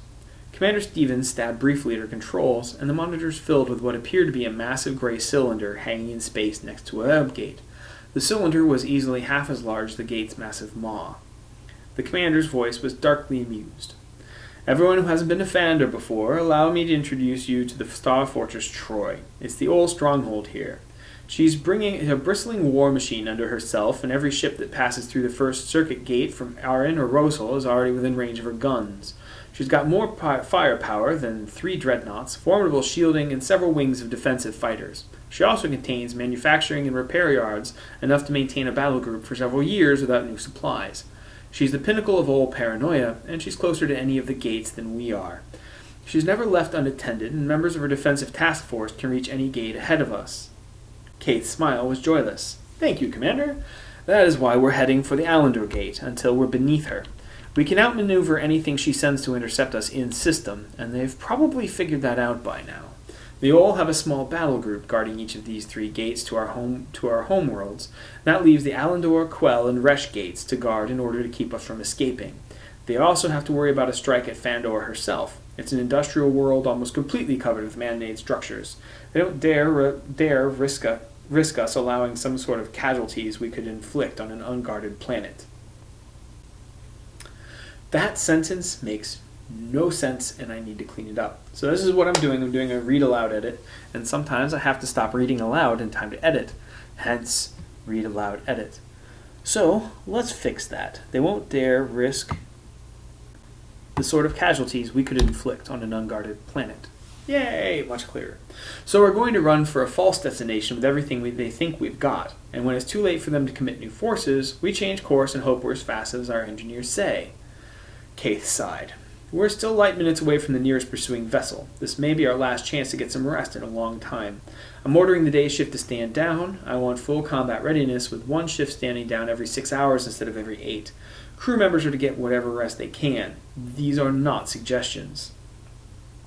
Kaith stood and straightened his uniform. He caught himself with a smirk. That had been one of Captain Richard's nervous habits. I totally did not steal that from somebody. Stand up. Lieutenant Canton, please relate the results of the battle to our current orders to the rest of the crew. Then get some rest. We're all going to need it. The man, known as Elder Simeon, rubbed the dirty gray hair over his temples. The rest of his hair was swept back in a salt and pepper ponytail that reached over his right shoulder. Because I wrote this shortly after the 90s, and that was still cool. It's been far too long, Doran. Now we meet again. It shouldn't be like this. Time's not of my choosing, Elder Simeon. I wish that I did not have to be the bearer of such dark news. The soft voice came from a pieced-together receiver, very similar to the one Andrew Craig had owned in the months before his death. This time, there was no video transmission. It was simpler to sneak smaller bandwidth transmissions through the old communications networks, and this had been a time of great need. Elder Simeon felt the gentle weight of his years upon his shoulders. So it comes down to this again. The master keeps you from us until the hour of our greatest physical danger, and when it is gone, he'll take you from us again. His voice was edged with bitterness. Elder Simeon, don't, please. Oh, Heidi said, oh, that's how it works. Yeah, like sci-fi, one of the rules of sci-fi, you have to explain a lot of your technology, but one of the rules of writing a tight novel is show, don't tell. So you don't get to do info dump expositions like some authors do if you want to write something that's really going to flow and keep people's interest at a fast pace. This is kind of the weakness of David Weber, who's one of the most successful sci-fi writers going out there. And Timothy Zahn is also really good, but he follows this rule and Weber doesn't. And so that's kind of the thing. So even though I showed in Chapter 2, I showed one of these transmitters, I wasn't able to give the explanation until Chapter 8 because, and I was able to fit it into a variation, and I could explain why the variation is going on and get the technology explained at the same time. Like, how are they getting the communication out?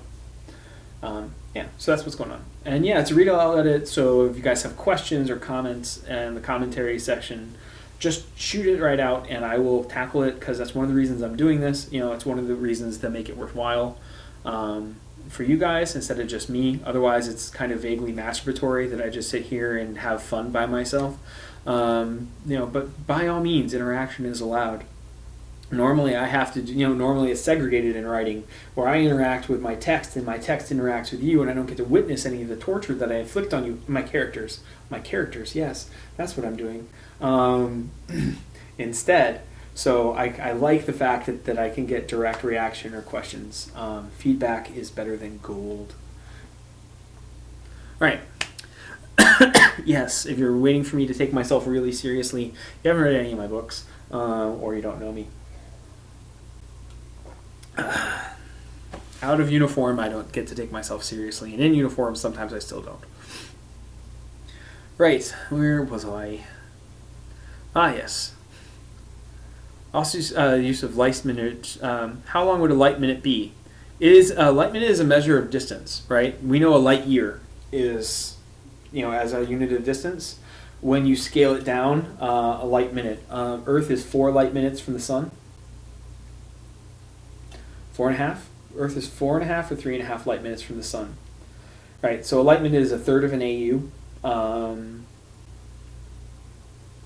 And so a light minute is a third of the way from between the Earth and the Sun, roughly a third or a fourth. I'd have to double check. Let's go with a fourth, and then that's an AU, and then the web gates are 40 AU out, so they are 160 light minutes out. Now it's easier to use light minutes, Heidi, than it is to say, to keep track of 480 million kilometers, for example. That's you use kilometers, you get into such huge numbers that the reader's brain goes, and shuts down, and it all becomes kind of. And to avoid that kind of information overload, I change over to larger system units of distance. Hope that answered your question.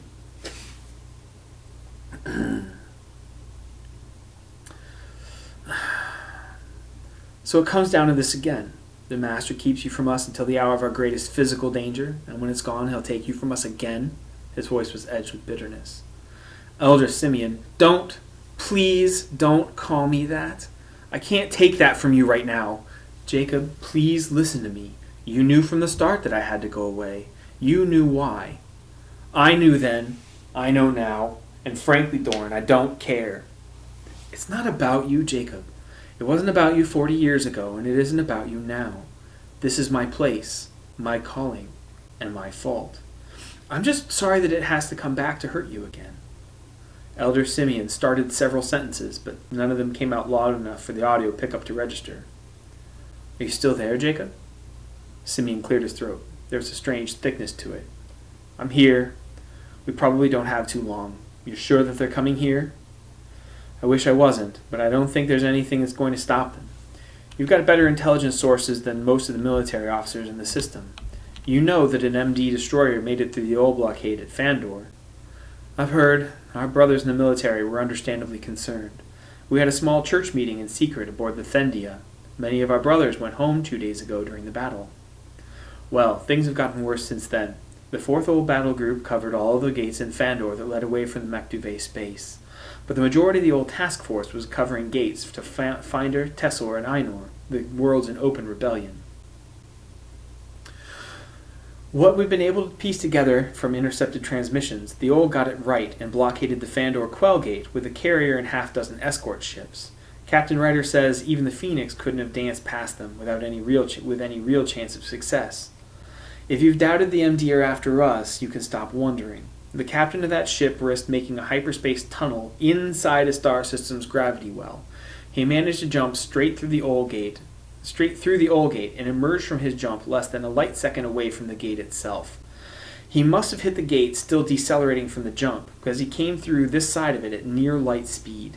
The old blockade was so stunned by the insanity of the maneuver that they transmitted their warning to Quell system without encrypting it. Anyone crazy enough to risk tearing his ship to splinters like that isn't going to stop coming after us until he's dead or we are. Elder Simeon lowered his head and shut his eyes. He looked far older than he had a week earlier. So, it's true. It's true, they're coming. One way or another, it's not going to be safe for the remnant of Quell to remain. I've already alerted the church. We will begin our preparations. We'll have to hurry. We're nearly in orbit, but that Mektuve ship is less than a day out, and I don't think the Quell Navy is going to stop her. God help us all, Doran. No matter what happens, Jacob, he will. Amen. There was a sudden chatter of background communications on the other side of the channel. We have to go, Jacob. They've started a trace on our signal. The appointment stands. I'll meet you there. The man known as Elder Simeon cut the communication. He broke the communicator down into its components and began concealing them again. In less than a minute, only the most detailed of scans could have found the parts that were hidden throughout his darkened office. Straightening his formal clothes, the man known to the fanatics as Elder Simeon reached across his desk and pressed the call button. Lucas? A young man's voice sounded from the speakers embedded in his massive desk. Yes, sir? A personal matter has come to my attention that will demand the majority of my... and here's the redundancy again. Alright, fixing...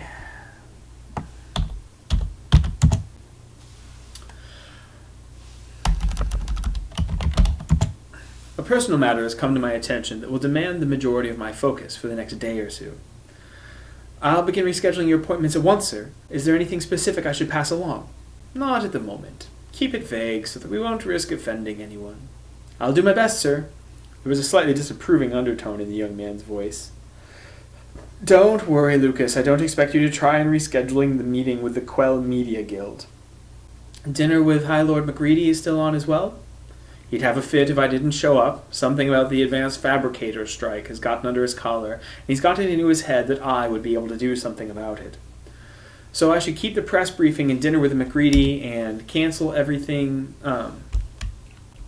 and cancel everything else? Page down is of the devil. Excellent, Lucas. And when you're done with that, please have the car brought around.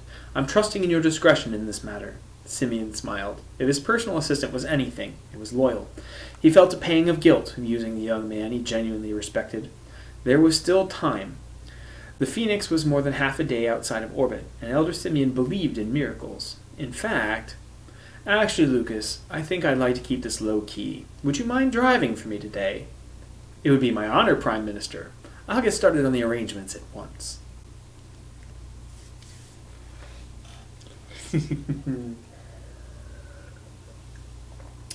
What's the backstory, Nathan from Nathan MNS? Are these travelers from Earth or another planet colonized by humans? The backstory is deliberately vague because later plot involves an attempt at time travel. This is a transition novel.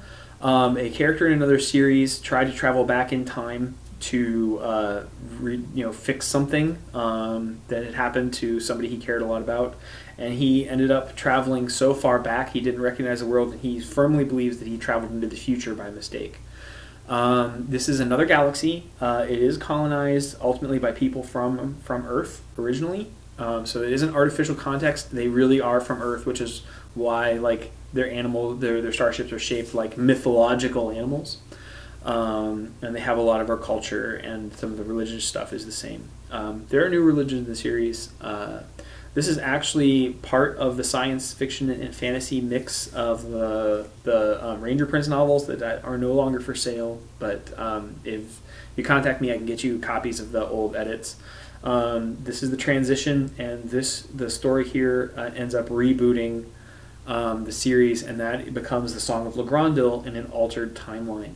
So it isn't a time loop, but it is a time spiral where the events of this book end up redoing the events on another world. So it's really hard for me to tell you when they are. Among other things, get to the end of the book and you'll find out a little bit more. And then I will have a couple books coming out that will explain it more accurately. And events from this book are going to directly show up in the fourth book of the Song of Legrandil series. Actually, you are going to see somebody from Darkblade will be in Legrandil Book 4. Okay, I'm going to keep going then. And Heidi is currently shaking her computer. Tell me who it is! And I won't, because neener. All right. Silence lay like a blanket on the Hunter's Bridge. Keith could almost feel it. His bridge crew sat frozen in their places except for desperate, fearful breaths. Keith realized not only was he holding his breath, but he had broken out in a terrorized sweat. They were alive. He tried to speak and failed. He told himself that he wasn't panicked. He cleared his throat and tried again. Engineering, report. Lieutenant Commander Chase, the chief engineer, was shaking visibly on the view screen. The hyperspace drives are offline. I haven't had time to find out how badly they were damaged by the gravity well. Do your best, Mr. Chase. Keith switched the monitor off. Everyone else, he said to the bridge crew, take a minute or two. I need a damage report from all stations within half an hour. Speaking of time, Keith looked over at Commander Stevens. How much time have we lost? Stevens' hands started to dart across her controls as she ran the calculations. Keith waited patiently. The hyperspace jump had been the greatest gamble of his life. A hyperspace drive functioned in a 4-step process that every schoolboy was familiar with. First, it opened a tunnel through whatever it was that existed outside of known space.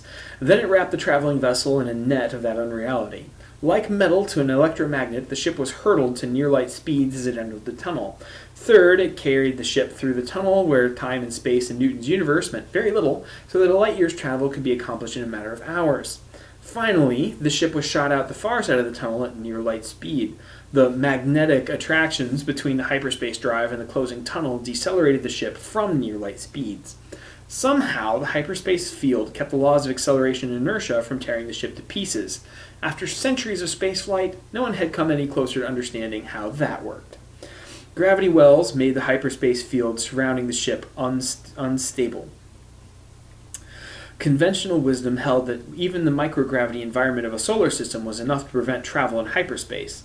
The slightest irregularity, it was thought, would unbalance the field. If even a few kilograms of the ship's mass was accelerated by the hyperspace tunnel in a different way or direction than the rest of the ship, the resulting forces could tear a ship to pieces. The physics of the equation were so certain that no one had ever been foolish enough to try and open a tunnel. It couldn't be done. There were theories that a failed jump in the system could do any number of things, up to and including creating a black hole within the star system itself, sure and certain doom for every living person alive in the star system. The Hunter had just achieved the impossible. The acceleration had not destroyed her, the hyperspace tunnel had not collapsed, stranding them in another dimension forever, the navigation plot had been dead on, Lieutenant Fraser was due for a medal for plotting a hyperspace course so precisely. They had been in real space for less than a second before they reached the gate. Since no one had ever hit a web gate that fast, there had been a good chance that the Hunter would hit too fast to transit. Not to transition. You could make transition, but you transit. You don't transition. Yes, you do. But you transition in conversation. Can you transition between gates? I'm going to keep it. I'm keeping it. You officially transition on web gates. So let it be written, so let it be done. They risk death like jumping into water from too far up, when the deepest water could be like cement. Lieutenant Canton was busy compiling new information on how rapidly the web gates could actually teleport matter. Finally, the hyperspace field had not fully discharged before the gate hurled the Hunter to quell. The warship had decelerated, but not nearly as quickly as Keith wanted. That was what Commander Stevens was working on at the moment.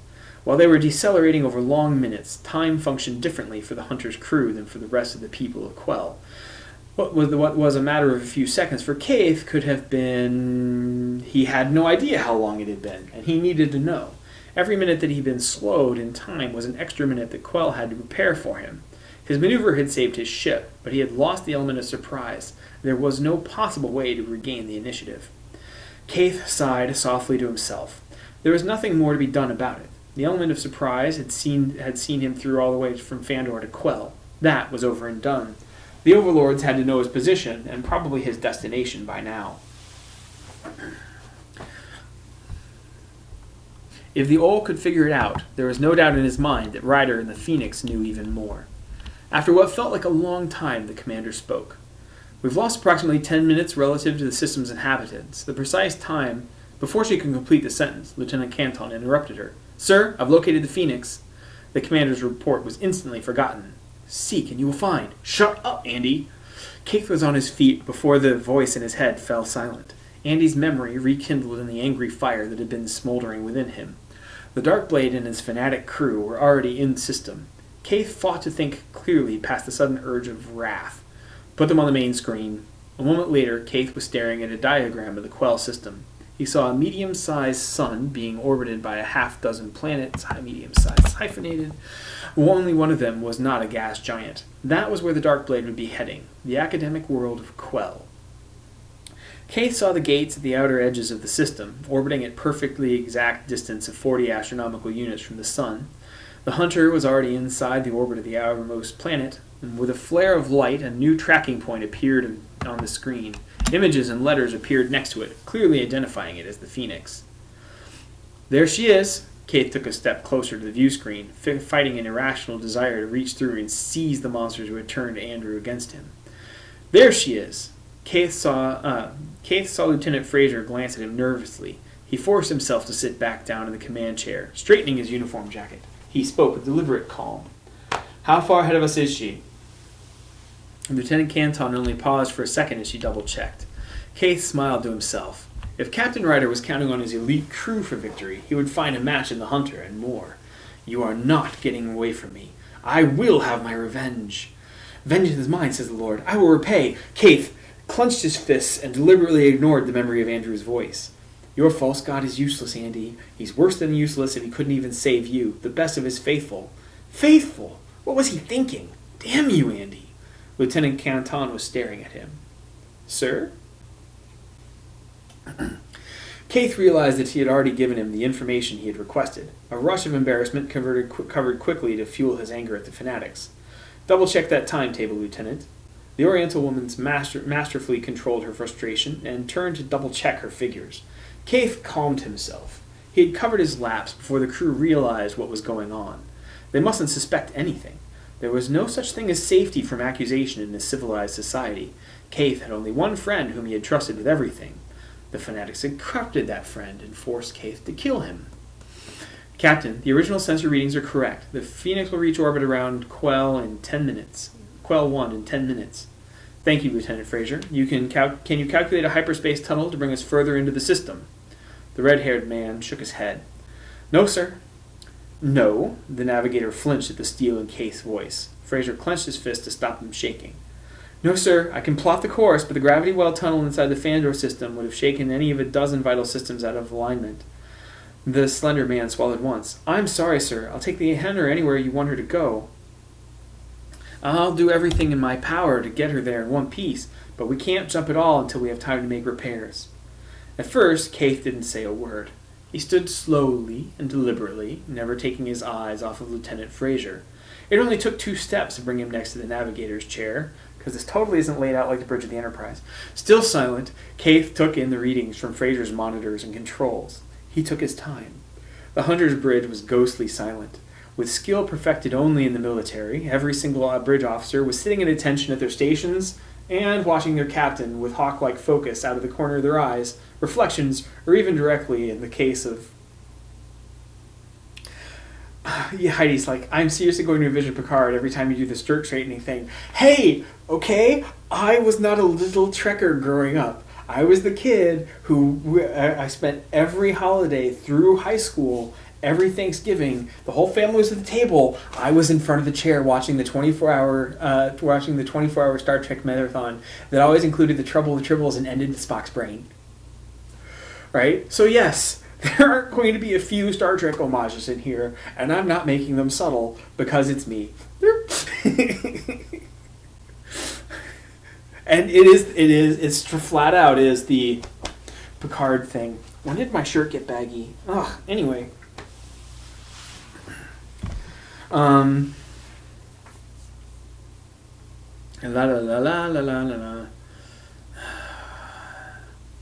Okay. Everybody's watching Kaith, or looking directly in the case of Commander Stevens.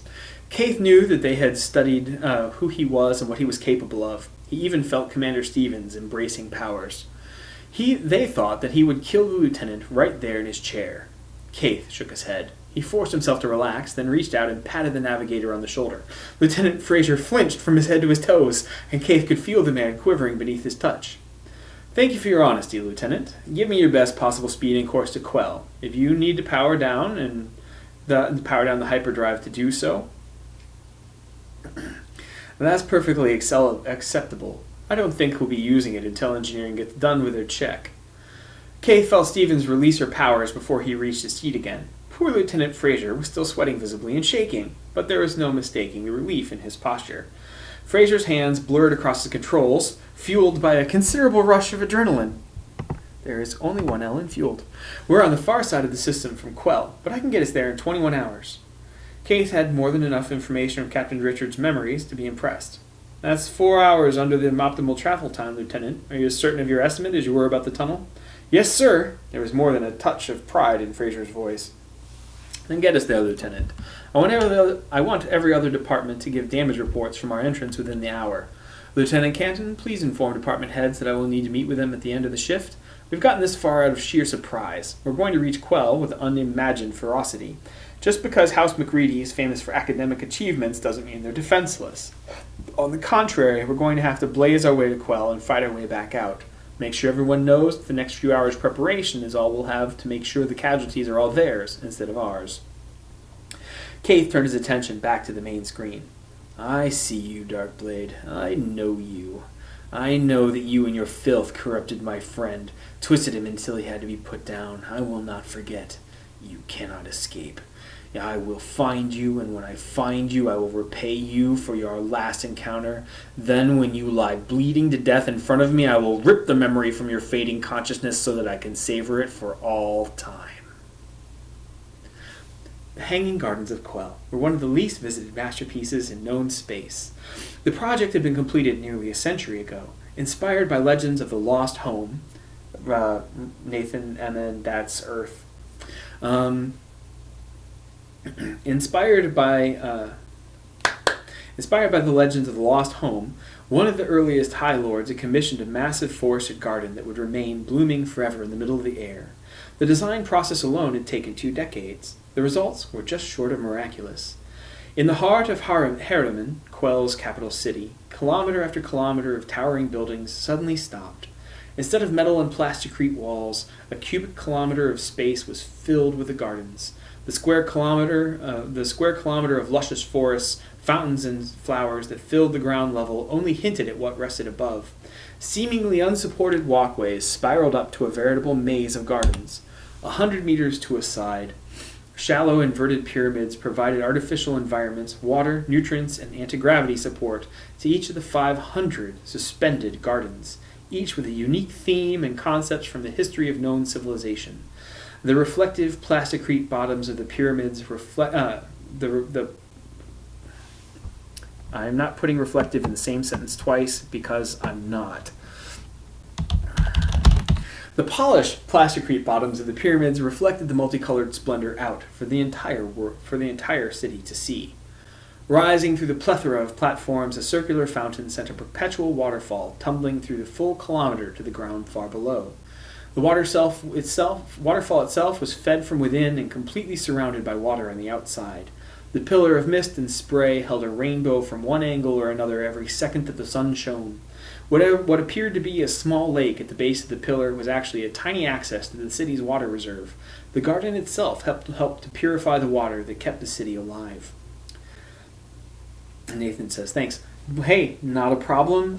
Actually, this is one of the perks of staying up and doing it live is, unlike everybody who can watch this after, when it'll be up on YouTube, you actually get your questions answered in real time. Neener, you wusses who sleep. Sleep is a symptom of caffeine deficiency, so there. I made it funny. I get a Dorito.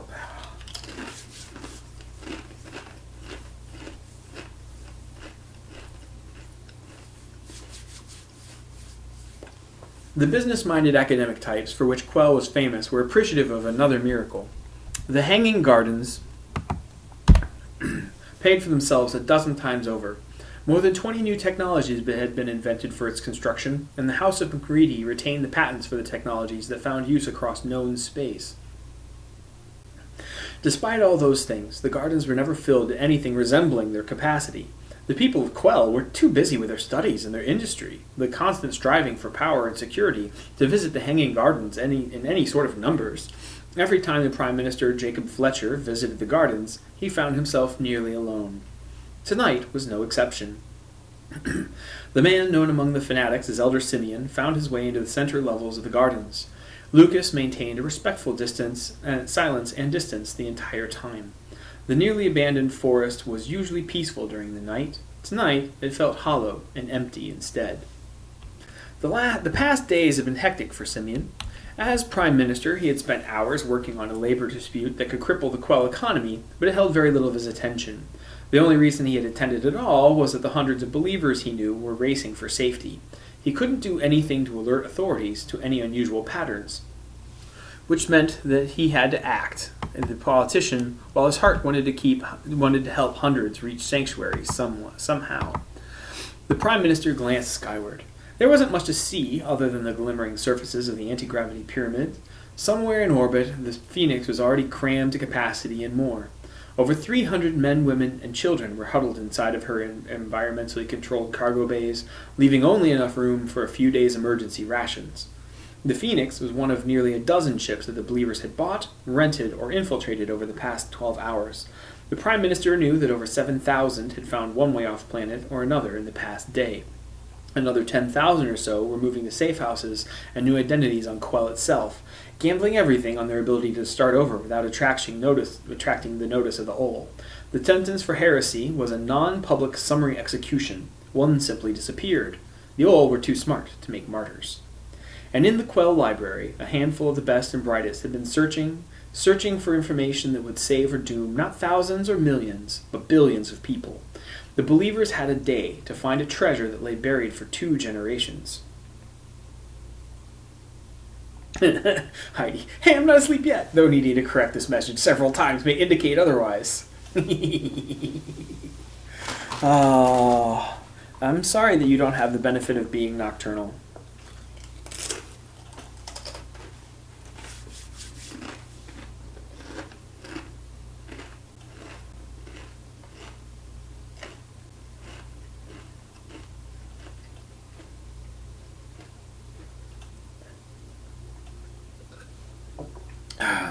The believers had a day to find a treasure that lay buried for 2 generations, and while it felt like the entire universe hung in the balance of their efforts, the Prime Minister had been forced to keep up appearances, acting for all the world as if life was fine. Even for the Owl, life was anything but fine.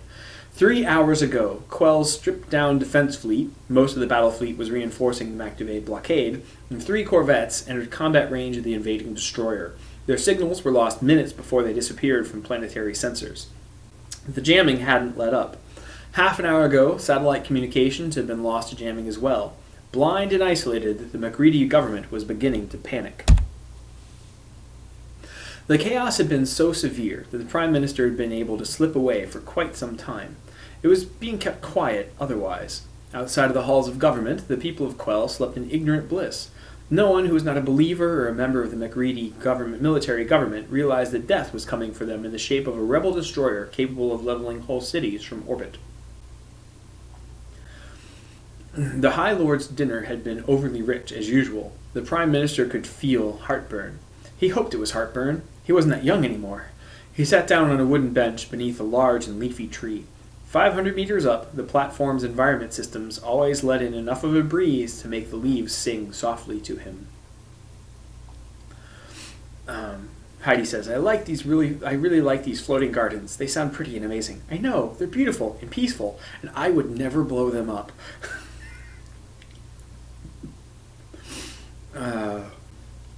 But today the beauty of nature brought no peace. He sighed. The bench he found was situated along a humble dirt path through an overhanging forest.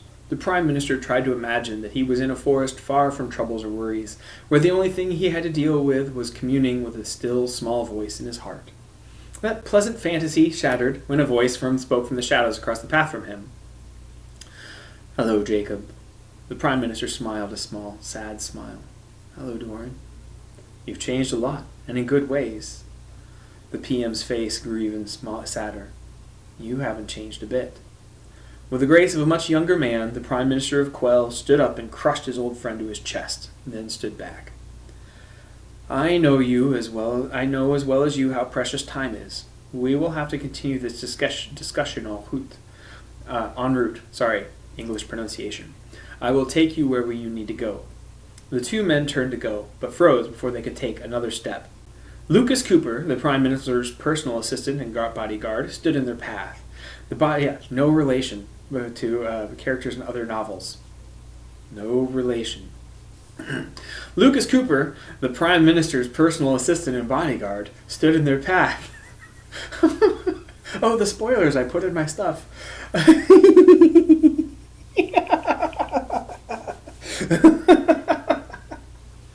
Oh, yes, Heidi, that Cooper from that other book that you've read, the first of the Grey Wanderer books.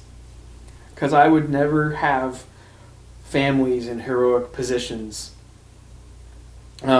These trees do not sing. That is the Trials of Adrian Campbell. Robert Cooper is a character, no relation. Robert Cooper is a character in The Rogue of Andinus.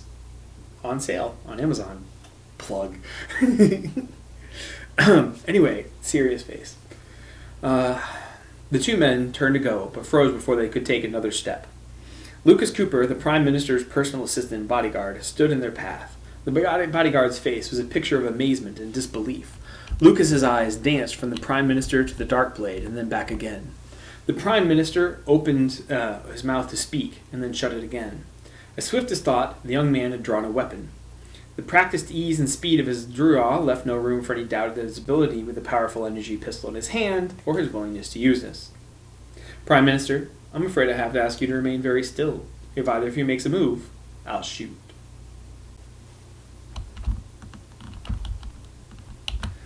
Chapter 9. Lucas was a shorter man in his 20s. His business suit did nothing to hide the demeanor of a trained killer or the body of a decathlete. He was both. Lucas was officially known as Major Lucas Cooper of the Quell Defense Force's Special Securities Police. He had been assigned to guard the Prime Minister because of his loyalty, intelligence, and competence as a warrior. Coop? What?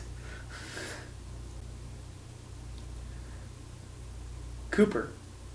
Yes. Lucas Cooper.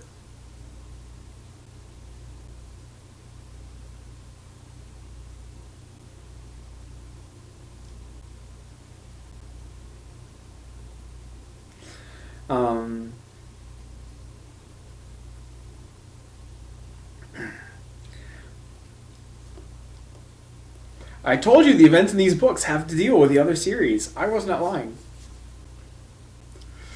Let's see. He had been assigned to guard the Prime Minister because of his loyalty, intelligence, and competence as a warrior. Those abilities and training also guaranteed that he would indeed shoot if he felt it was in the best interest of the McReady house or Quell, even if it meant killing the man he was assigned to guard.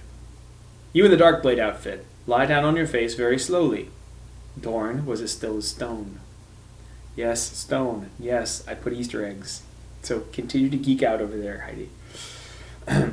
Dorn was as still as stone. That isn't going to happen, boy. Jacob looked from the Darkblade to his bodyguard and back. There was a horrible sort of silence between the two of them, a deadly, waiting tension. Jacob knew that if he didn't do something, at least one of his friends would be dead before a minute passed.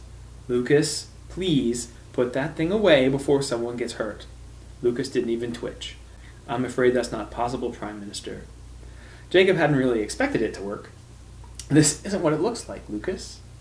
Our communications fail the hour we come under attack from a rebel vessel. The Prime Minister of the planet leaves the war room on an excuse of failing health. Half an hour later, he's found in the Hanging Gardens with the most wanted man in the web. Those are facts. Yes, Lucas, but there's more to it than... At the moment, I am not interested in hearing your explanation, Mr. Fletcher. Jacob frowned. Lucas had referred to him without his title.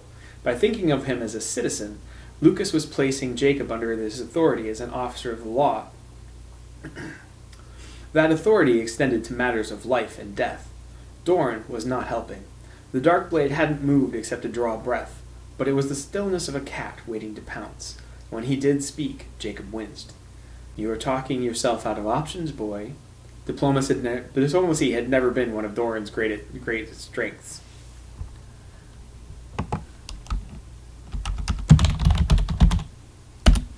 Jacob felt himself growing desperate.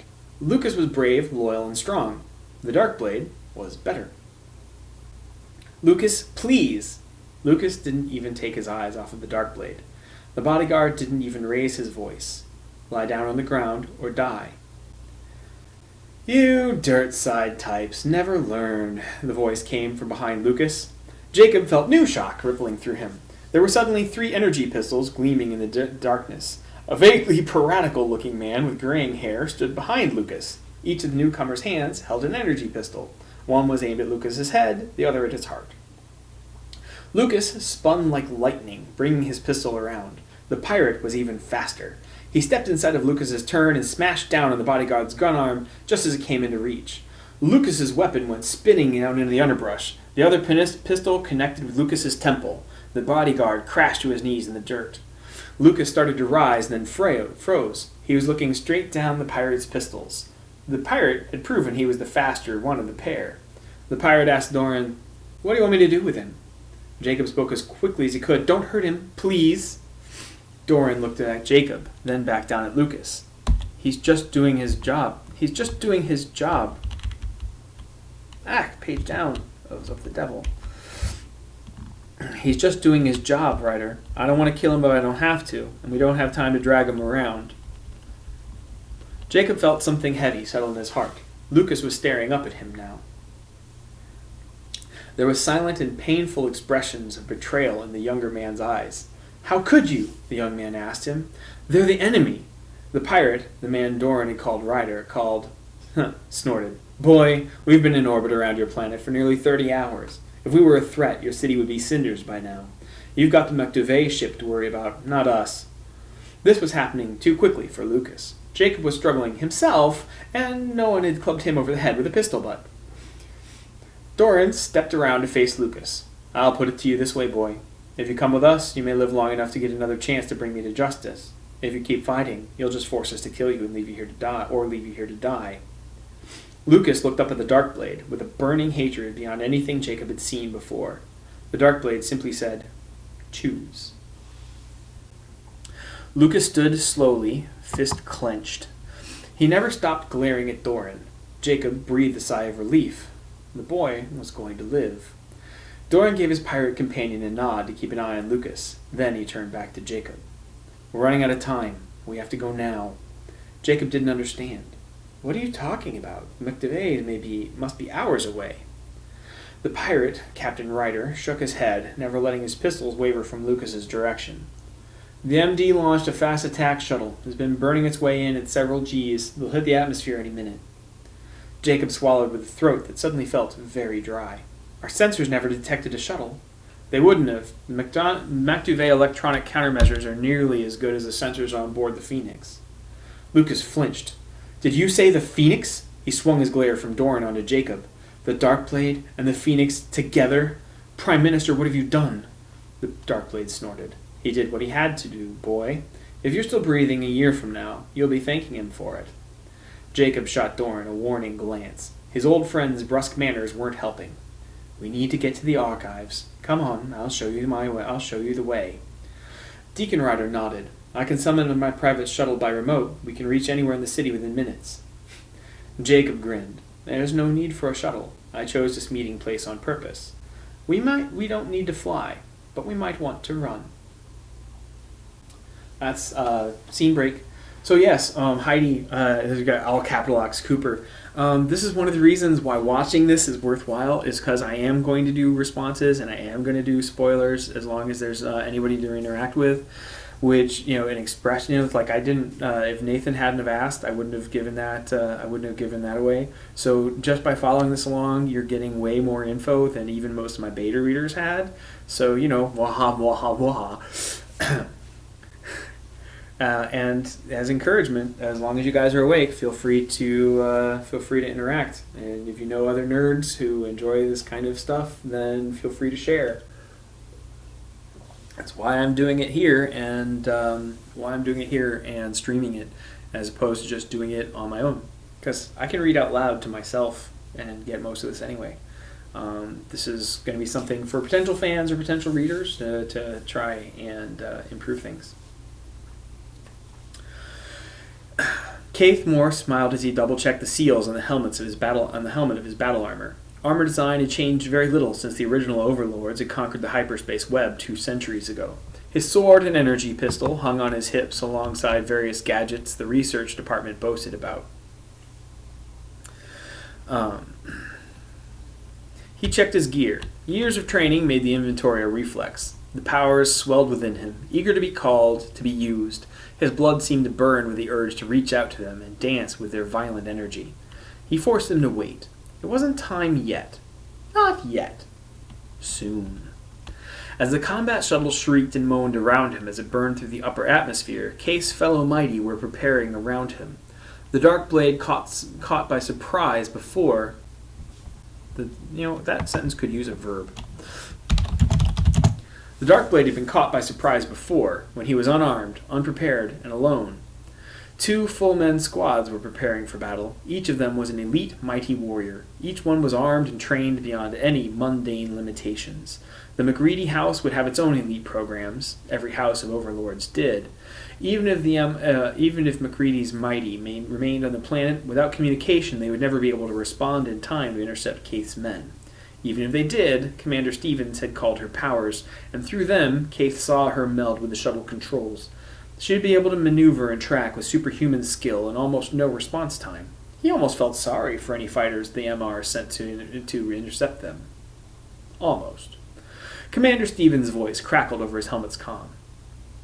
We're approaching the target window. Alpha Team's drop is in 20 seconds. Kaith's hands had finished their dance across his weapons and tools. Everything was ready. Everything was fastened securely in place. In moments, he would be in harm's way once again. The smile on his face widened into a predatory snarl. It was time to dance. 5, 4, 3, 2, 1, fire. Fire was the right word. Kaith's armor jolted around him as the harness connecting him to the launch tube wall pulled down with enough strength to break his ribs if he were a mere mundane. The dark red glare of the battle-ready lights on the shuttle was replaced by the darkness of a planetary night sky. Free-fall caused Kaith's stomach to try and rise through his throat. His body's instinctive fear felt a surge of adrenaline through him at the sight of empty space beneath.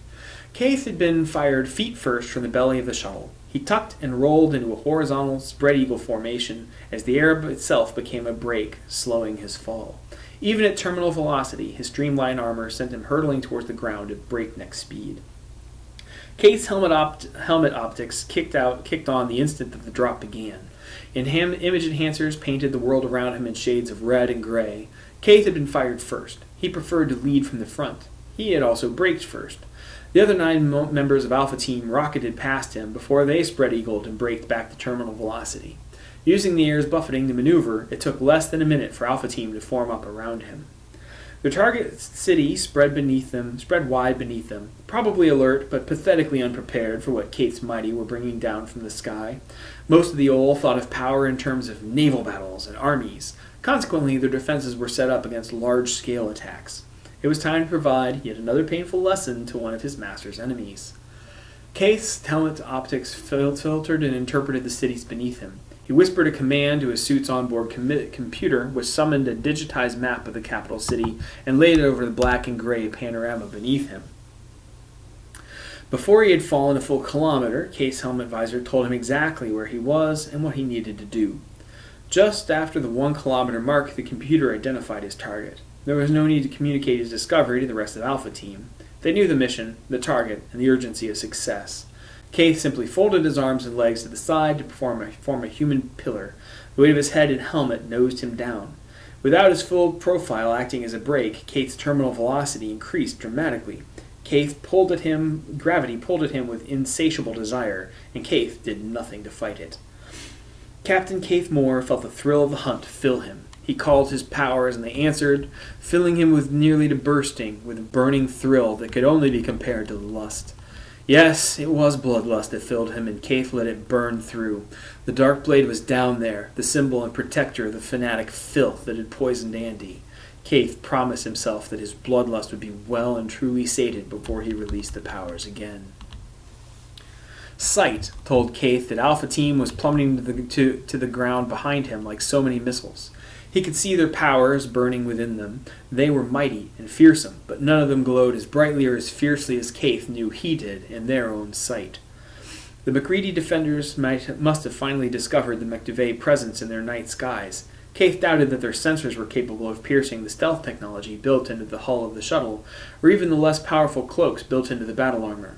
They probably were able to detect the mighty for a split second as they were fired from the dropship, but little beyond that. Section by section, the city beneath him suddenly went black, and a primitive but effective defense against many night attacks. Kaith's helmet optics merely rescaled to deal with the lower levels of ambient light. The target, the hanging gardens of Quell, glowed beneath him with its own lights, and they did not go out. Kaith laughed quietly. The fools had no idea what kind of power they were sitting on. Kaith had aimed almost perfectly. Simple hand motions were all he needed to steer towards one of the floating gardens. Soon the massive structures of the hanging gardens filled his view, and he knew the drop was almost over. Kay's hand reached to the backpack of his armor, grabbing at two handles. Even today, some of the old were using parachutes for combat dropping troops. The technology the mech duvet had recovered from Sluis provided them with a faster, better option. The backpack of canvas and rope had been replaced by a massive battery on either side of a wide-bored beam cannon. As he fell face first towards the forest beneath him, Kaith aimed directly at the ground and fired. A sphere of dark purple light rocketed into the ground beneath Kaith. The instant it hit, the containment aspect of the field failed, and the unique energy within it expanded. Purple light blossomed out in a black light fireball directly in Kaith's path. Kaith tucked and spun, striking the field feet first at full speed. The inertial field crackled with the same energy that the ship's engineers channeled through the hull of every starship. In a starship, the inertial field battled against the fundamentals of physics, allowing a vessel to rapidly accelerate at several Gs without causing every member of the crew to die of heart failure, or reducing them to sticky goop along one bulkhead or another. All the Sluis scientists had done was to create a portable field generator, miniaturizing tons worth of equipment to generate a smaller, quicker field geared towards the exact opposite effect. Instead of enabling motion, it inhibited it. It had just enough energy to stop the leaves from swaying in the trees, freeze surprised park patrons in mid-stride, and decelerate combat troops from terminal velocity to a resting position in mid-air, usually within a meter of the ground. Kay felt his stomach return to its normal place, but the powers continued to burn in his blood like a new definition of desire. For a moment he was suspended in his tucked position, a meter above the walkway through the forest. A pair of teenagers were frozen in place on a bench across from him. He saw shocked looks on their faces as they stared at him, unable to even bring hands away from what had obviously been a romantic moment. The inertial field continued to expand, losing power as other laws of nature reached an equilibrium. Less than 15 seconds after it had been fired, the field had dissipated to the point where it ceased to have any measurable effect. Kaith dropped to the ground as the teenage boy rose to his feet in shock. The power fort around Kaith's fist cracked the boy's ribs and stopped his heart with a single punch. His body was still flying over the park bench when the power Artemis sent a blast from Kaith's hands to strike the girl dead. "You shall not murder," Kaith grunted as Andy's memory danced through his awareness like a kick to the head. The powers roared in his blood to drown out the whisper of memory. They might have had communication devices on Han. A single call to parents could compromise their operation. Besides, with the powers filling him, killing felt good.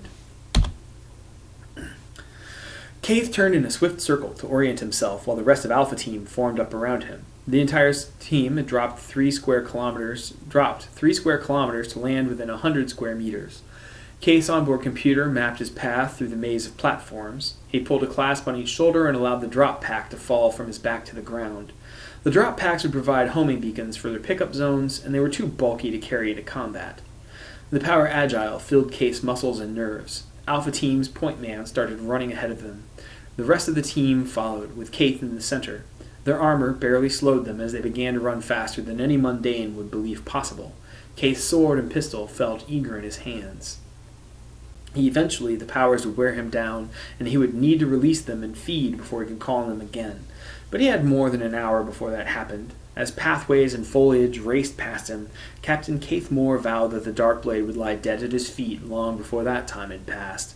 The bloodlust built within his heart like a fire, and Captain Kaith Moore really did snarl as he began a deadly chase that had only one possible ending. Captain Deacon Ryder tightened his grip on his pistols. Things were becoming more and more unreal by the moment. The Prime Minister had led them to the edge of the suspended platforms of the Hanging Gardens.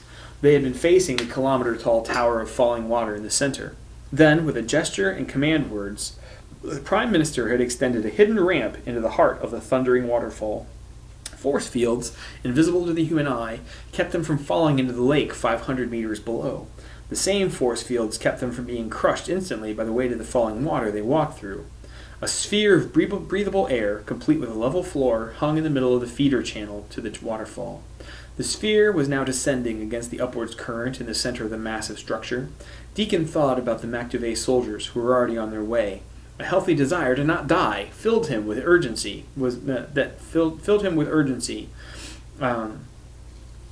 that I should expand this one.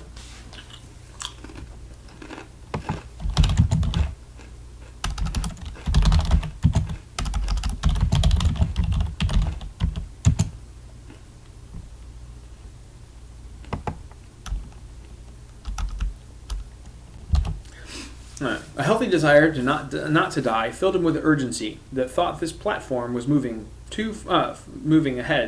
far too slowly. Deacon kept one pistol casually aimed at the bodyguard. The boy had a good heart, but he was still too young not to try something stupid if he thought he saw an opening. It was better not to give him any illusions about his situation. Deacon didn't want to kill the young man for doing his job, and the best way to avoid that was to make sure there was no opportunity for Lucas to take advantage of. The Darkblade and the Prime Minister walked side by side like old friends. For the 100th time since they had entered orbit, Deacon wondered about the strange history they seemed to share. No, there seemed to be more to it than that. They were almost acting like a father and son who had not seen each other in years.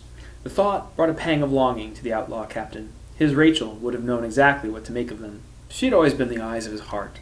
He smiled for a moment, remembering the sounds of her laughter, when he would blunder through another misunderstanding in one relationship or another. How many times had she held him and laughed when they were alone, explaining the painfully obvious clues he had missed.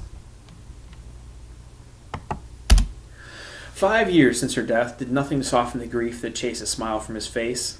God, keep Rachel, and tell her how much I wait to see her again. Deacon Ryder, the widower and the man, tightened his grip on his energy pistols. He wanted to hold her so bad he could almost feel her against his chest still. But she was gone, and until he saw her again, all he could do was live as the man she loved, a man that she would be proud of. That meant standing against the Ole, and now the MD as well. That meant finding the Black Ship, and with it the power to liberate the wards and the mundanes from the tyranny of the mighty. And for that for this hour, meant making sure the Prime Minister in this hour would be much better. Making sure that he and the Prime Minister survived to pry the secret of the Black Ship from the ancient archives, wherever they were. Violent violet flashes of light danced through the walls of water around them. Deacon felt his stomach clench in fear. The Prime Minister's voice was so suddenly tight with urgency. What was that? Deacon grimaced. That's what it looks like when MD troops are about to crash your party. They use inertial dampening fields for combat drops. The field kills all inertia, freezing everything. That includes the drop trooper who's about to smash into the ground at terminal velocity. He spat at the ground. And that's one more secret stolen from my homeworld's grave. The Prime Minister seemed to relax slightly. At least the waiting was over. So they have come. Deacon nodded. They're ahead of schedule. Whoever's in charge has pushed the Stark out of his men to get this far this fast. This is the first place they dropped, or I would have been alerted already. The city has its own communications network, completely apart from the satellite systems. Deacon's mind flashed back to Tessor. A single MD warrior had killed Carter and Lewis there. That had been one of their elite troops, unarmed at that. Without the Darkblade, they would all have died there. The pistols in Deacon's hands seemed a lot less comforting than they had a few minutes before. Deacon jumped when the Darkblade spoke. The tattooed warrior had been perfectly silent since they had taken Lucas prisoner. There are 20 of them. They will have landed on the upper levels. If they knew to come here, it's reasonable to assume that they know the location of the entrance of the archives. They will reach the Watergate in minutes. The Darkblade's body shifted slightly under the cloak that concealed him from the neck down. A moment later, he was holding out his sheathed sword towards the Prime Minister. Jacob, I need you to take this to the Phoenix for me. If I don't get it back from you there, take it to the Black Ship. Under no circumstances are you to draw that sword. Do you understand? Deacon saw tears forming in the Prime Minister's eyes. You're going to fight them. There are 20 of the mighty, each one as powerful as a dozen mundane humans. I didn't get you back just to lose you again. My dear Jacob, you knew I couldn't stay. Deacon coughed. Does one of you want to tell me what the Stark you two are talking about? The Prime Minister looked at the pirate. He's going to fight them. He glared at the Darkblade with a mixture of love and anger that shocked Deacon with its depth and intensity. And he doesn't think he's going to make it back.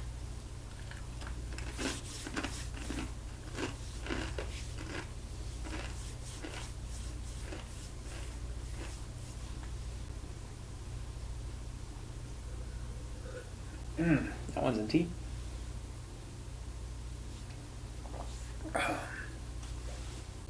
For the first time since Deacon had met him, the Darkblade's voice seemed choked with emotion, with uncertainty. Jacob? No, I'm not the child you saved all those years ago. I'm no longer the boy who worshipped the ground you walked on, or the teenage idealist who begged you to take me with you on your quest. If you're going to fight them, nothing can stop you, but I'm not going to let you go without saying goodbye this time. My computer's overheating. I have to find something to lift it up really quick.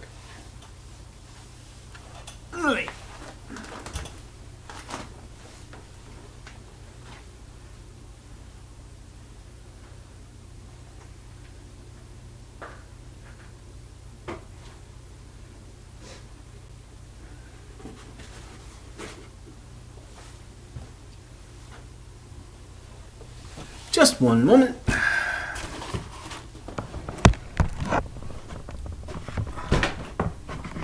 That will need a little more airflow.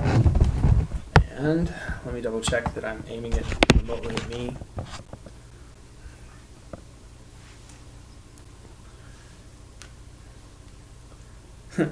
We now pause for a brief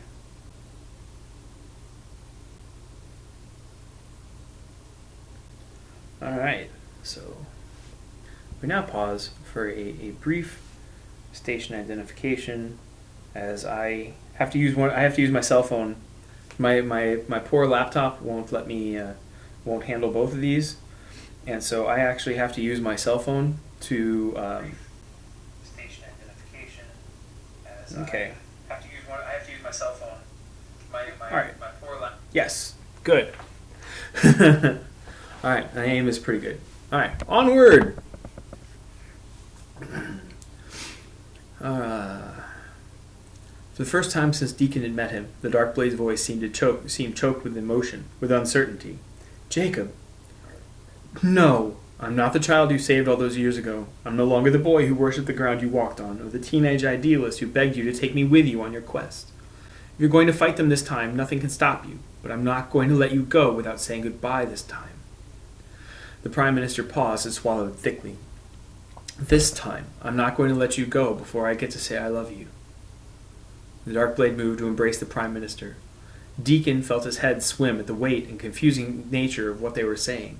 How did the Prime Minister know the Darkblade from his childhood when he appeared to be a good 30 years older than the mysterious warrior? What had the Darkblade done those years ago? What was so important about that starker of a sword?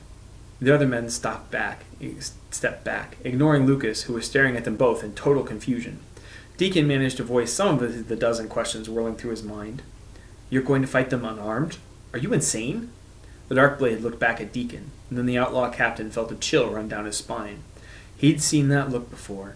He'd seen it too many times in the wars for his homeworld not to recognize it again. The Darkblade had the look of a man who had accepted his own death, embraced it, and was only determined to take as many of the enemy with him as he could. Along with the chill came a certainty that there was nothing he or anyone else could do or say to talk the mysterious warrior out of it. Captain Ryder, the Darkblade said, please make sure that Jacob and the sword make it to the Black Ship. It's in your hands now. Numbed by the speed of events, Deacon barely felt himself nod. The Darkblade, the warrior who had single-handedly brought the old to their knees 2 generations before, swept his gaze across them all with a grim smile. Remember that Jesus has already won the war. I will see you again.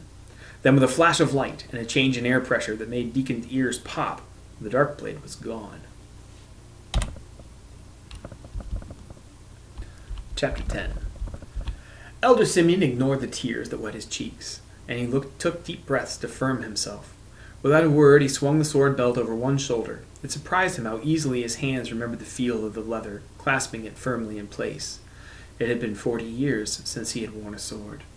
Holding the sword now meant that Dorn wasn't coming back. He had missed him for decades, but there'd always been the distant hope that someday and somehow God would bring Dorn back into his life. Why didn't he take the sword? Elder Simeon, startled by the question, looked over at Lucas. The force bubble that carried them was sinking into the lake by this point, and the light was fading to darkness. There was still enough for Simeon to see the skeptical and angry look on the bodyguard's face. I don't understand.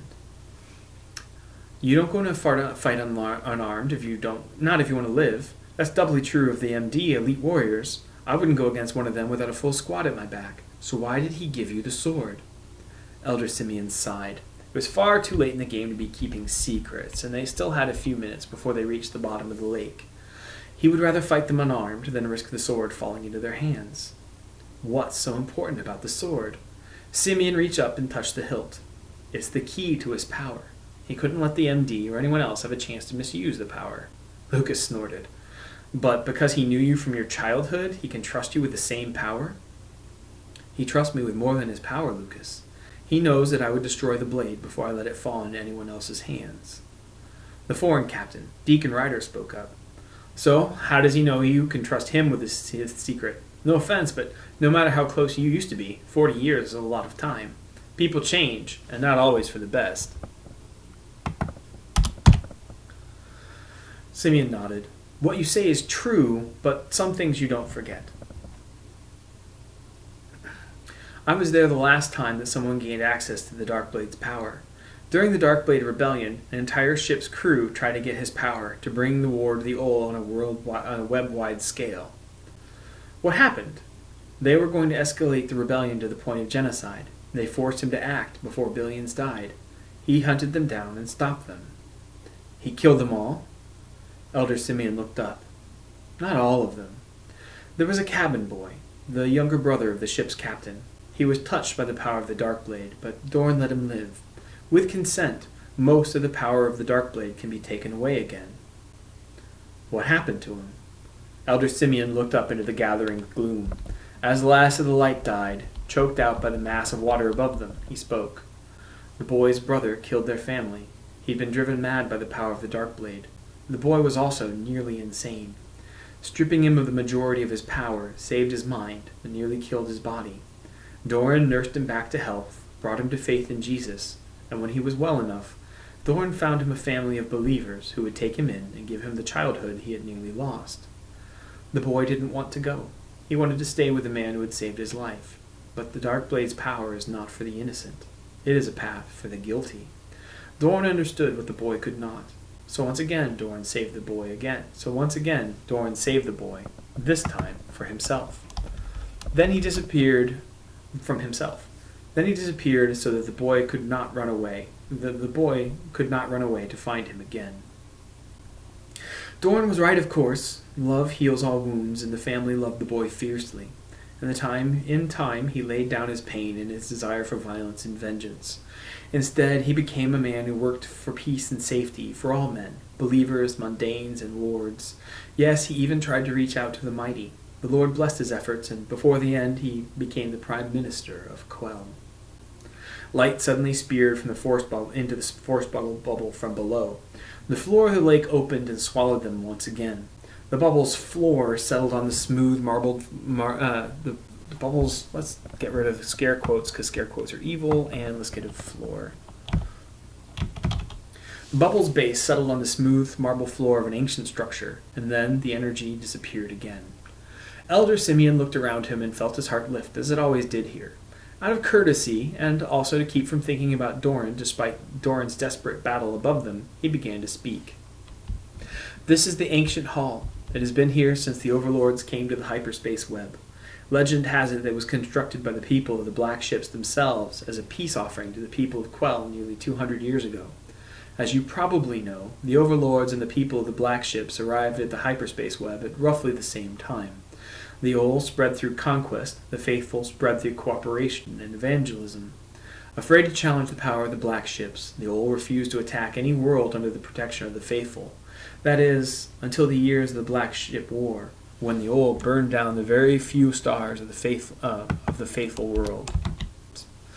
The legends say that the people of the black ships took the survivors and fled the hyperspace web forever, rather than sentence millions to death in a war of vengeance. We pray for them still on the holy days, thanking God for the gospel that came to us through them. For now, only a handful of their structures remain throughout the web. This is the largest of them. Rose-colored light filled the cathedral-shaped cavern. An arched ceiling towered far overhead of them. Beautifully carved pillars soared up through the open space to support it. The walls were lined with towering murals, tens of thousands of crystal panels arranged to show various scenes. Simeon's eyes danced to his favorite, where a half a dozen black ships, shaped like whales, soared through space, leaving a burning planet in their wake. That was the flight of the faithful, the legend said. Fleeing their doomed homeworld in a black ship, they had found a home in the hyperspace web. With them had come generations of peace and prosperity. More importantly, with them had come the gospel. Simeon had often wondered if they would ever return, or if the evil of the old would forever rule the hyperspace web. The cathedral itself was massive, easily 300 meters long and some 60 meters wide at any given point. The cruciform floor layout was jammed and with panic packing as a few thousand people shuffled to get organized. The evacuation of Quell was still underway.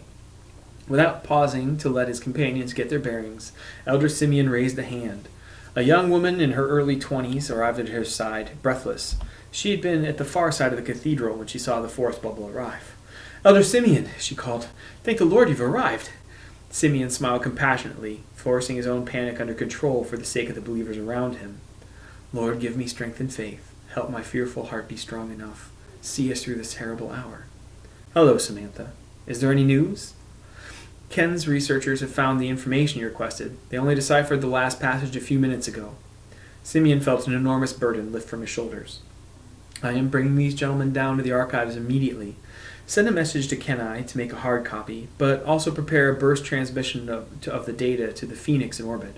I'm bringing Captain Ryder to him to provide the correct security codes." "I'll get on it right away." Sam spun away with the energy that could have come from excitement or panic.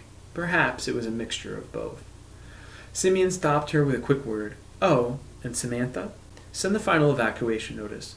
The butchers are already in the hanging gardens. Even the sanctuary will not be safe for long." Color drained from her pretty features, and Samantha sprinted away at a dead run. That got a reaction, Minister. There was still an edge to Lucas's voice, but the awesome nature of his circumstances had dulled it somewhat. Simeon began to walk towards the hallway. The pirate captain answered for him. "The McDevey House of the Overlords has been singularly effective and brutal at hunting down our brothers and sisters in Christ. Their occult influences keep them from converting, and their skill has reaped a horrible harvest in human lives. 10 years ago, a woman who had watched them torture her son to death coined the term, and it stuck." Simeon was too busy weaving his way through a mass of humanity in the cathedral to see Lucas shudder. "Captain Ryder is correct. I fear that too often the horrors of the persecution make it hard for us to remember that Jesus died for those who kill us as well." Simeon heard steel in Captain Ryder's voice. "You want to make a sermon on that idea to these people who are fleeing for their lives, Simeon?" "No, right now I want to keep moving and get the information that will help us find them someplace safe at last." Simeon forced himself to keep walking past a mother holding 2 children. The boys who clung to her legs were crying in terror. He recognized Karen and her boys, but a smile was all the encouragement that he could afford to offer at the moment. Simeon started to walk faster. "I only pray we can get the information and get out of here, or else Doran's sacrifice will be in vain." Keith Moore stopped running when he reached the edge of the central levels of the Hanging Gardens. Alpha Team had moved rapidly through the labyrinth of floating platforms and connecting walkways. Anyone they encountered was killed on sight. It prevented witnesses and slaked the bloodlust of the powers that filled them. The mighty were not about to lose their edge now. Better to feed their powers than have them rebel when the battle finally came. Keith closed his eyes as his team formed up around him. They knew the general location of the archives, but he didn't know exactly where the entrance was. They needed to find the fanatics before they could escape with the data he needed. Electronic communication signals could be jammed or intercepted. When operating as a team, the mighty had more powerful tools at their disposal. The Power Subtle reached out to the mind of Lieutenant Aurelius, the commander of Bravo Team. The Power Subtle sent him an impression of the lieutenant's powers as well as his emotional state, but only the words came through clearly. "What's your status, LT?" he sent with urgency command. "We split up into 2-man elements and are searching the northern quarter of the gardens. There are more civilians, but that proved no obstacle. None have sounded the alarm." Pride, urgency, lust filled the lieutenant's mind. Keith deliberately filled his thought with rebuke sternness. "You are not here to feed upon the mundanes. The entire city of Harriman can sate us after we discover the fanatics and the target data." Fear, defiance, bled through the reply, but the lust diminished from the lieutenant's mind. Oh, I want to spell that out.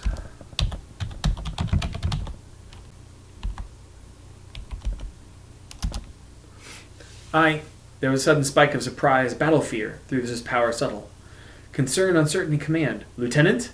Rage, anger, fear! What the Stark is going on? Doubt. Shock, agony! Lieutenant. Terror! Silence. Keith staggered back as the power subtle recoiled fully into him. It wasn't the first time he had been in contact with a mind when death had claimed it, but it wasn't something he could ever adapt to.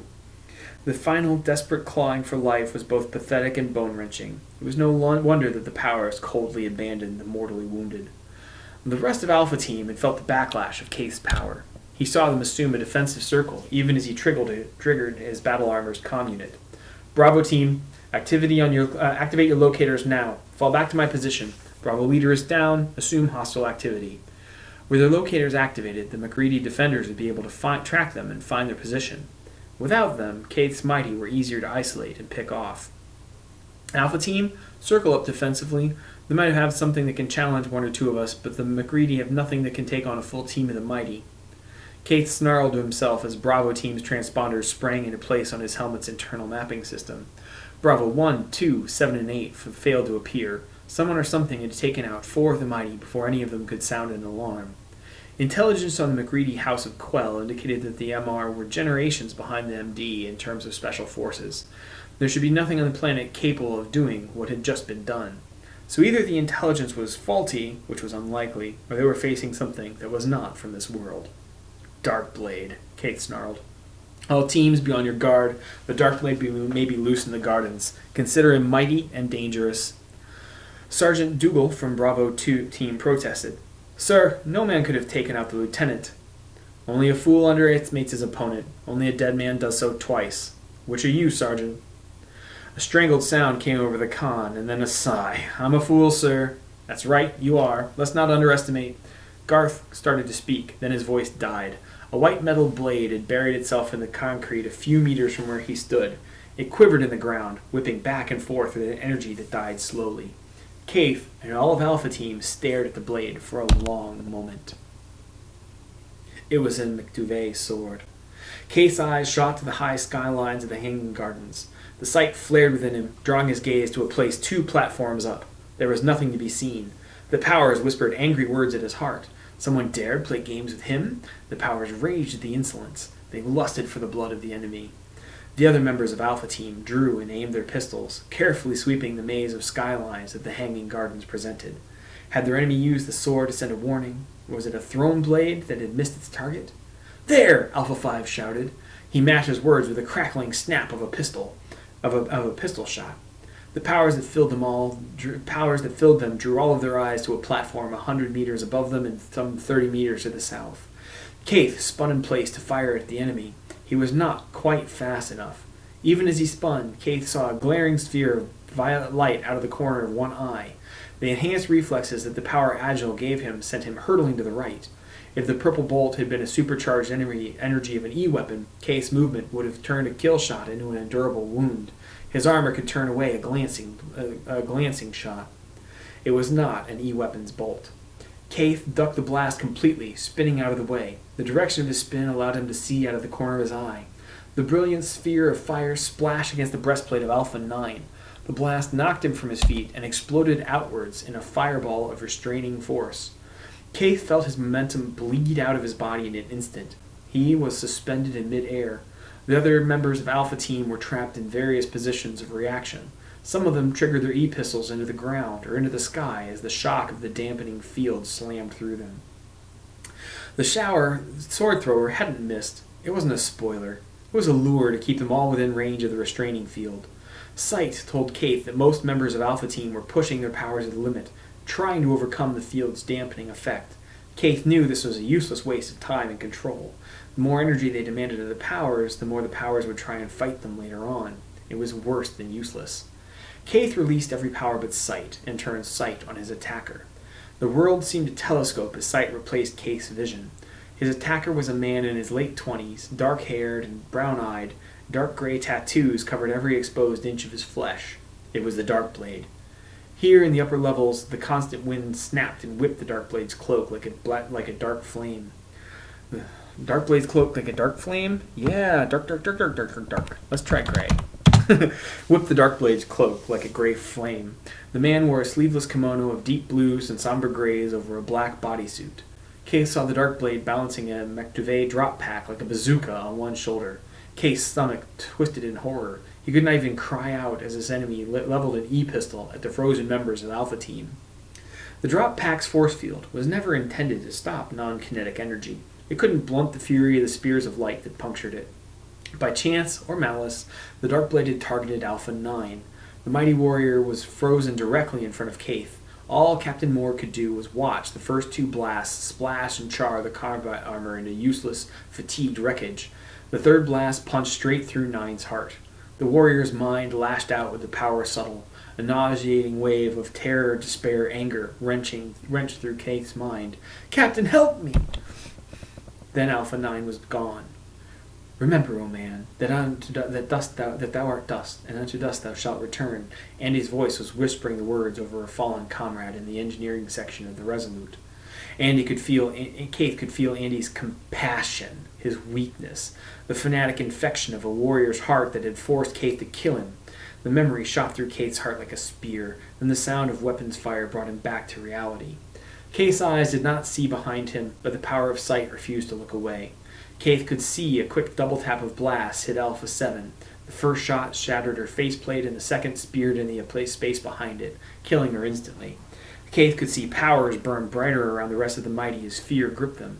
They had probably never felt so helpless in their lives. Keith realized that some of the mighty would burn their reserves struggling to get free. The field that held them would slow starships. Even the strength of the mighty could not compete against such forces. Keith felt the field begin to fade ever so slightly. Each drop pack had enough power for 3 shots. That meant the pack the Darkblade had gotten hold of was only going to be able to fire one more time. Keith braced himself to leap as soon as he could. He would have to act quickly if he was going to save any of his men. The Darkblade didn't wait for the first field to drop before he fired a second one into the mighty. Keith cursed and snarled. Did the Darkblade know that the fields would reinforce each other? Did he know that the second field would be stronger and last longer because of this? Another wave of violent energy lashed through the clearing. Where the field had held him in a grip of ice, now it was solid stone. Keith snarled his rage and focused his sight back on the Darkblade, memorizing the features of the man he would not stop pursuing for the rest of his life. Nine's charred corpse hung in the air 2 meters in front of him, and Keith swore he would never stop hunting the Darkblade until one or the other of them was dead. A vow triggered another one of the Mandy's memories. "Do not swear." The powers themselves snarled and raged, drowning out the still, small voice in the back of Keith's mind. Keith fought against the fear and the grief that threatened to overwhelm him. The mnemonic mustn't distract him now. He had to stay focused if he was going to accomplish this mission. Even the powers were a distraction now, whispering pointed hatred into his heart. "Kill him, kill him, kill him!" Keith saw the Darkblade drop the exhausted pack and raise a second pistol from the ground instead. The power of sight showed him the pistols as if he were standing less than a meter away. Keith could see the McDuvet markings on them, knew that they had been designed for enough power and accuracy to tear through battle armor, flesh, and starship hulls alike. The next 20 seconds were a living nightmare for Captain Keith Moore. He saw every bolt of energy that slammed into the helpless men and women under his command. He heard every plate of armor that superheated and then failed because of the onslaught. Powers subtle carried the helpless terror, frustration, and agony of each death straight into his own mind. Alpha 2 and Alpha 10 were the only warriors still living at the end of 10 seconds. There were 10 more seconds before the field would release them at the very earliest. Keith realized he was about to die. He felt a bestial terror sweep up and fill him even while the powers raged. It had taken those 10 seconds for Keith to regain enough control to call the power Artemis and allow her to fill him again. He felt her bloodlust and her rage coursing through his flesh more intensely than any lover's caress. With it came an unquenchable desire to destroy the man who had tricked him, trapped him, and slaughtered his warriors. The power Artemis was one of the 2 most advanced powers that Keith possessed. Only the power Adamant was harder to call and control. Every time he had ever used the power Artemis, he had fired bolts of deadly magical energy from his hands. In a strange burst of clarity, Keith realized this was completely unnecessary. The powers dwelled in his flesh, but they were not part of it. The power Artemis did not miss simply because Keith had aimed his hand a degree or two off target. There was no reason what he was about to do shouldn't work perfectly. Keith focused his will on the power's sight until the Darkblade swelled in his mind's eye, filling all the world. He reached out further, focusing in a way he hadn't thought of doing before. Then he gave the power Artemis all of his anger and his rage, all the frustration and bitterness of hearing his men die, and he cut it loose. Destructive energy poured from his hand with a power greater than 20 shots of an E-pistol. Linked to his vision of the Darkblade, the lethal stream shot sideways from Keith's immobile fist, lancing directly towards the fanatic. Keith had learned his lesson, however, about striking directly at one of the fanatics. If Artemis had failed to reach Andy, then it might also fail to reach the Darkblade, so he aimed at something that could have no special protections. His bolt lashed into the structure of the Hanging Gardens platform that the Darkblade was standing on. Destructive energy poured into ancient machinery. Plasticrete shattered and metal evaporated beneath the onslaught. Deep in the heart of the inverted pyramid, the platform's engine shielding buckled and failed. All of its stored energy lashed out like a miniature sun. The platform that held the Darkblade shattered into 100-ton pieces, hurtling outward and down. The force of the explosion was such that no one, mundane or mighty, who was on the platform could possibly have survived. Amazingly, the power of sight refocused on the Darkblade's form, twisting in midair. Instantly, the instant that Keith had fired on the platform, the Darkblade had leapt from the platform's edge out through the open air. The heavy pieces of machinery and multiple-ton chunks of earth and forestry hurtled harmlessly past the wiry, cloaked figure. The Darkblade struck the top of the restraining force field first, allowing it to decelerate him to a stop less than a meter from the ground, directly over Alpha 9. Behind the Darkblade, an enormous wedge of concrete and metal spiked into the heart of the Hanging Gardens platform, smoldering and smoking around the edges. Sparks danced freely up from the edges of it, and Oy vey. That's completely redundant. Sparks danced freely up from the edges of it, and smoke began to curl around the monolithic shard's edges from deeper in the platform. Kate saw purple lightning dance and lash at the sides of the shard as the restraining field's remaining energy buckled and failed in the face of such an incredible kinetic assault. The shard might have missed crushing the Darkblade like a worm, but it was going to release Keith and the Mighty from the trap they had found themselves far sooner than expected. No! Keith felt time snap back into place around him as the field dissipated. Bodies and warriors crashed straight down to the ground. Even as he fell, the Keith called the powers Fort and Agile back into his flesh.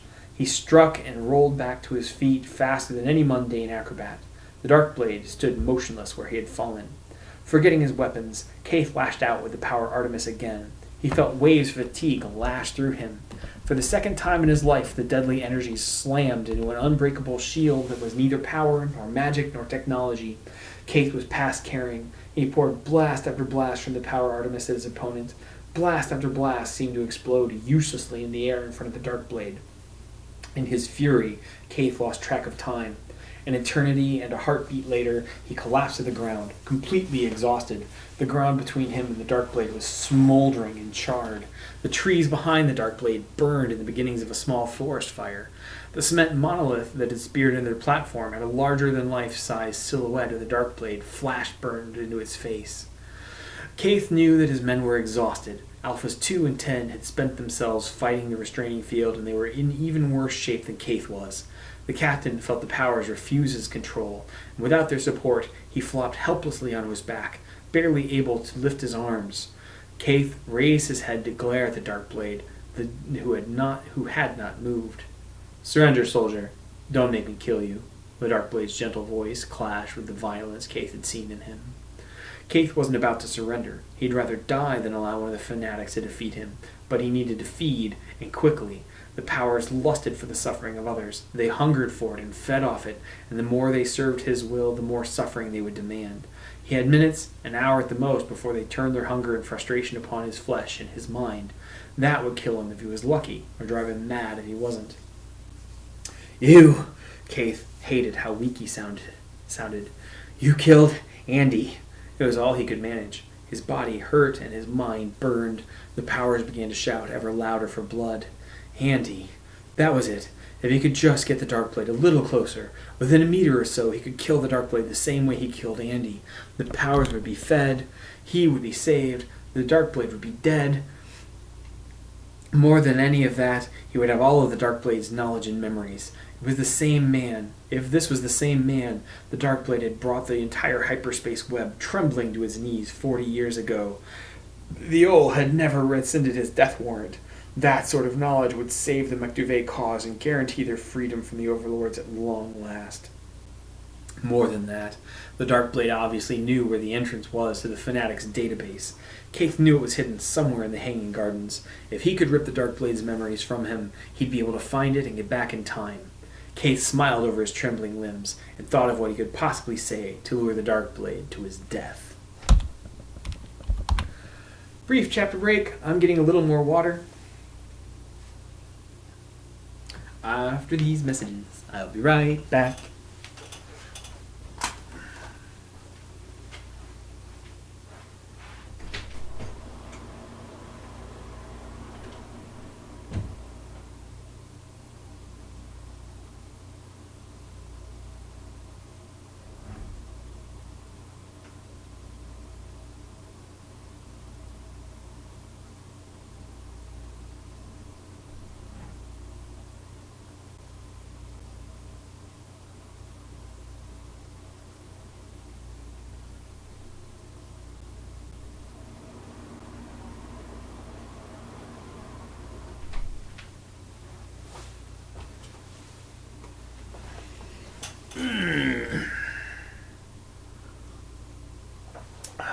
No new questions from Nathan. On we go. Chapter 11. The warrior known as Doran Darkblade looked down at the enemy commander's palsied twitching. His own hands were rock steady for the moment. They would shake again after time and fatigue stripped the adrenaline from his system. That wouldn't be for a long time yet. The McDuvet leader was obviously incapacitated, but the other two helmeted figures were pushing themselves slowly off the ground. They were finding the strength to battle again. Their strength was not their own, but the demon familiars who inhabited them would probably push them fast and hard, reaching to destroy him and everything that he had stood for. The Darkblade was neither weak nor tired. He had not yet begun to touch on his true strength. The good Lord had certainly blessed the battle this far. Fighting on his own and in an unfamiliar battleground, he could not have hoped to inflict such casualties. But 3 warriors of this team remained. 6 survivors from the other team would be arriving at any moment. He had been fighting for so long, years almost beyond counting. He was tired of it. He longed to lay down his sword and rest forever, but he could not surrender to death's sweet passage now. The battles were unending. His name had changed. The name that his father had given him, as they fished upon peaceful shore, was long since lost. That life had been shattered by violence so long ago, so very far away. And ever since there had been fighting and violence. It didn't just fill his life, it seemed to define it. How many decades had it been since he had taken up the sword and with it the title of Darkblade? How many years had he battled hopelessly to defend the faithful and the helpless? He had taken up the sword and he had lived by it. Now the sword was in Jacob's hands, and Jacob would destroy it before he allowed anyone else to take up the curse. It had been more than 200 years before the Owl came to the web, and before the Croyant with their black ships had settled and tried to establish their peace. He had owned a different name and fought under a different calling, but the battle had not changed, only the name of the enemy and the types of weapons. He remembered the ancient name and the ancient calling. He remembered the dream that he had been given months ago when he had been hidden in obscurity. He was to bring the Darkblade to the black ship. He would be given rest. He would be given a rest to his battles and restored to his place with his people. He who lives by the sword dies by the sword. His people had long since disappeared from the galaxy. The lifestyle he had chosen dictated the nature of his death. There had been a certain sort of peace that had never left his side when he left his hermitage. There was a certain amount of peace when you didn't have to worry about whether you were going to live or die. He had cheated death so many times. Death by sword and lightning, tooth and fang, pistol and vacuum, burning and freezing cold in the freezing cold of space. Now she waited for him like a long-lost lover, holding out her hands to bring her home with him. He had never told Jacob of the death sentence he carried on his quest. He hoped that the boy, the man now, would forgive him. The ancient warrior looked back up to where the two of the mighty were struggling to their feet. "Stay down, please. Don't make me kill you." One of the warriors ripped off his helmet, revealing sandy brown hair and green eyes that burned with hatred. "You're going to die, fanatic, and our powers will feed on your soul." "We all die, warrior, but my soul was purchased long ago. Your so-called powers have no claim to it any longer."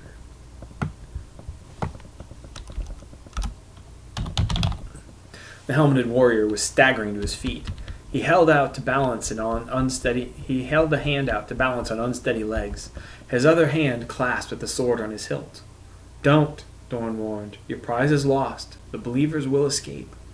There is nothing to be gained by more killing." Both of the Mektuve's mighty were standing now, and the respite would be over in a matter of moments. The ancient warrior braced himself. The Mektuve warriors called their demons, and the ancient one felt their presence as a tainted chill that puckered his flesh and made the hair on the back of his neck stand straight on end. He remembered the words that his teacher had used on the day so many decades ago, the day he had been given his first calling.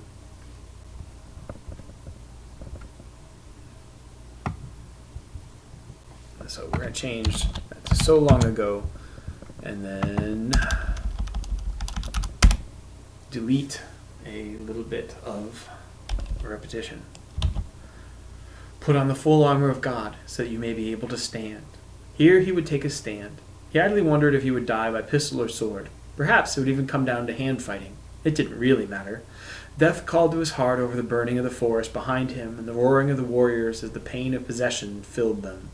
He said his farewells to a boy, now a man, who would never hear them. "Godspeed, Jacob, and endure till the end. I will see you again in the good God's hall." The man who had carried the Darkblade through the decades exhaled softly and called upon the power entrusted upon him, preparing for battle for the final time. Kaith scrambled backwards as the Darkblade seemed suddenly to explode with energy. The grey tattoos that covered his flesh seemed to burst into silver flame as they glowed. The man's brown eyes filled with bright silver light. Wind and forces that Kaith could not see flowed around him, whipping the Darkblade's cloak clean off his shoulders and away. When the fanatic's defender spoke again, his voice resonated with a new and a certain power. "Then you have chosen death. Here I stand between you and the innocent. I am unarmed, weary, and old. Let us see if the demons you serve care enough about you to preserve your life. I am Doran, the Darkblade, and it is my place to forever stand between the faithful and the powers of darkness." Kaith collapsed against the ground, closing his eyes and conserving his body's strength. The power of sight had not left him, though her grip on his mind was harsher and more painful. It was harsher and more painful as her hunger grew. She seemed to laugh at his helplessness as he watched the last of Alpha Team face their enemy. 2 and 10 had powered up and leapt forward with the strength of the mighty. In mid-air, 10's E-pistol spat bolt after at the Darkblade. 2 had raised his white metal blade high overhead, ready to cut in a half-dozen lethal ways. The Darkblade moved. His hands glowed like a silver nova. The famous warrior spun down and to the side as 10 energy bolts burned harmlessly by. Plasticrete cracked and burned where bolts met resistance, but none of them touched the Darkblade. Kaith saw the Darkblade flow from evasion to attack, but it happened too fast to warm Alpha 10. Darkblade's foot came out of nowhere and sent 10's pistol hurtling into the forest on the other side of the clearing. The Darkblade continues his spin beneath and inside of 2's descending blade. The fanatic warrior tucked underneath 2's center of balance, using his torso to knock 2's feet out from underneath him. The Darkblade continued to spin, standing as he rotated beneath 2's legs. 2 hurtled through the air, spinning head over heels and rotating as he went. Even the power agile was unable to compensate for the vicious body throw. 2 slammed into a park bench and then threw it, tangling himself in the pile of broken wooden beams. Alpha 10 didn't hesitate. His green eyes burned with emerald fire as he pressed the attack. The Darkblade retreated before a series of punches and kicks. They were moving so fast that the sight had a hard time keeping track. Alpha 2 passed over the battling warriors like an eagle. His power-filled muscles mocked the planetary gravity as he leapt into a flanking position. He landed to cut off the Darkblade's angle of retreat. 2's sword gleamed in the light of the surrounding fires. The Darkblade was thinner and shorter than both of the mighty warriors, but the fanatic's speed and agility more than made up for it. Kaith saw the 3 combatants whirl across the clearing like a violent cyclone. The Darkblade spun, ducked, and leaned out of the way of sword cuts and vicious kicks. None of the mighty touched anything but his guarding arms. That's too much of a combined sentence.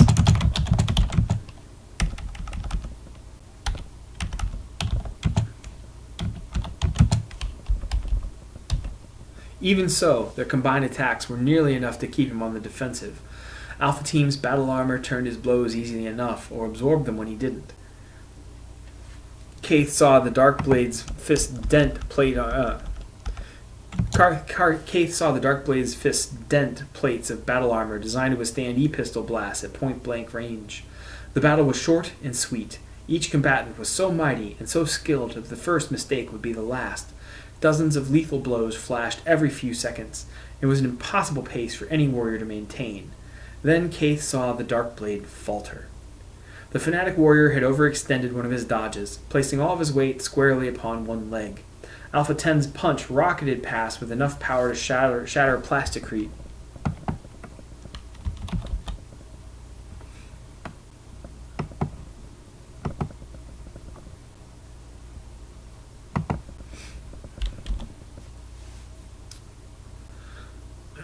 But the Darkblade couldn't possibly maneuver out of the way of Alpha's 2 broadsword as the blade reached out and to sever the silver-tattooed neck. Kaith's snarl of victory died in his throat as the sight showed Darkblade's supporting leg fold just as Alpha 2's sword began to fall. It hadn't been a mistake, it had been bait. Kaith's breath drew to shout a warning, but it was already too late.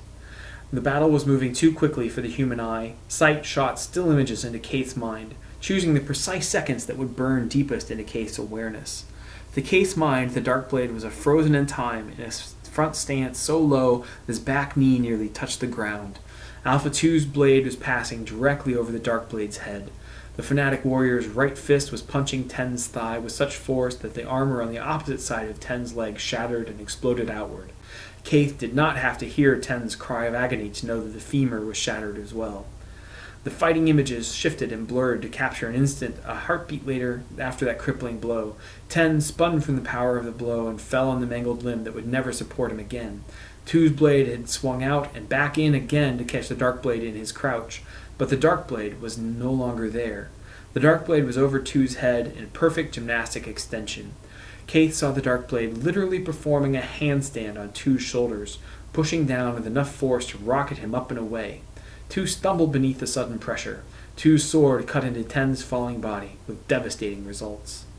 Time snapped back to normal for Kaith as Alpha 10's body hit the ground, nearly cut in half by the power of the blow.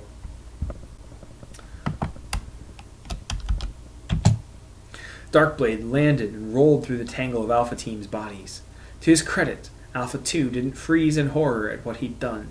The man's eyes flared green as he spun to confront the Darkblade.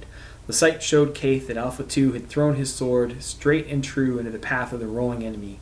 The speed of the throw transformed the broadsword into a gleaming disk of pale white light. As if the Darkblade could see the blow coming, his momentum changed. The slender warrior's backward somersault extended as his legs kicked up and out.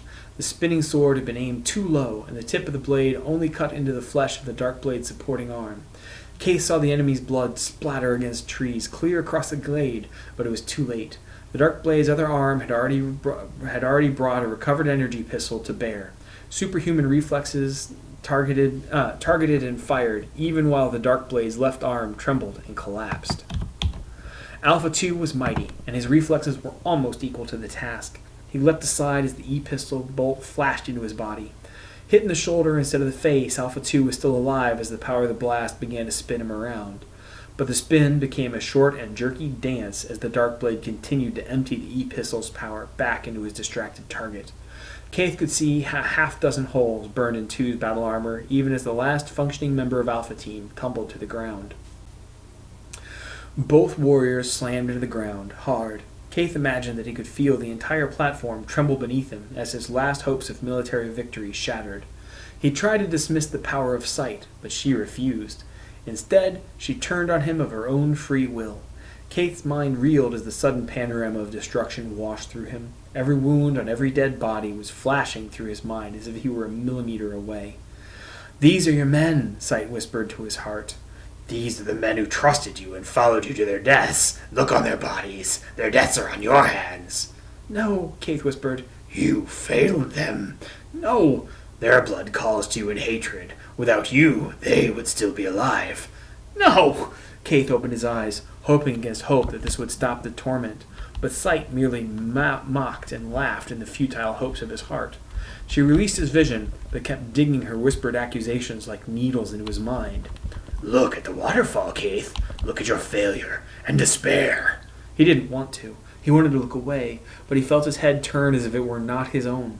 His eyes refused to close as the Hanging Garden's central waterfall faltered and died in an explosive failure of force fields. The rainbow cloud of mist hurtled throughout the entire complex, water splattering against the faceplate of his armor. Sight mocked and drew his eyes to the cloud that filled the air where the waterfall had been. The powers laughed within him as they made him stare at sudden fire within the mist. Shuttles were in the clouds. Powerful engines burned away the whiteness that hid them. A dozen civilian shuttles were burning hard, clawing for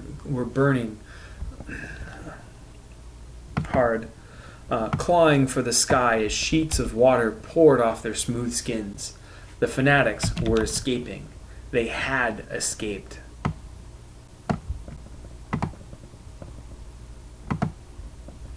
The powers roared through his mind, all at the same time. "Failed! You failed! The hunter is too far away to catch the shuttles. She's hours out. Your men are dead for nothing. A single warrior defeating the mighty. We gave you our power, and you failed anyway. Betrayer! Failure! Look at the wounds on your men. Hear their cries again. We will sing them to you forever, you know. We will not fail you as you failed them.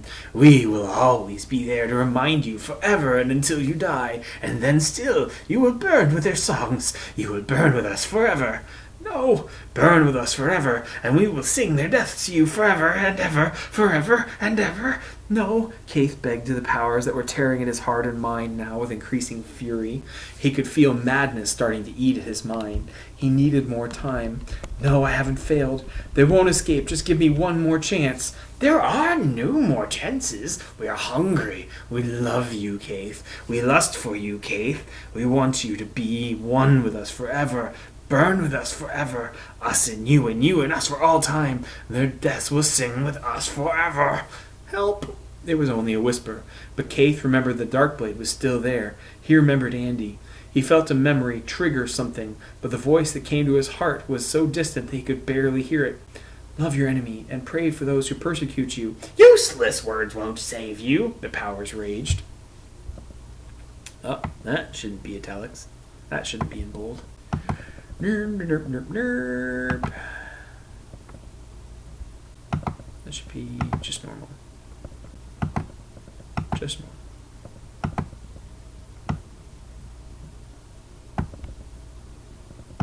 Stop.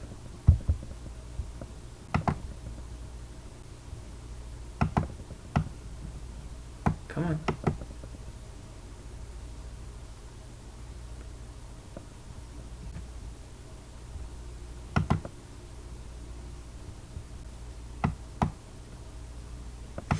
They didn't save Andy, and they won't save you. You weren't meant to be loved. You were meant for us. You were meant to be ours. You are ours. Burn in us and use us in you, and us in you, and sing in us forever and ever.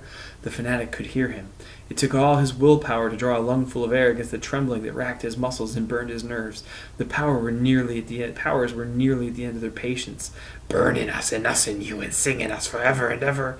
"Help!" Kaith managed it a little stronger this time. The powers continued to mock him.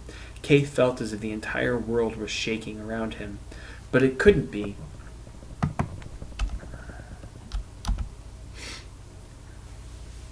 It had to be his nerves.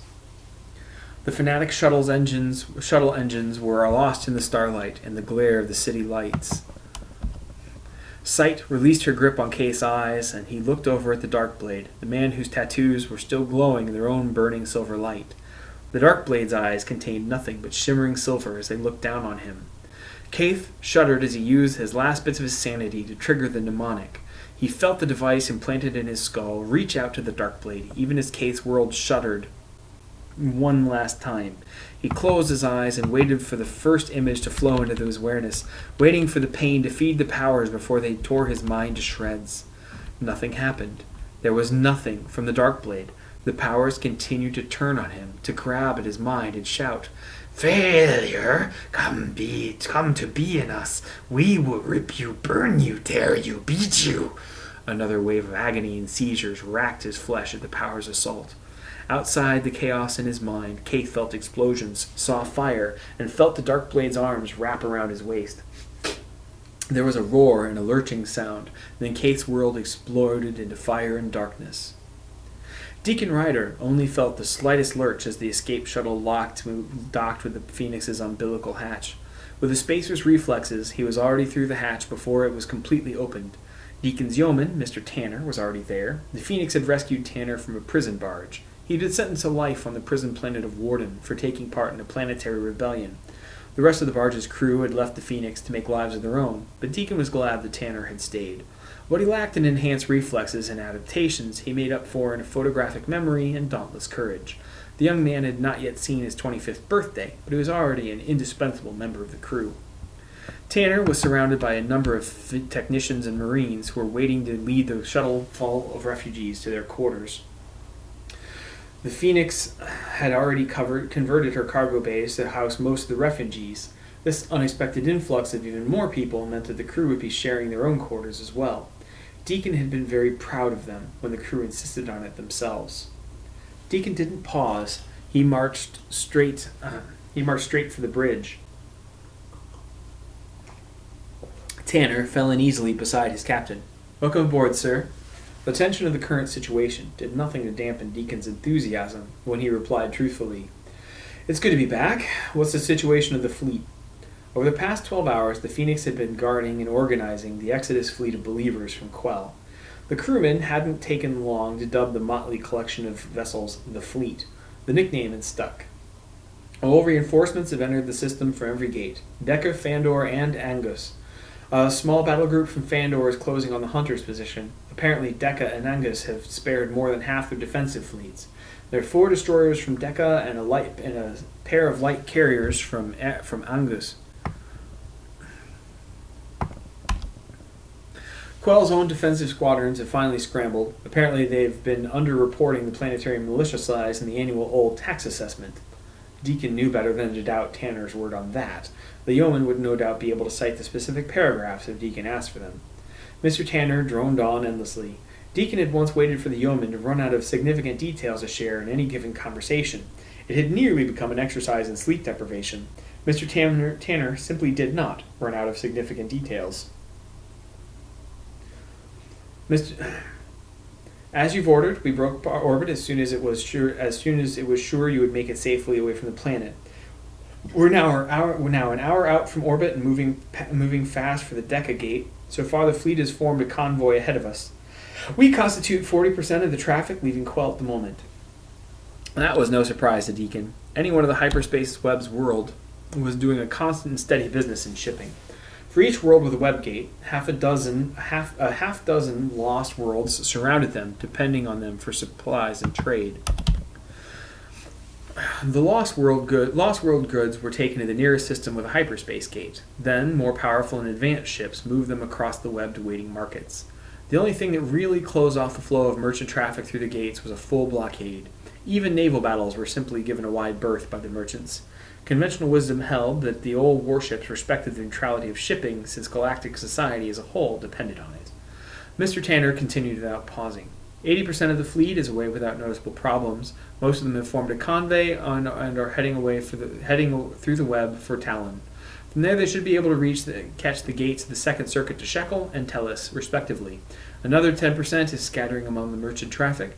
They're planning on meeting on Remnant in the middle of the Scar. Since that's one of the 2 web gates that still function through the Scar, Remnant sees far too much traffic for the Old to pick them out of the crowd. The Remnant convoy is taking in refugees from the other shuttles. Deacon ducked an overhanging conduit. Comfort was one thing, but the Phoenix was a warship first and foremost. He often wondered if ship's engineers had intentionally left obstacles in hallways to keep the crew on guard, or if it had truly been a matter of necessity. What about the remaining 10%? Is the rest of the fleet going to stay here and hope the hunter doesn't use them for target practice? Tanner coughed quietly. That was about as much as the reserved young man ever conceded to frustration. Sir, the remaining ships have all decided to follow us to the black ship. Deacon stopped walking. What? I said that the remaining ships have all. Deacon waved the yeoman to silence. That wasn't what I meant, Tanner. Are they insane? Haven't they noticed the McDuvet warship that's hot on our tails? If we wait any longer, we're going to have a hard enough time escaping ourselves.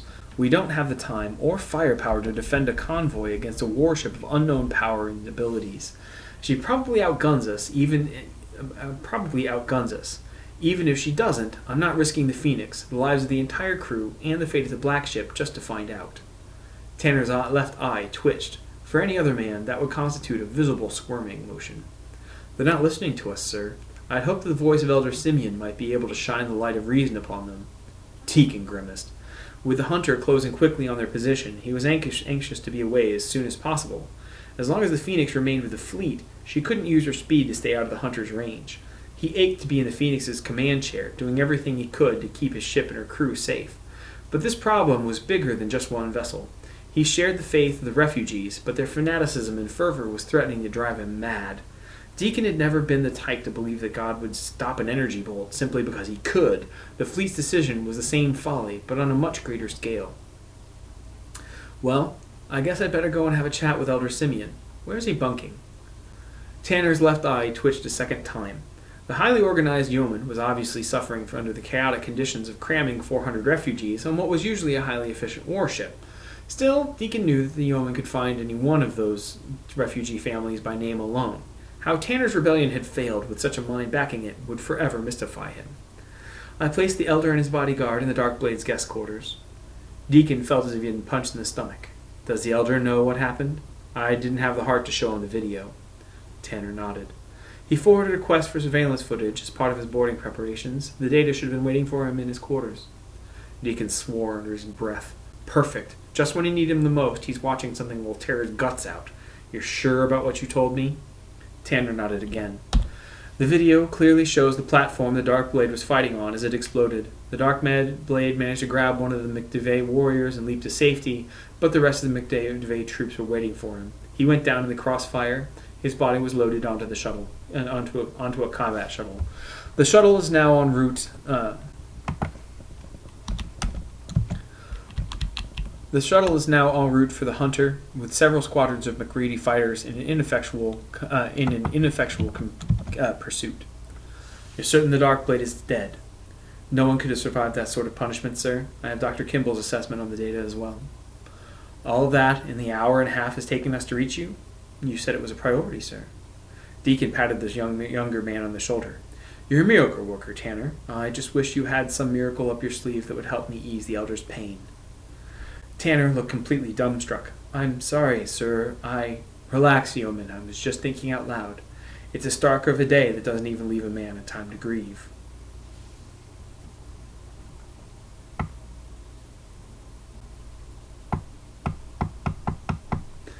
Chapter 12. It took Deacon 5 minutes to cross the Phoenix to Elder Simeon's quarters. The instant that he walked through the doorway, he wished he hadn't. Tears followed reddened paths down Simeon's cheeks. The video on the elder's bunk was looping through the video of Deacon's last battle.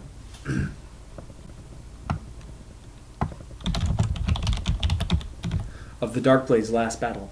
He had his back to the monitor and sat facing Lucas instead. The bodyguard was speaking to his former charge with a quiet voice that resonated with hatred. I don't know how you can live with yourself, you traitor. Your world is helpless beneath the guns of the Mactave warship, then you are here running away, you hypocrite. I've heard of your fanatic beliefs. You claim to value all life. You claim that your so-called God is love or something like that. While we were in your temple or whatever the Stark it was, you spoke about how wonderful it was to be granted the position of Prime Minister. But you know what's funny, Prime Minister? I actually believed you were a good one. But when it came down to a choice between your particular cult and the lives of an entire planet, you failed in the duty you swore to uphold. You abandoned billions to preserve a couple thousand. That makes you as bad as the butchers who are probably raising Harriman as we speak. Captain Hunter could seriously consider punching that young man right in the mouth. But if Simeon could bear it, then Deacon would as well. Lucas was one of Simeon's people, not his own. Grief thickened Elder Simeon's voice. Please, Lucas, try to understand. I did what I thought was best for the most people. Lucas cut him off coldly. So what? You are mathematically challenged. Perhaps people who don't share your faith don't count for you. You're just telling yourself that that what you did is something other than what it really was. You abandoned the people who elected you. You left them to be slaughtered when you were one of the few people who could have saved them. Deacon watched Elder Simeon wilt under Lucas's tongue lashing. A protective anger built within him. Youth had to be given its place, but that place had limits. Lives were still at stake, and he needed Elder Simeon to be functioning. A totally crushed and demoralized leader couldn't help anyone. Until now, Lucas hadn't acknowledged Deacon's presence in the quarters. The young officer turned to point an accusatory finger at the outlaw captain. He continued to lash out at Elder Simeon, though. You shared information with rebel filth instead of warning to our own defense forces.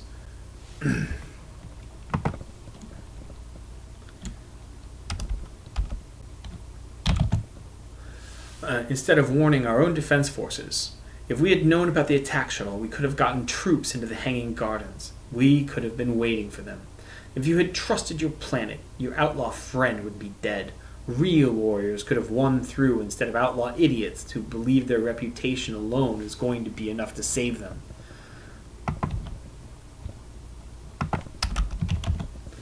Your God is nothing more than a myth. If he was real, you would have had the courage to do what was right, instead of running away while your friend threw his life away to try to save you. I'm glad he's dead. I hope he never realized that you'd abandoned your own people, your every responsibility, the second he wasn't there to hold your hand anymore. That was more than Deacon was going to stand for.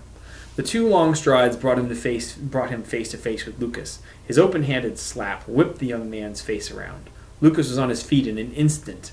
Angry as he was, the boy was no fool. Deacon saw Lucas glance over his shoulder at the 2 Marines standing guard just inside the door. Is that what you're worried about, boy? Deacon could snarl too. Wait outside, he instructed the Marines. But Captain, Lucas sneered, you wouldn't dare. The Marines heard the threat in Lucas's voice. Are you sure, sir? I said wait outside. They left, closing the door behind them. Elder Simeon held up an intercessory hand. Captain, this really isn't necessary. Deacon waved him off. No, it's time for the mouth here to realize the truth. You want to tear into somebody, boy? Here I am. No guns, no guards, just an old man and an outlaw. Lucas hesitated. He looked around the room as if searching for a trap.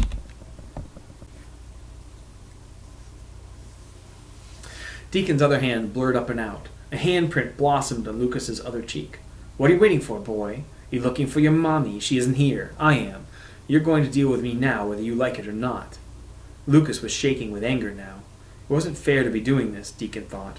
Still, the boy wasn't exactly giving Simeon a break either. It was time for the boy to grow up, and Deacon didn't have time to play nice. Don't push me. Boy, you don't know what that word means. You're about to find out. Deacon's left hand cracked against Lucas's cheek again. Deacon started to wonder what else he was going to have to do when the boy finally reacted. Lucas planted both hands on Deacon's chest and shoved hard. Deacon gave way and spun to one side. He pulled at Lucas's wrist, pulling Lucas off balance. When Lucas started falling face first to the ground, Deacon planted a knee in the boy's stomach. Air huffed out of Lucas's lungs. Only then did Deacon shove Lucas's near shoulder, sending the younger man bouncing off of the near wall. Lucas came off the wall with a vicious kick, but his reflexes were only mundane. Deacon and his slewest crew had been designed and bred beyond human reaction limits. Deacon sidestepped easily. He grabbed Lucas's kicking leg and kicked the other one out from underneath the bodyguard. Lucas hit the ground to find that Deacon was on him, kneeling on his biceps. 2 more quick slaps to the boy's face took most of the fight out of him. Lucas had clearly believed himself the better fighter. He was obviously shocked. He hadn't been able to lay a hand on the older man. "Now," Deacon said in a quiet, menacing tone, "you're going to listen to me, and you're going to absorb what I'm saying, or I'm going to have my men keel-haul you without a vacuum suit. I promise you that each of them are better fighters than a ship desk jockey like me. Do you understand?" Lucas's eyes were filled with daggers, but he nodded.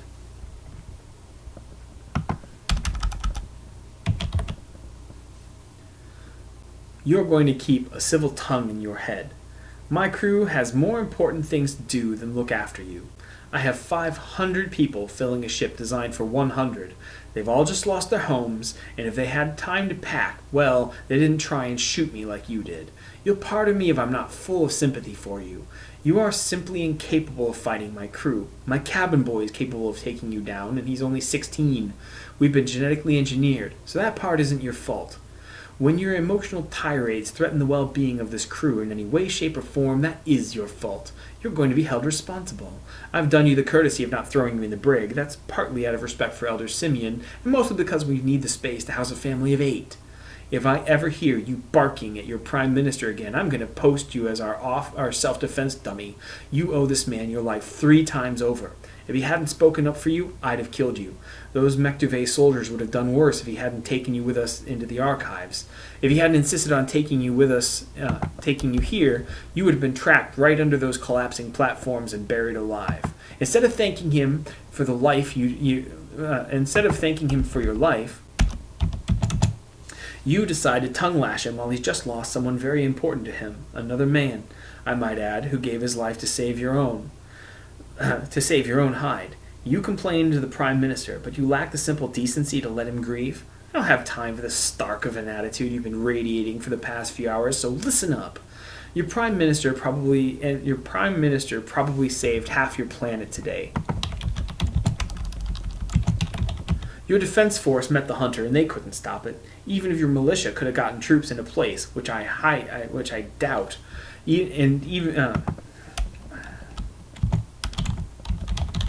and even if they survived the fight with the Mektuve, which I can't imagine, they would have turned around to arrest and slaughter these innocent people. Yes, people died in the Hanging Gardens. I've read the censor logs. We have excellent censors. 27 people died down there tonight. Your troops would only have made that worse. Most or all of your soldiers would be dead as well. Those Mektuve mighty soldiers are maybe the best in the web. You're forgetting what you're up against. If Hunter doesn't scare you, then I don't know what will.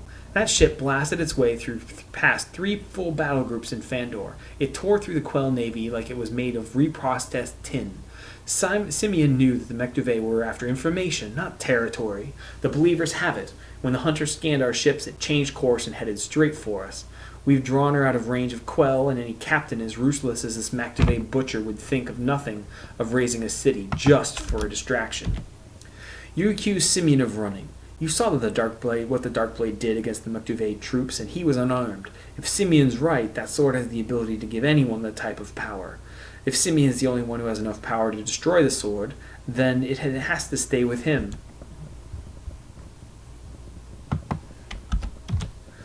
If it stayed on Quell, it would only be a matter of time before the Mektuve, the MD, the MR, or the OL came looking for it. They wouldn't be any too particular about how they got it. They'd tear Harriman apart looking for that sort of advantage. Simeon had to come with us, or make your world a battleground for years to come. Now I'm going to take Simeon to talk to his people. They need him right now. You're going to think about what I've just said. If you're really good, you just might prove useful. If you're not useful, well, unlike the elder here, I haven't been a believer my whole life. I might just have a moment of moral weakness. If it happens, like I'm afraid it might, my ship's surgeon will have to retrieve your parts from space before she reattaches them. Elder Simeon was staring at Deacon in shock. Deacon was too mad to care. Lucas was quiet. That was what he cared about. He got up and stalked out of the cabin. The Marines recognized the expression on Deacon's face. Only Marines could simultaneously stand at perfect attention and flinch. Once the captain was out of sight, one of them leaned over to whisper, "I didn't know that the captain was a Christian." The other Marine nodded. "His wife converted him. I served with him a few years before that. From what I just heard, he's really mellowed. Back then, he would have locked McGready in an airlock before letting him choose." Captain Keith Moore walked under the bridge, still in his armor. Lieutenant Canton saw the damage to his armor and came to attention. "Captain, we thought you were—" Keith forced himself to smile. "You thought I was dead? Don't worry. It takes more than a few explosions to kill me. I'm just fine." In truth, he had nearly died. The platform beneath him had exploded, hurling Keith into the air. The 500-meter fall to the ground would have killed him in his weakened state. Then the Darkblade had come out of nowhere to catch him. The fanatic had tethered himself to another platform, swinging them to safety. Keith remembered rolling to a stop, still helpless and battered. The energies of the mnemonic had seemed to slide off the Darkblade, but the last moment Keith had found another target. Jeremy Race, a gardener, had taken shelter in the bushes. The powers had fallen silent as the mnemonic killed him. Then Bravo Team arrived. Alpha Team's destruction had alerted them. The crossfire from 3 separate directions proved to be too much for the Darkblade after the shock of the explosion. The fanatic warrior had fallen at last. Every time that Keith encountered the Darkblade, he nearly died. It was true, but the crew didn't need to know that.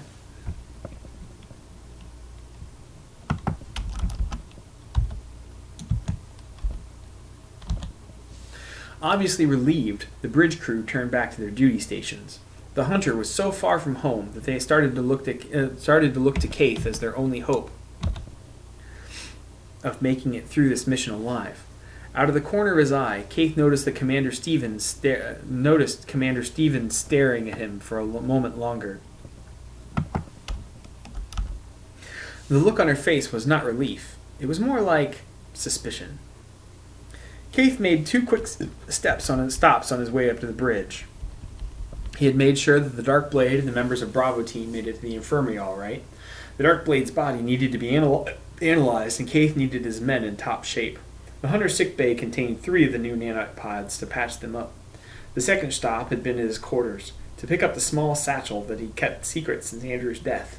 It hung now from a strap over one shoulder of his armor. Keith eased into his chair, ignoring protesting muscles. "Lieutenant Canton, what is our current situation?" "The Fanatics broke orbit 3 hours ago. Our sensors have managed to get a lock on the Phoenix. It's currently guarding the rear of the convoy. They're already out of interception range. All squadrons are moving to intercept us."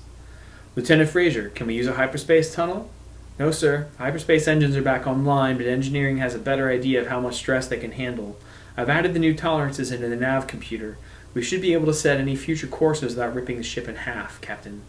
"Excellent work, Lieutenant. It's precisely what we're going to need." "I beg your pardon?" "We're going to need hyperspace coordinates in order to make it to the black ship before the Fanatics." Shock rippled through the bridge crew. Commander Stevens said what they must all be thinking. "Captain, I don't see how that's possible. Ignoring the military problems, the Fanatic library on Quell has been destroyed. The Darkblade is dead. The Phoenix is still out of our reach. We have no way of finding the black ship's location." Keith grinned. "You're right, Commander. The Quell library has indeed been destroyed, and the Phoenix is out of reach. Those aren't problems if we already know the black ship's location." "I don't understand, sir. How is that possible?" Keith reached into a satchel and pulled out what appeared to be a medley of spare parts. The Fanatics communicate across vast distances in secret. There was a tight burst transmission from the Quell library to the Phoenix. That transmission contains the information we need to find the black ship. Commander Stevens was skeptical. "Sir, that transmission might have contained the location of the ship, but the encryption on it is like nothing we've ever seen. The Hunter's computer is estimating weeks to crack it at the very earliest."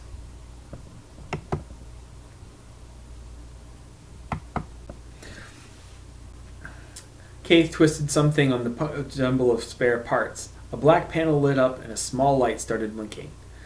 "This pile of junk is one of the Fanatics' communicators. It has the encryption system built in somehow. I took this particular device from a Fanatic spy. He had no further use for it." Elder Simeon said, "I know that you're not afraid, Andrew. I thank God for the lives you've been able to save in your position. But God does not ask us to risk our lives needlessly. You've surely done enough." Andrew shook his head. There's still too much time to do here. Keith ground his teeth. Damn you, Andy. I'll use your communicator against the fanatics. I'll kill them all. I'll see them all die for corrupting you. Kill them, burn them, bring them to be one with us, and burn with us, and sing with us. Keith focused past the voices. He had to concentrate instead on the task at hand. I've already checked. There was some interference, but I have the location of the black ship. The coordinate system is old. I trust Lieutenant Fraser will be able to update it. The red-haired navigator was staring at Keith with undisguised awe. The crew had doubtless seen their mission as a failure. The slim young man stood up and reached out. He was so eager that he appeared almost hungry. He immediately began pounding coordinates into the navigational computer. Keith looked back around the room. Commander Stevens' eyes were harder than ever. You've kept this fanatic device secret until now? Keith shrugged. There was no way that I could know who to trust. Besides, I needed this device with me to hunt the fanatics, not to sect it in a lab back on Einhorn. Keith gave Commander Stevens a serious look. As a second-in-command, it was her duty to double-check him when she felt it was necessary. Ultimately, he had the command. After asking her question, it was her place to follow orders, unlike other crew, like any other crew member. Keith wasn't a fool. Captain Richard's memories reminded him that the commander would be submitting her own report of the mission. For safety, he'd better be sure that Admiral Donaldson heard about this from him first. Kill her, bring her, burn her, and sing to her with us. Sir, that was Lieutenant Fraser. Keith felt a jolt of excitement shoot through him. Keeping an outward appearance of calm, he said, Have you found a match for the coordinates? I think I have a match, sir. Still, it has to be a mistake. Relay your findings to Lieutenant Canton and Commander Stevens. Let them double-check the figures. Yes, sir, I did my best. The transmissions data didn't recognize the scar. The scar had been formed at the end of the Black Ship War, more than 80 years ago. Unable to defeat the Black Ships, the Old had been forced to wage war upon the stars themselves. Lost Old technology collapsed dozens of stars. EMP would have killed all technology. All life would have followed as the radiation doses rapidly increased. The Black Ships had retreated into the conflagration, desperately trying to save their people. The results remained a mystery to the Old. No one knew how many the enemy had survived. Only a handful of Black Ships were seen after that. They jumped from system to system, wreaking horrible vengeance on the Old military. Then in a single hour, every Black Ship disappeared forever. The Old declared victory, but the scar remained as a grim monument. It cut through the heart of the hyperspace web. The Old had burned a quarter of the original web worlds with their forgotten weapon, and the scar formed a wide swath through the heart of the web. What had once been a disk of 100 interlinked worlds now resembled a huge cat's eye. To Kate's knowledge, only 2 routes remained passable through the scar, where there had once been hundreds. Surrounding systems were devastated by economic collapse as trade routes shifted. Lieutenant Fraser paled. The coordinates check out, sir. Thank you, Lieutenant. Put the position of the Black Ship on screen. Yes, sir. Fraser's hands danced across his control console. The main screen showed a map of the hyperspace web. The burned-out stars of the scar showed as blood-red markers instead of the blue dots of the rest of the web. Golden lines showed every hyperspace web gate that linked the worlds together. Fraser's hands danced again. A lonely blue star began to glow in the heart of the scar. A single golden strand linked it to the rest of the hyperspace web. Keith couldn't help staring. You're sure of your data? Lieutenant Fraser nodded. The Fanatics' information places the last remaining Black Ship on Warden. That's not possible, Lieutenant Canton put in. I'll check the figures again. Commander Stevens shot the communications officer a scornful look. You can check it as much as you want. You're not going to find any other answers. The coordinates are correct. Lieutenant Canton obviously struggled with what they had just heard. Keith didn't blame her. He didn't particularly want to believe it himself. Is there any chance the Fanatics were broadcasting false data to throw us off? Keith shook his head. There's a good thought, Lieutenant Fraser, but there's no reason for them to expect this information to be intercepted. They're Fanatics, not incompetents. That cryptology was first-rate, and no one has ever captured one of their comm devices intact. They really believe the Black Ship is on Warden. Fraser swore softly. There's no way we're going to be able to get ahead of them this time. Land's End is the only system with a web gate to Warden. Lieutenant Canton pounded her fists onto the console with surprising force for somebody who appeared so delicate. You're telling me we've come this far and lost 2 teams to the mighty only to quit now? Keith caught her gaze and held it. We're not quitting. We might as well quit. Anyone who sets foot on Warden never leaves again. It's impossible. Most ships that have tried never even make it there, much less out again. Keith saw he had the attention of the entire bridge crew. Lieutenant Canton says it's impossible to go to Warden and get out again. She's right. It's impossible. So is punching through a blockaded hyperspace gate. We did that. It was impossible to intercept fanatic communications. We just did that. No old military force was ever able to stop the Darkblade. His body is sealed in our sickbay. It's impossible to open a hyperspace gate inside a solar gravity well. A hyperspace tunnel inside a solar gravity well, but we've done it and lived. It's impossible for a gate to accept a transfer traveling at more than 1/10 the speed of light. We hit that gate at 7 times that speed. No ship has been able to track the Phoenix, but she's still on our screens. You say it's impossible, and I agree, Lieutenant Canton. But this is the MacDuvet vessel Hunter. She has the highest technology. She's got the best crew in space. We've done the impossible again and again. A few merely impossible tasks keep us from the Black Ship. That's fine. Let the fanatic god himself stand in our way. This ship and this crew will win through. Doing the impossible is our standard operating procedure. It's time to show the fanatics what a real miracle looks like. Keith had them, and he knew that he did. He folded his arms across his chest and let them feel his confidence. Pride is as infectious as doubt, and he wanted his pride to spread through every member of his crew. Lieutenant Fraser, plot a hyperspace tunnel through the scar to the outskirts of the Warden system. I have no doubt that the Phoenix will make it to Warden. When they arrive at their destination, MacDuvet guns will be the last thing that they see.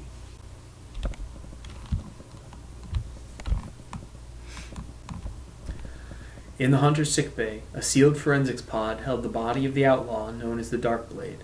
There had been no time to examine the body closely. There was no need. Human beings did not sustain a dozen blaster wounds and survive. The Hunter's medical team was still battling to save the lives of those who had fought the rebel warrior. Out of 20 elite soldiers, 6 were dead, 4 hovered on the brink of death, and another 3 would require nanite pod treatments before they could walk again. Every available medical technician was scrambling to save the mighty, the most important beings in the old society. None of them had any time to look into the morgue. None of them saw the readings on the pod's monitors start to change. None of them looked through the frosted window where single tattoos began to glow with silver light. Alright, I'm 5.5 hours in, and I am on page 86 of 163. So this seems like a good first start to the Read-Aloud edit of Darkblade 3rd edition. I'm going to start another live stream today, after I get some sleep and lunch and stuff. We're going to start on chapter 13, which is on page 87. Thank you very much, guys, for following me this long. We'll be streaming again tomorrow night, probably a lot sooner. So if I have about 6 hours left, then I will set up this live stream Saturday, November 20th at 6 p.m. And I will hopefully get done with this Read-Aloud edit on midnight. I'm going to put this also up on YouTube. I'm going to monetize it because I got to eat. But no cost to you guys. And if you join the live chat, just like I did today, then you're going to be able to ask questions. You're going to be able to get spoilers. And I hope you guys really enjoy it. I've had a really good time doing this so far. The setup seems to work okay. For country internet and my poor and my old computer, I'm not a rich dude. I'm just a blue collar stiff. So it's best I'm doing. I just try to tell a good story, and hopefully you'll follow me along for the exciting conclusion to my Read-Aloud edit of my novel Darkblade. Peace.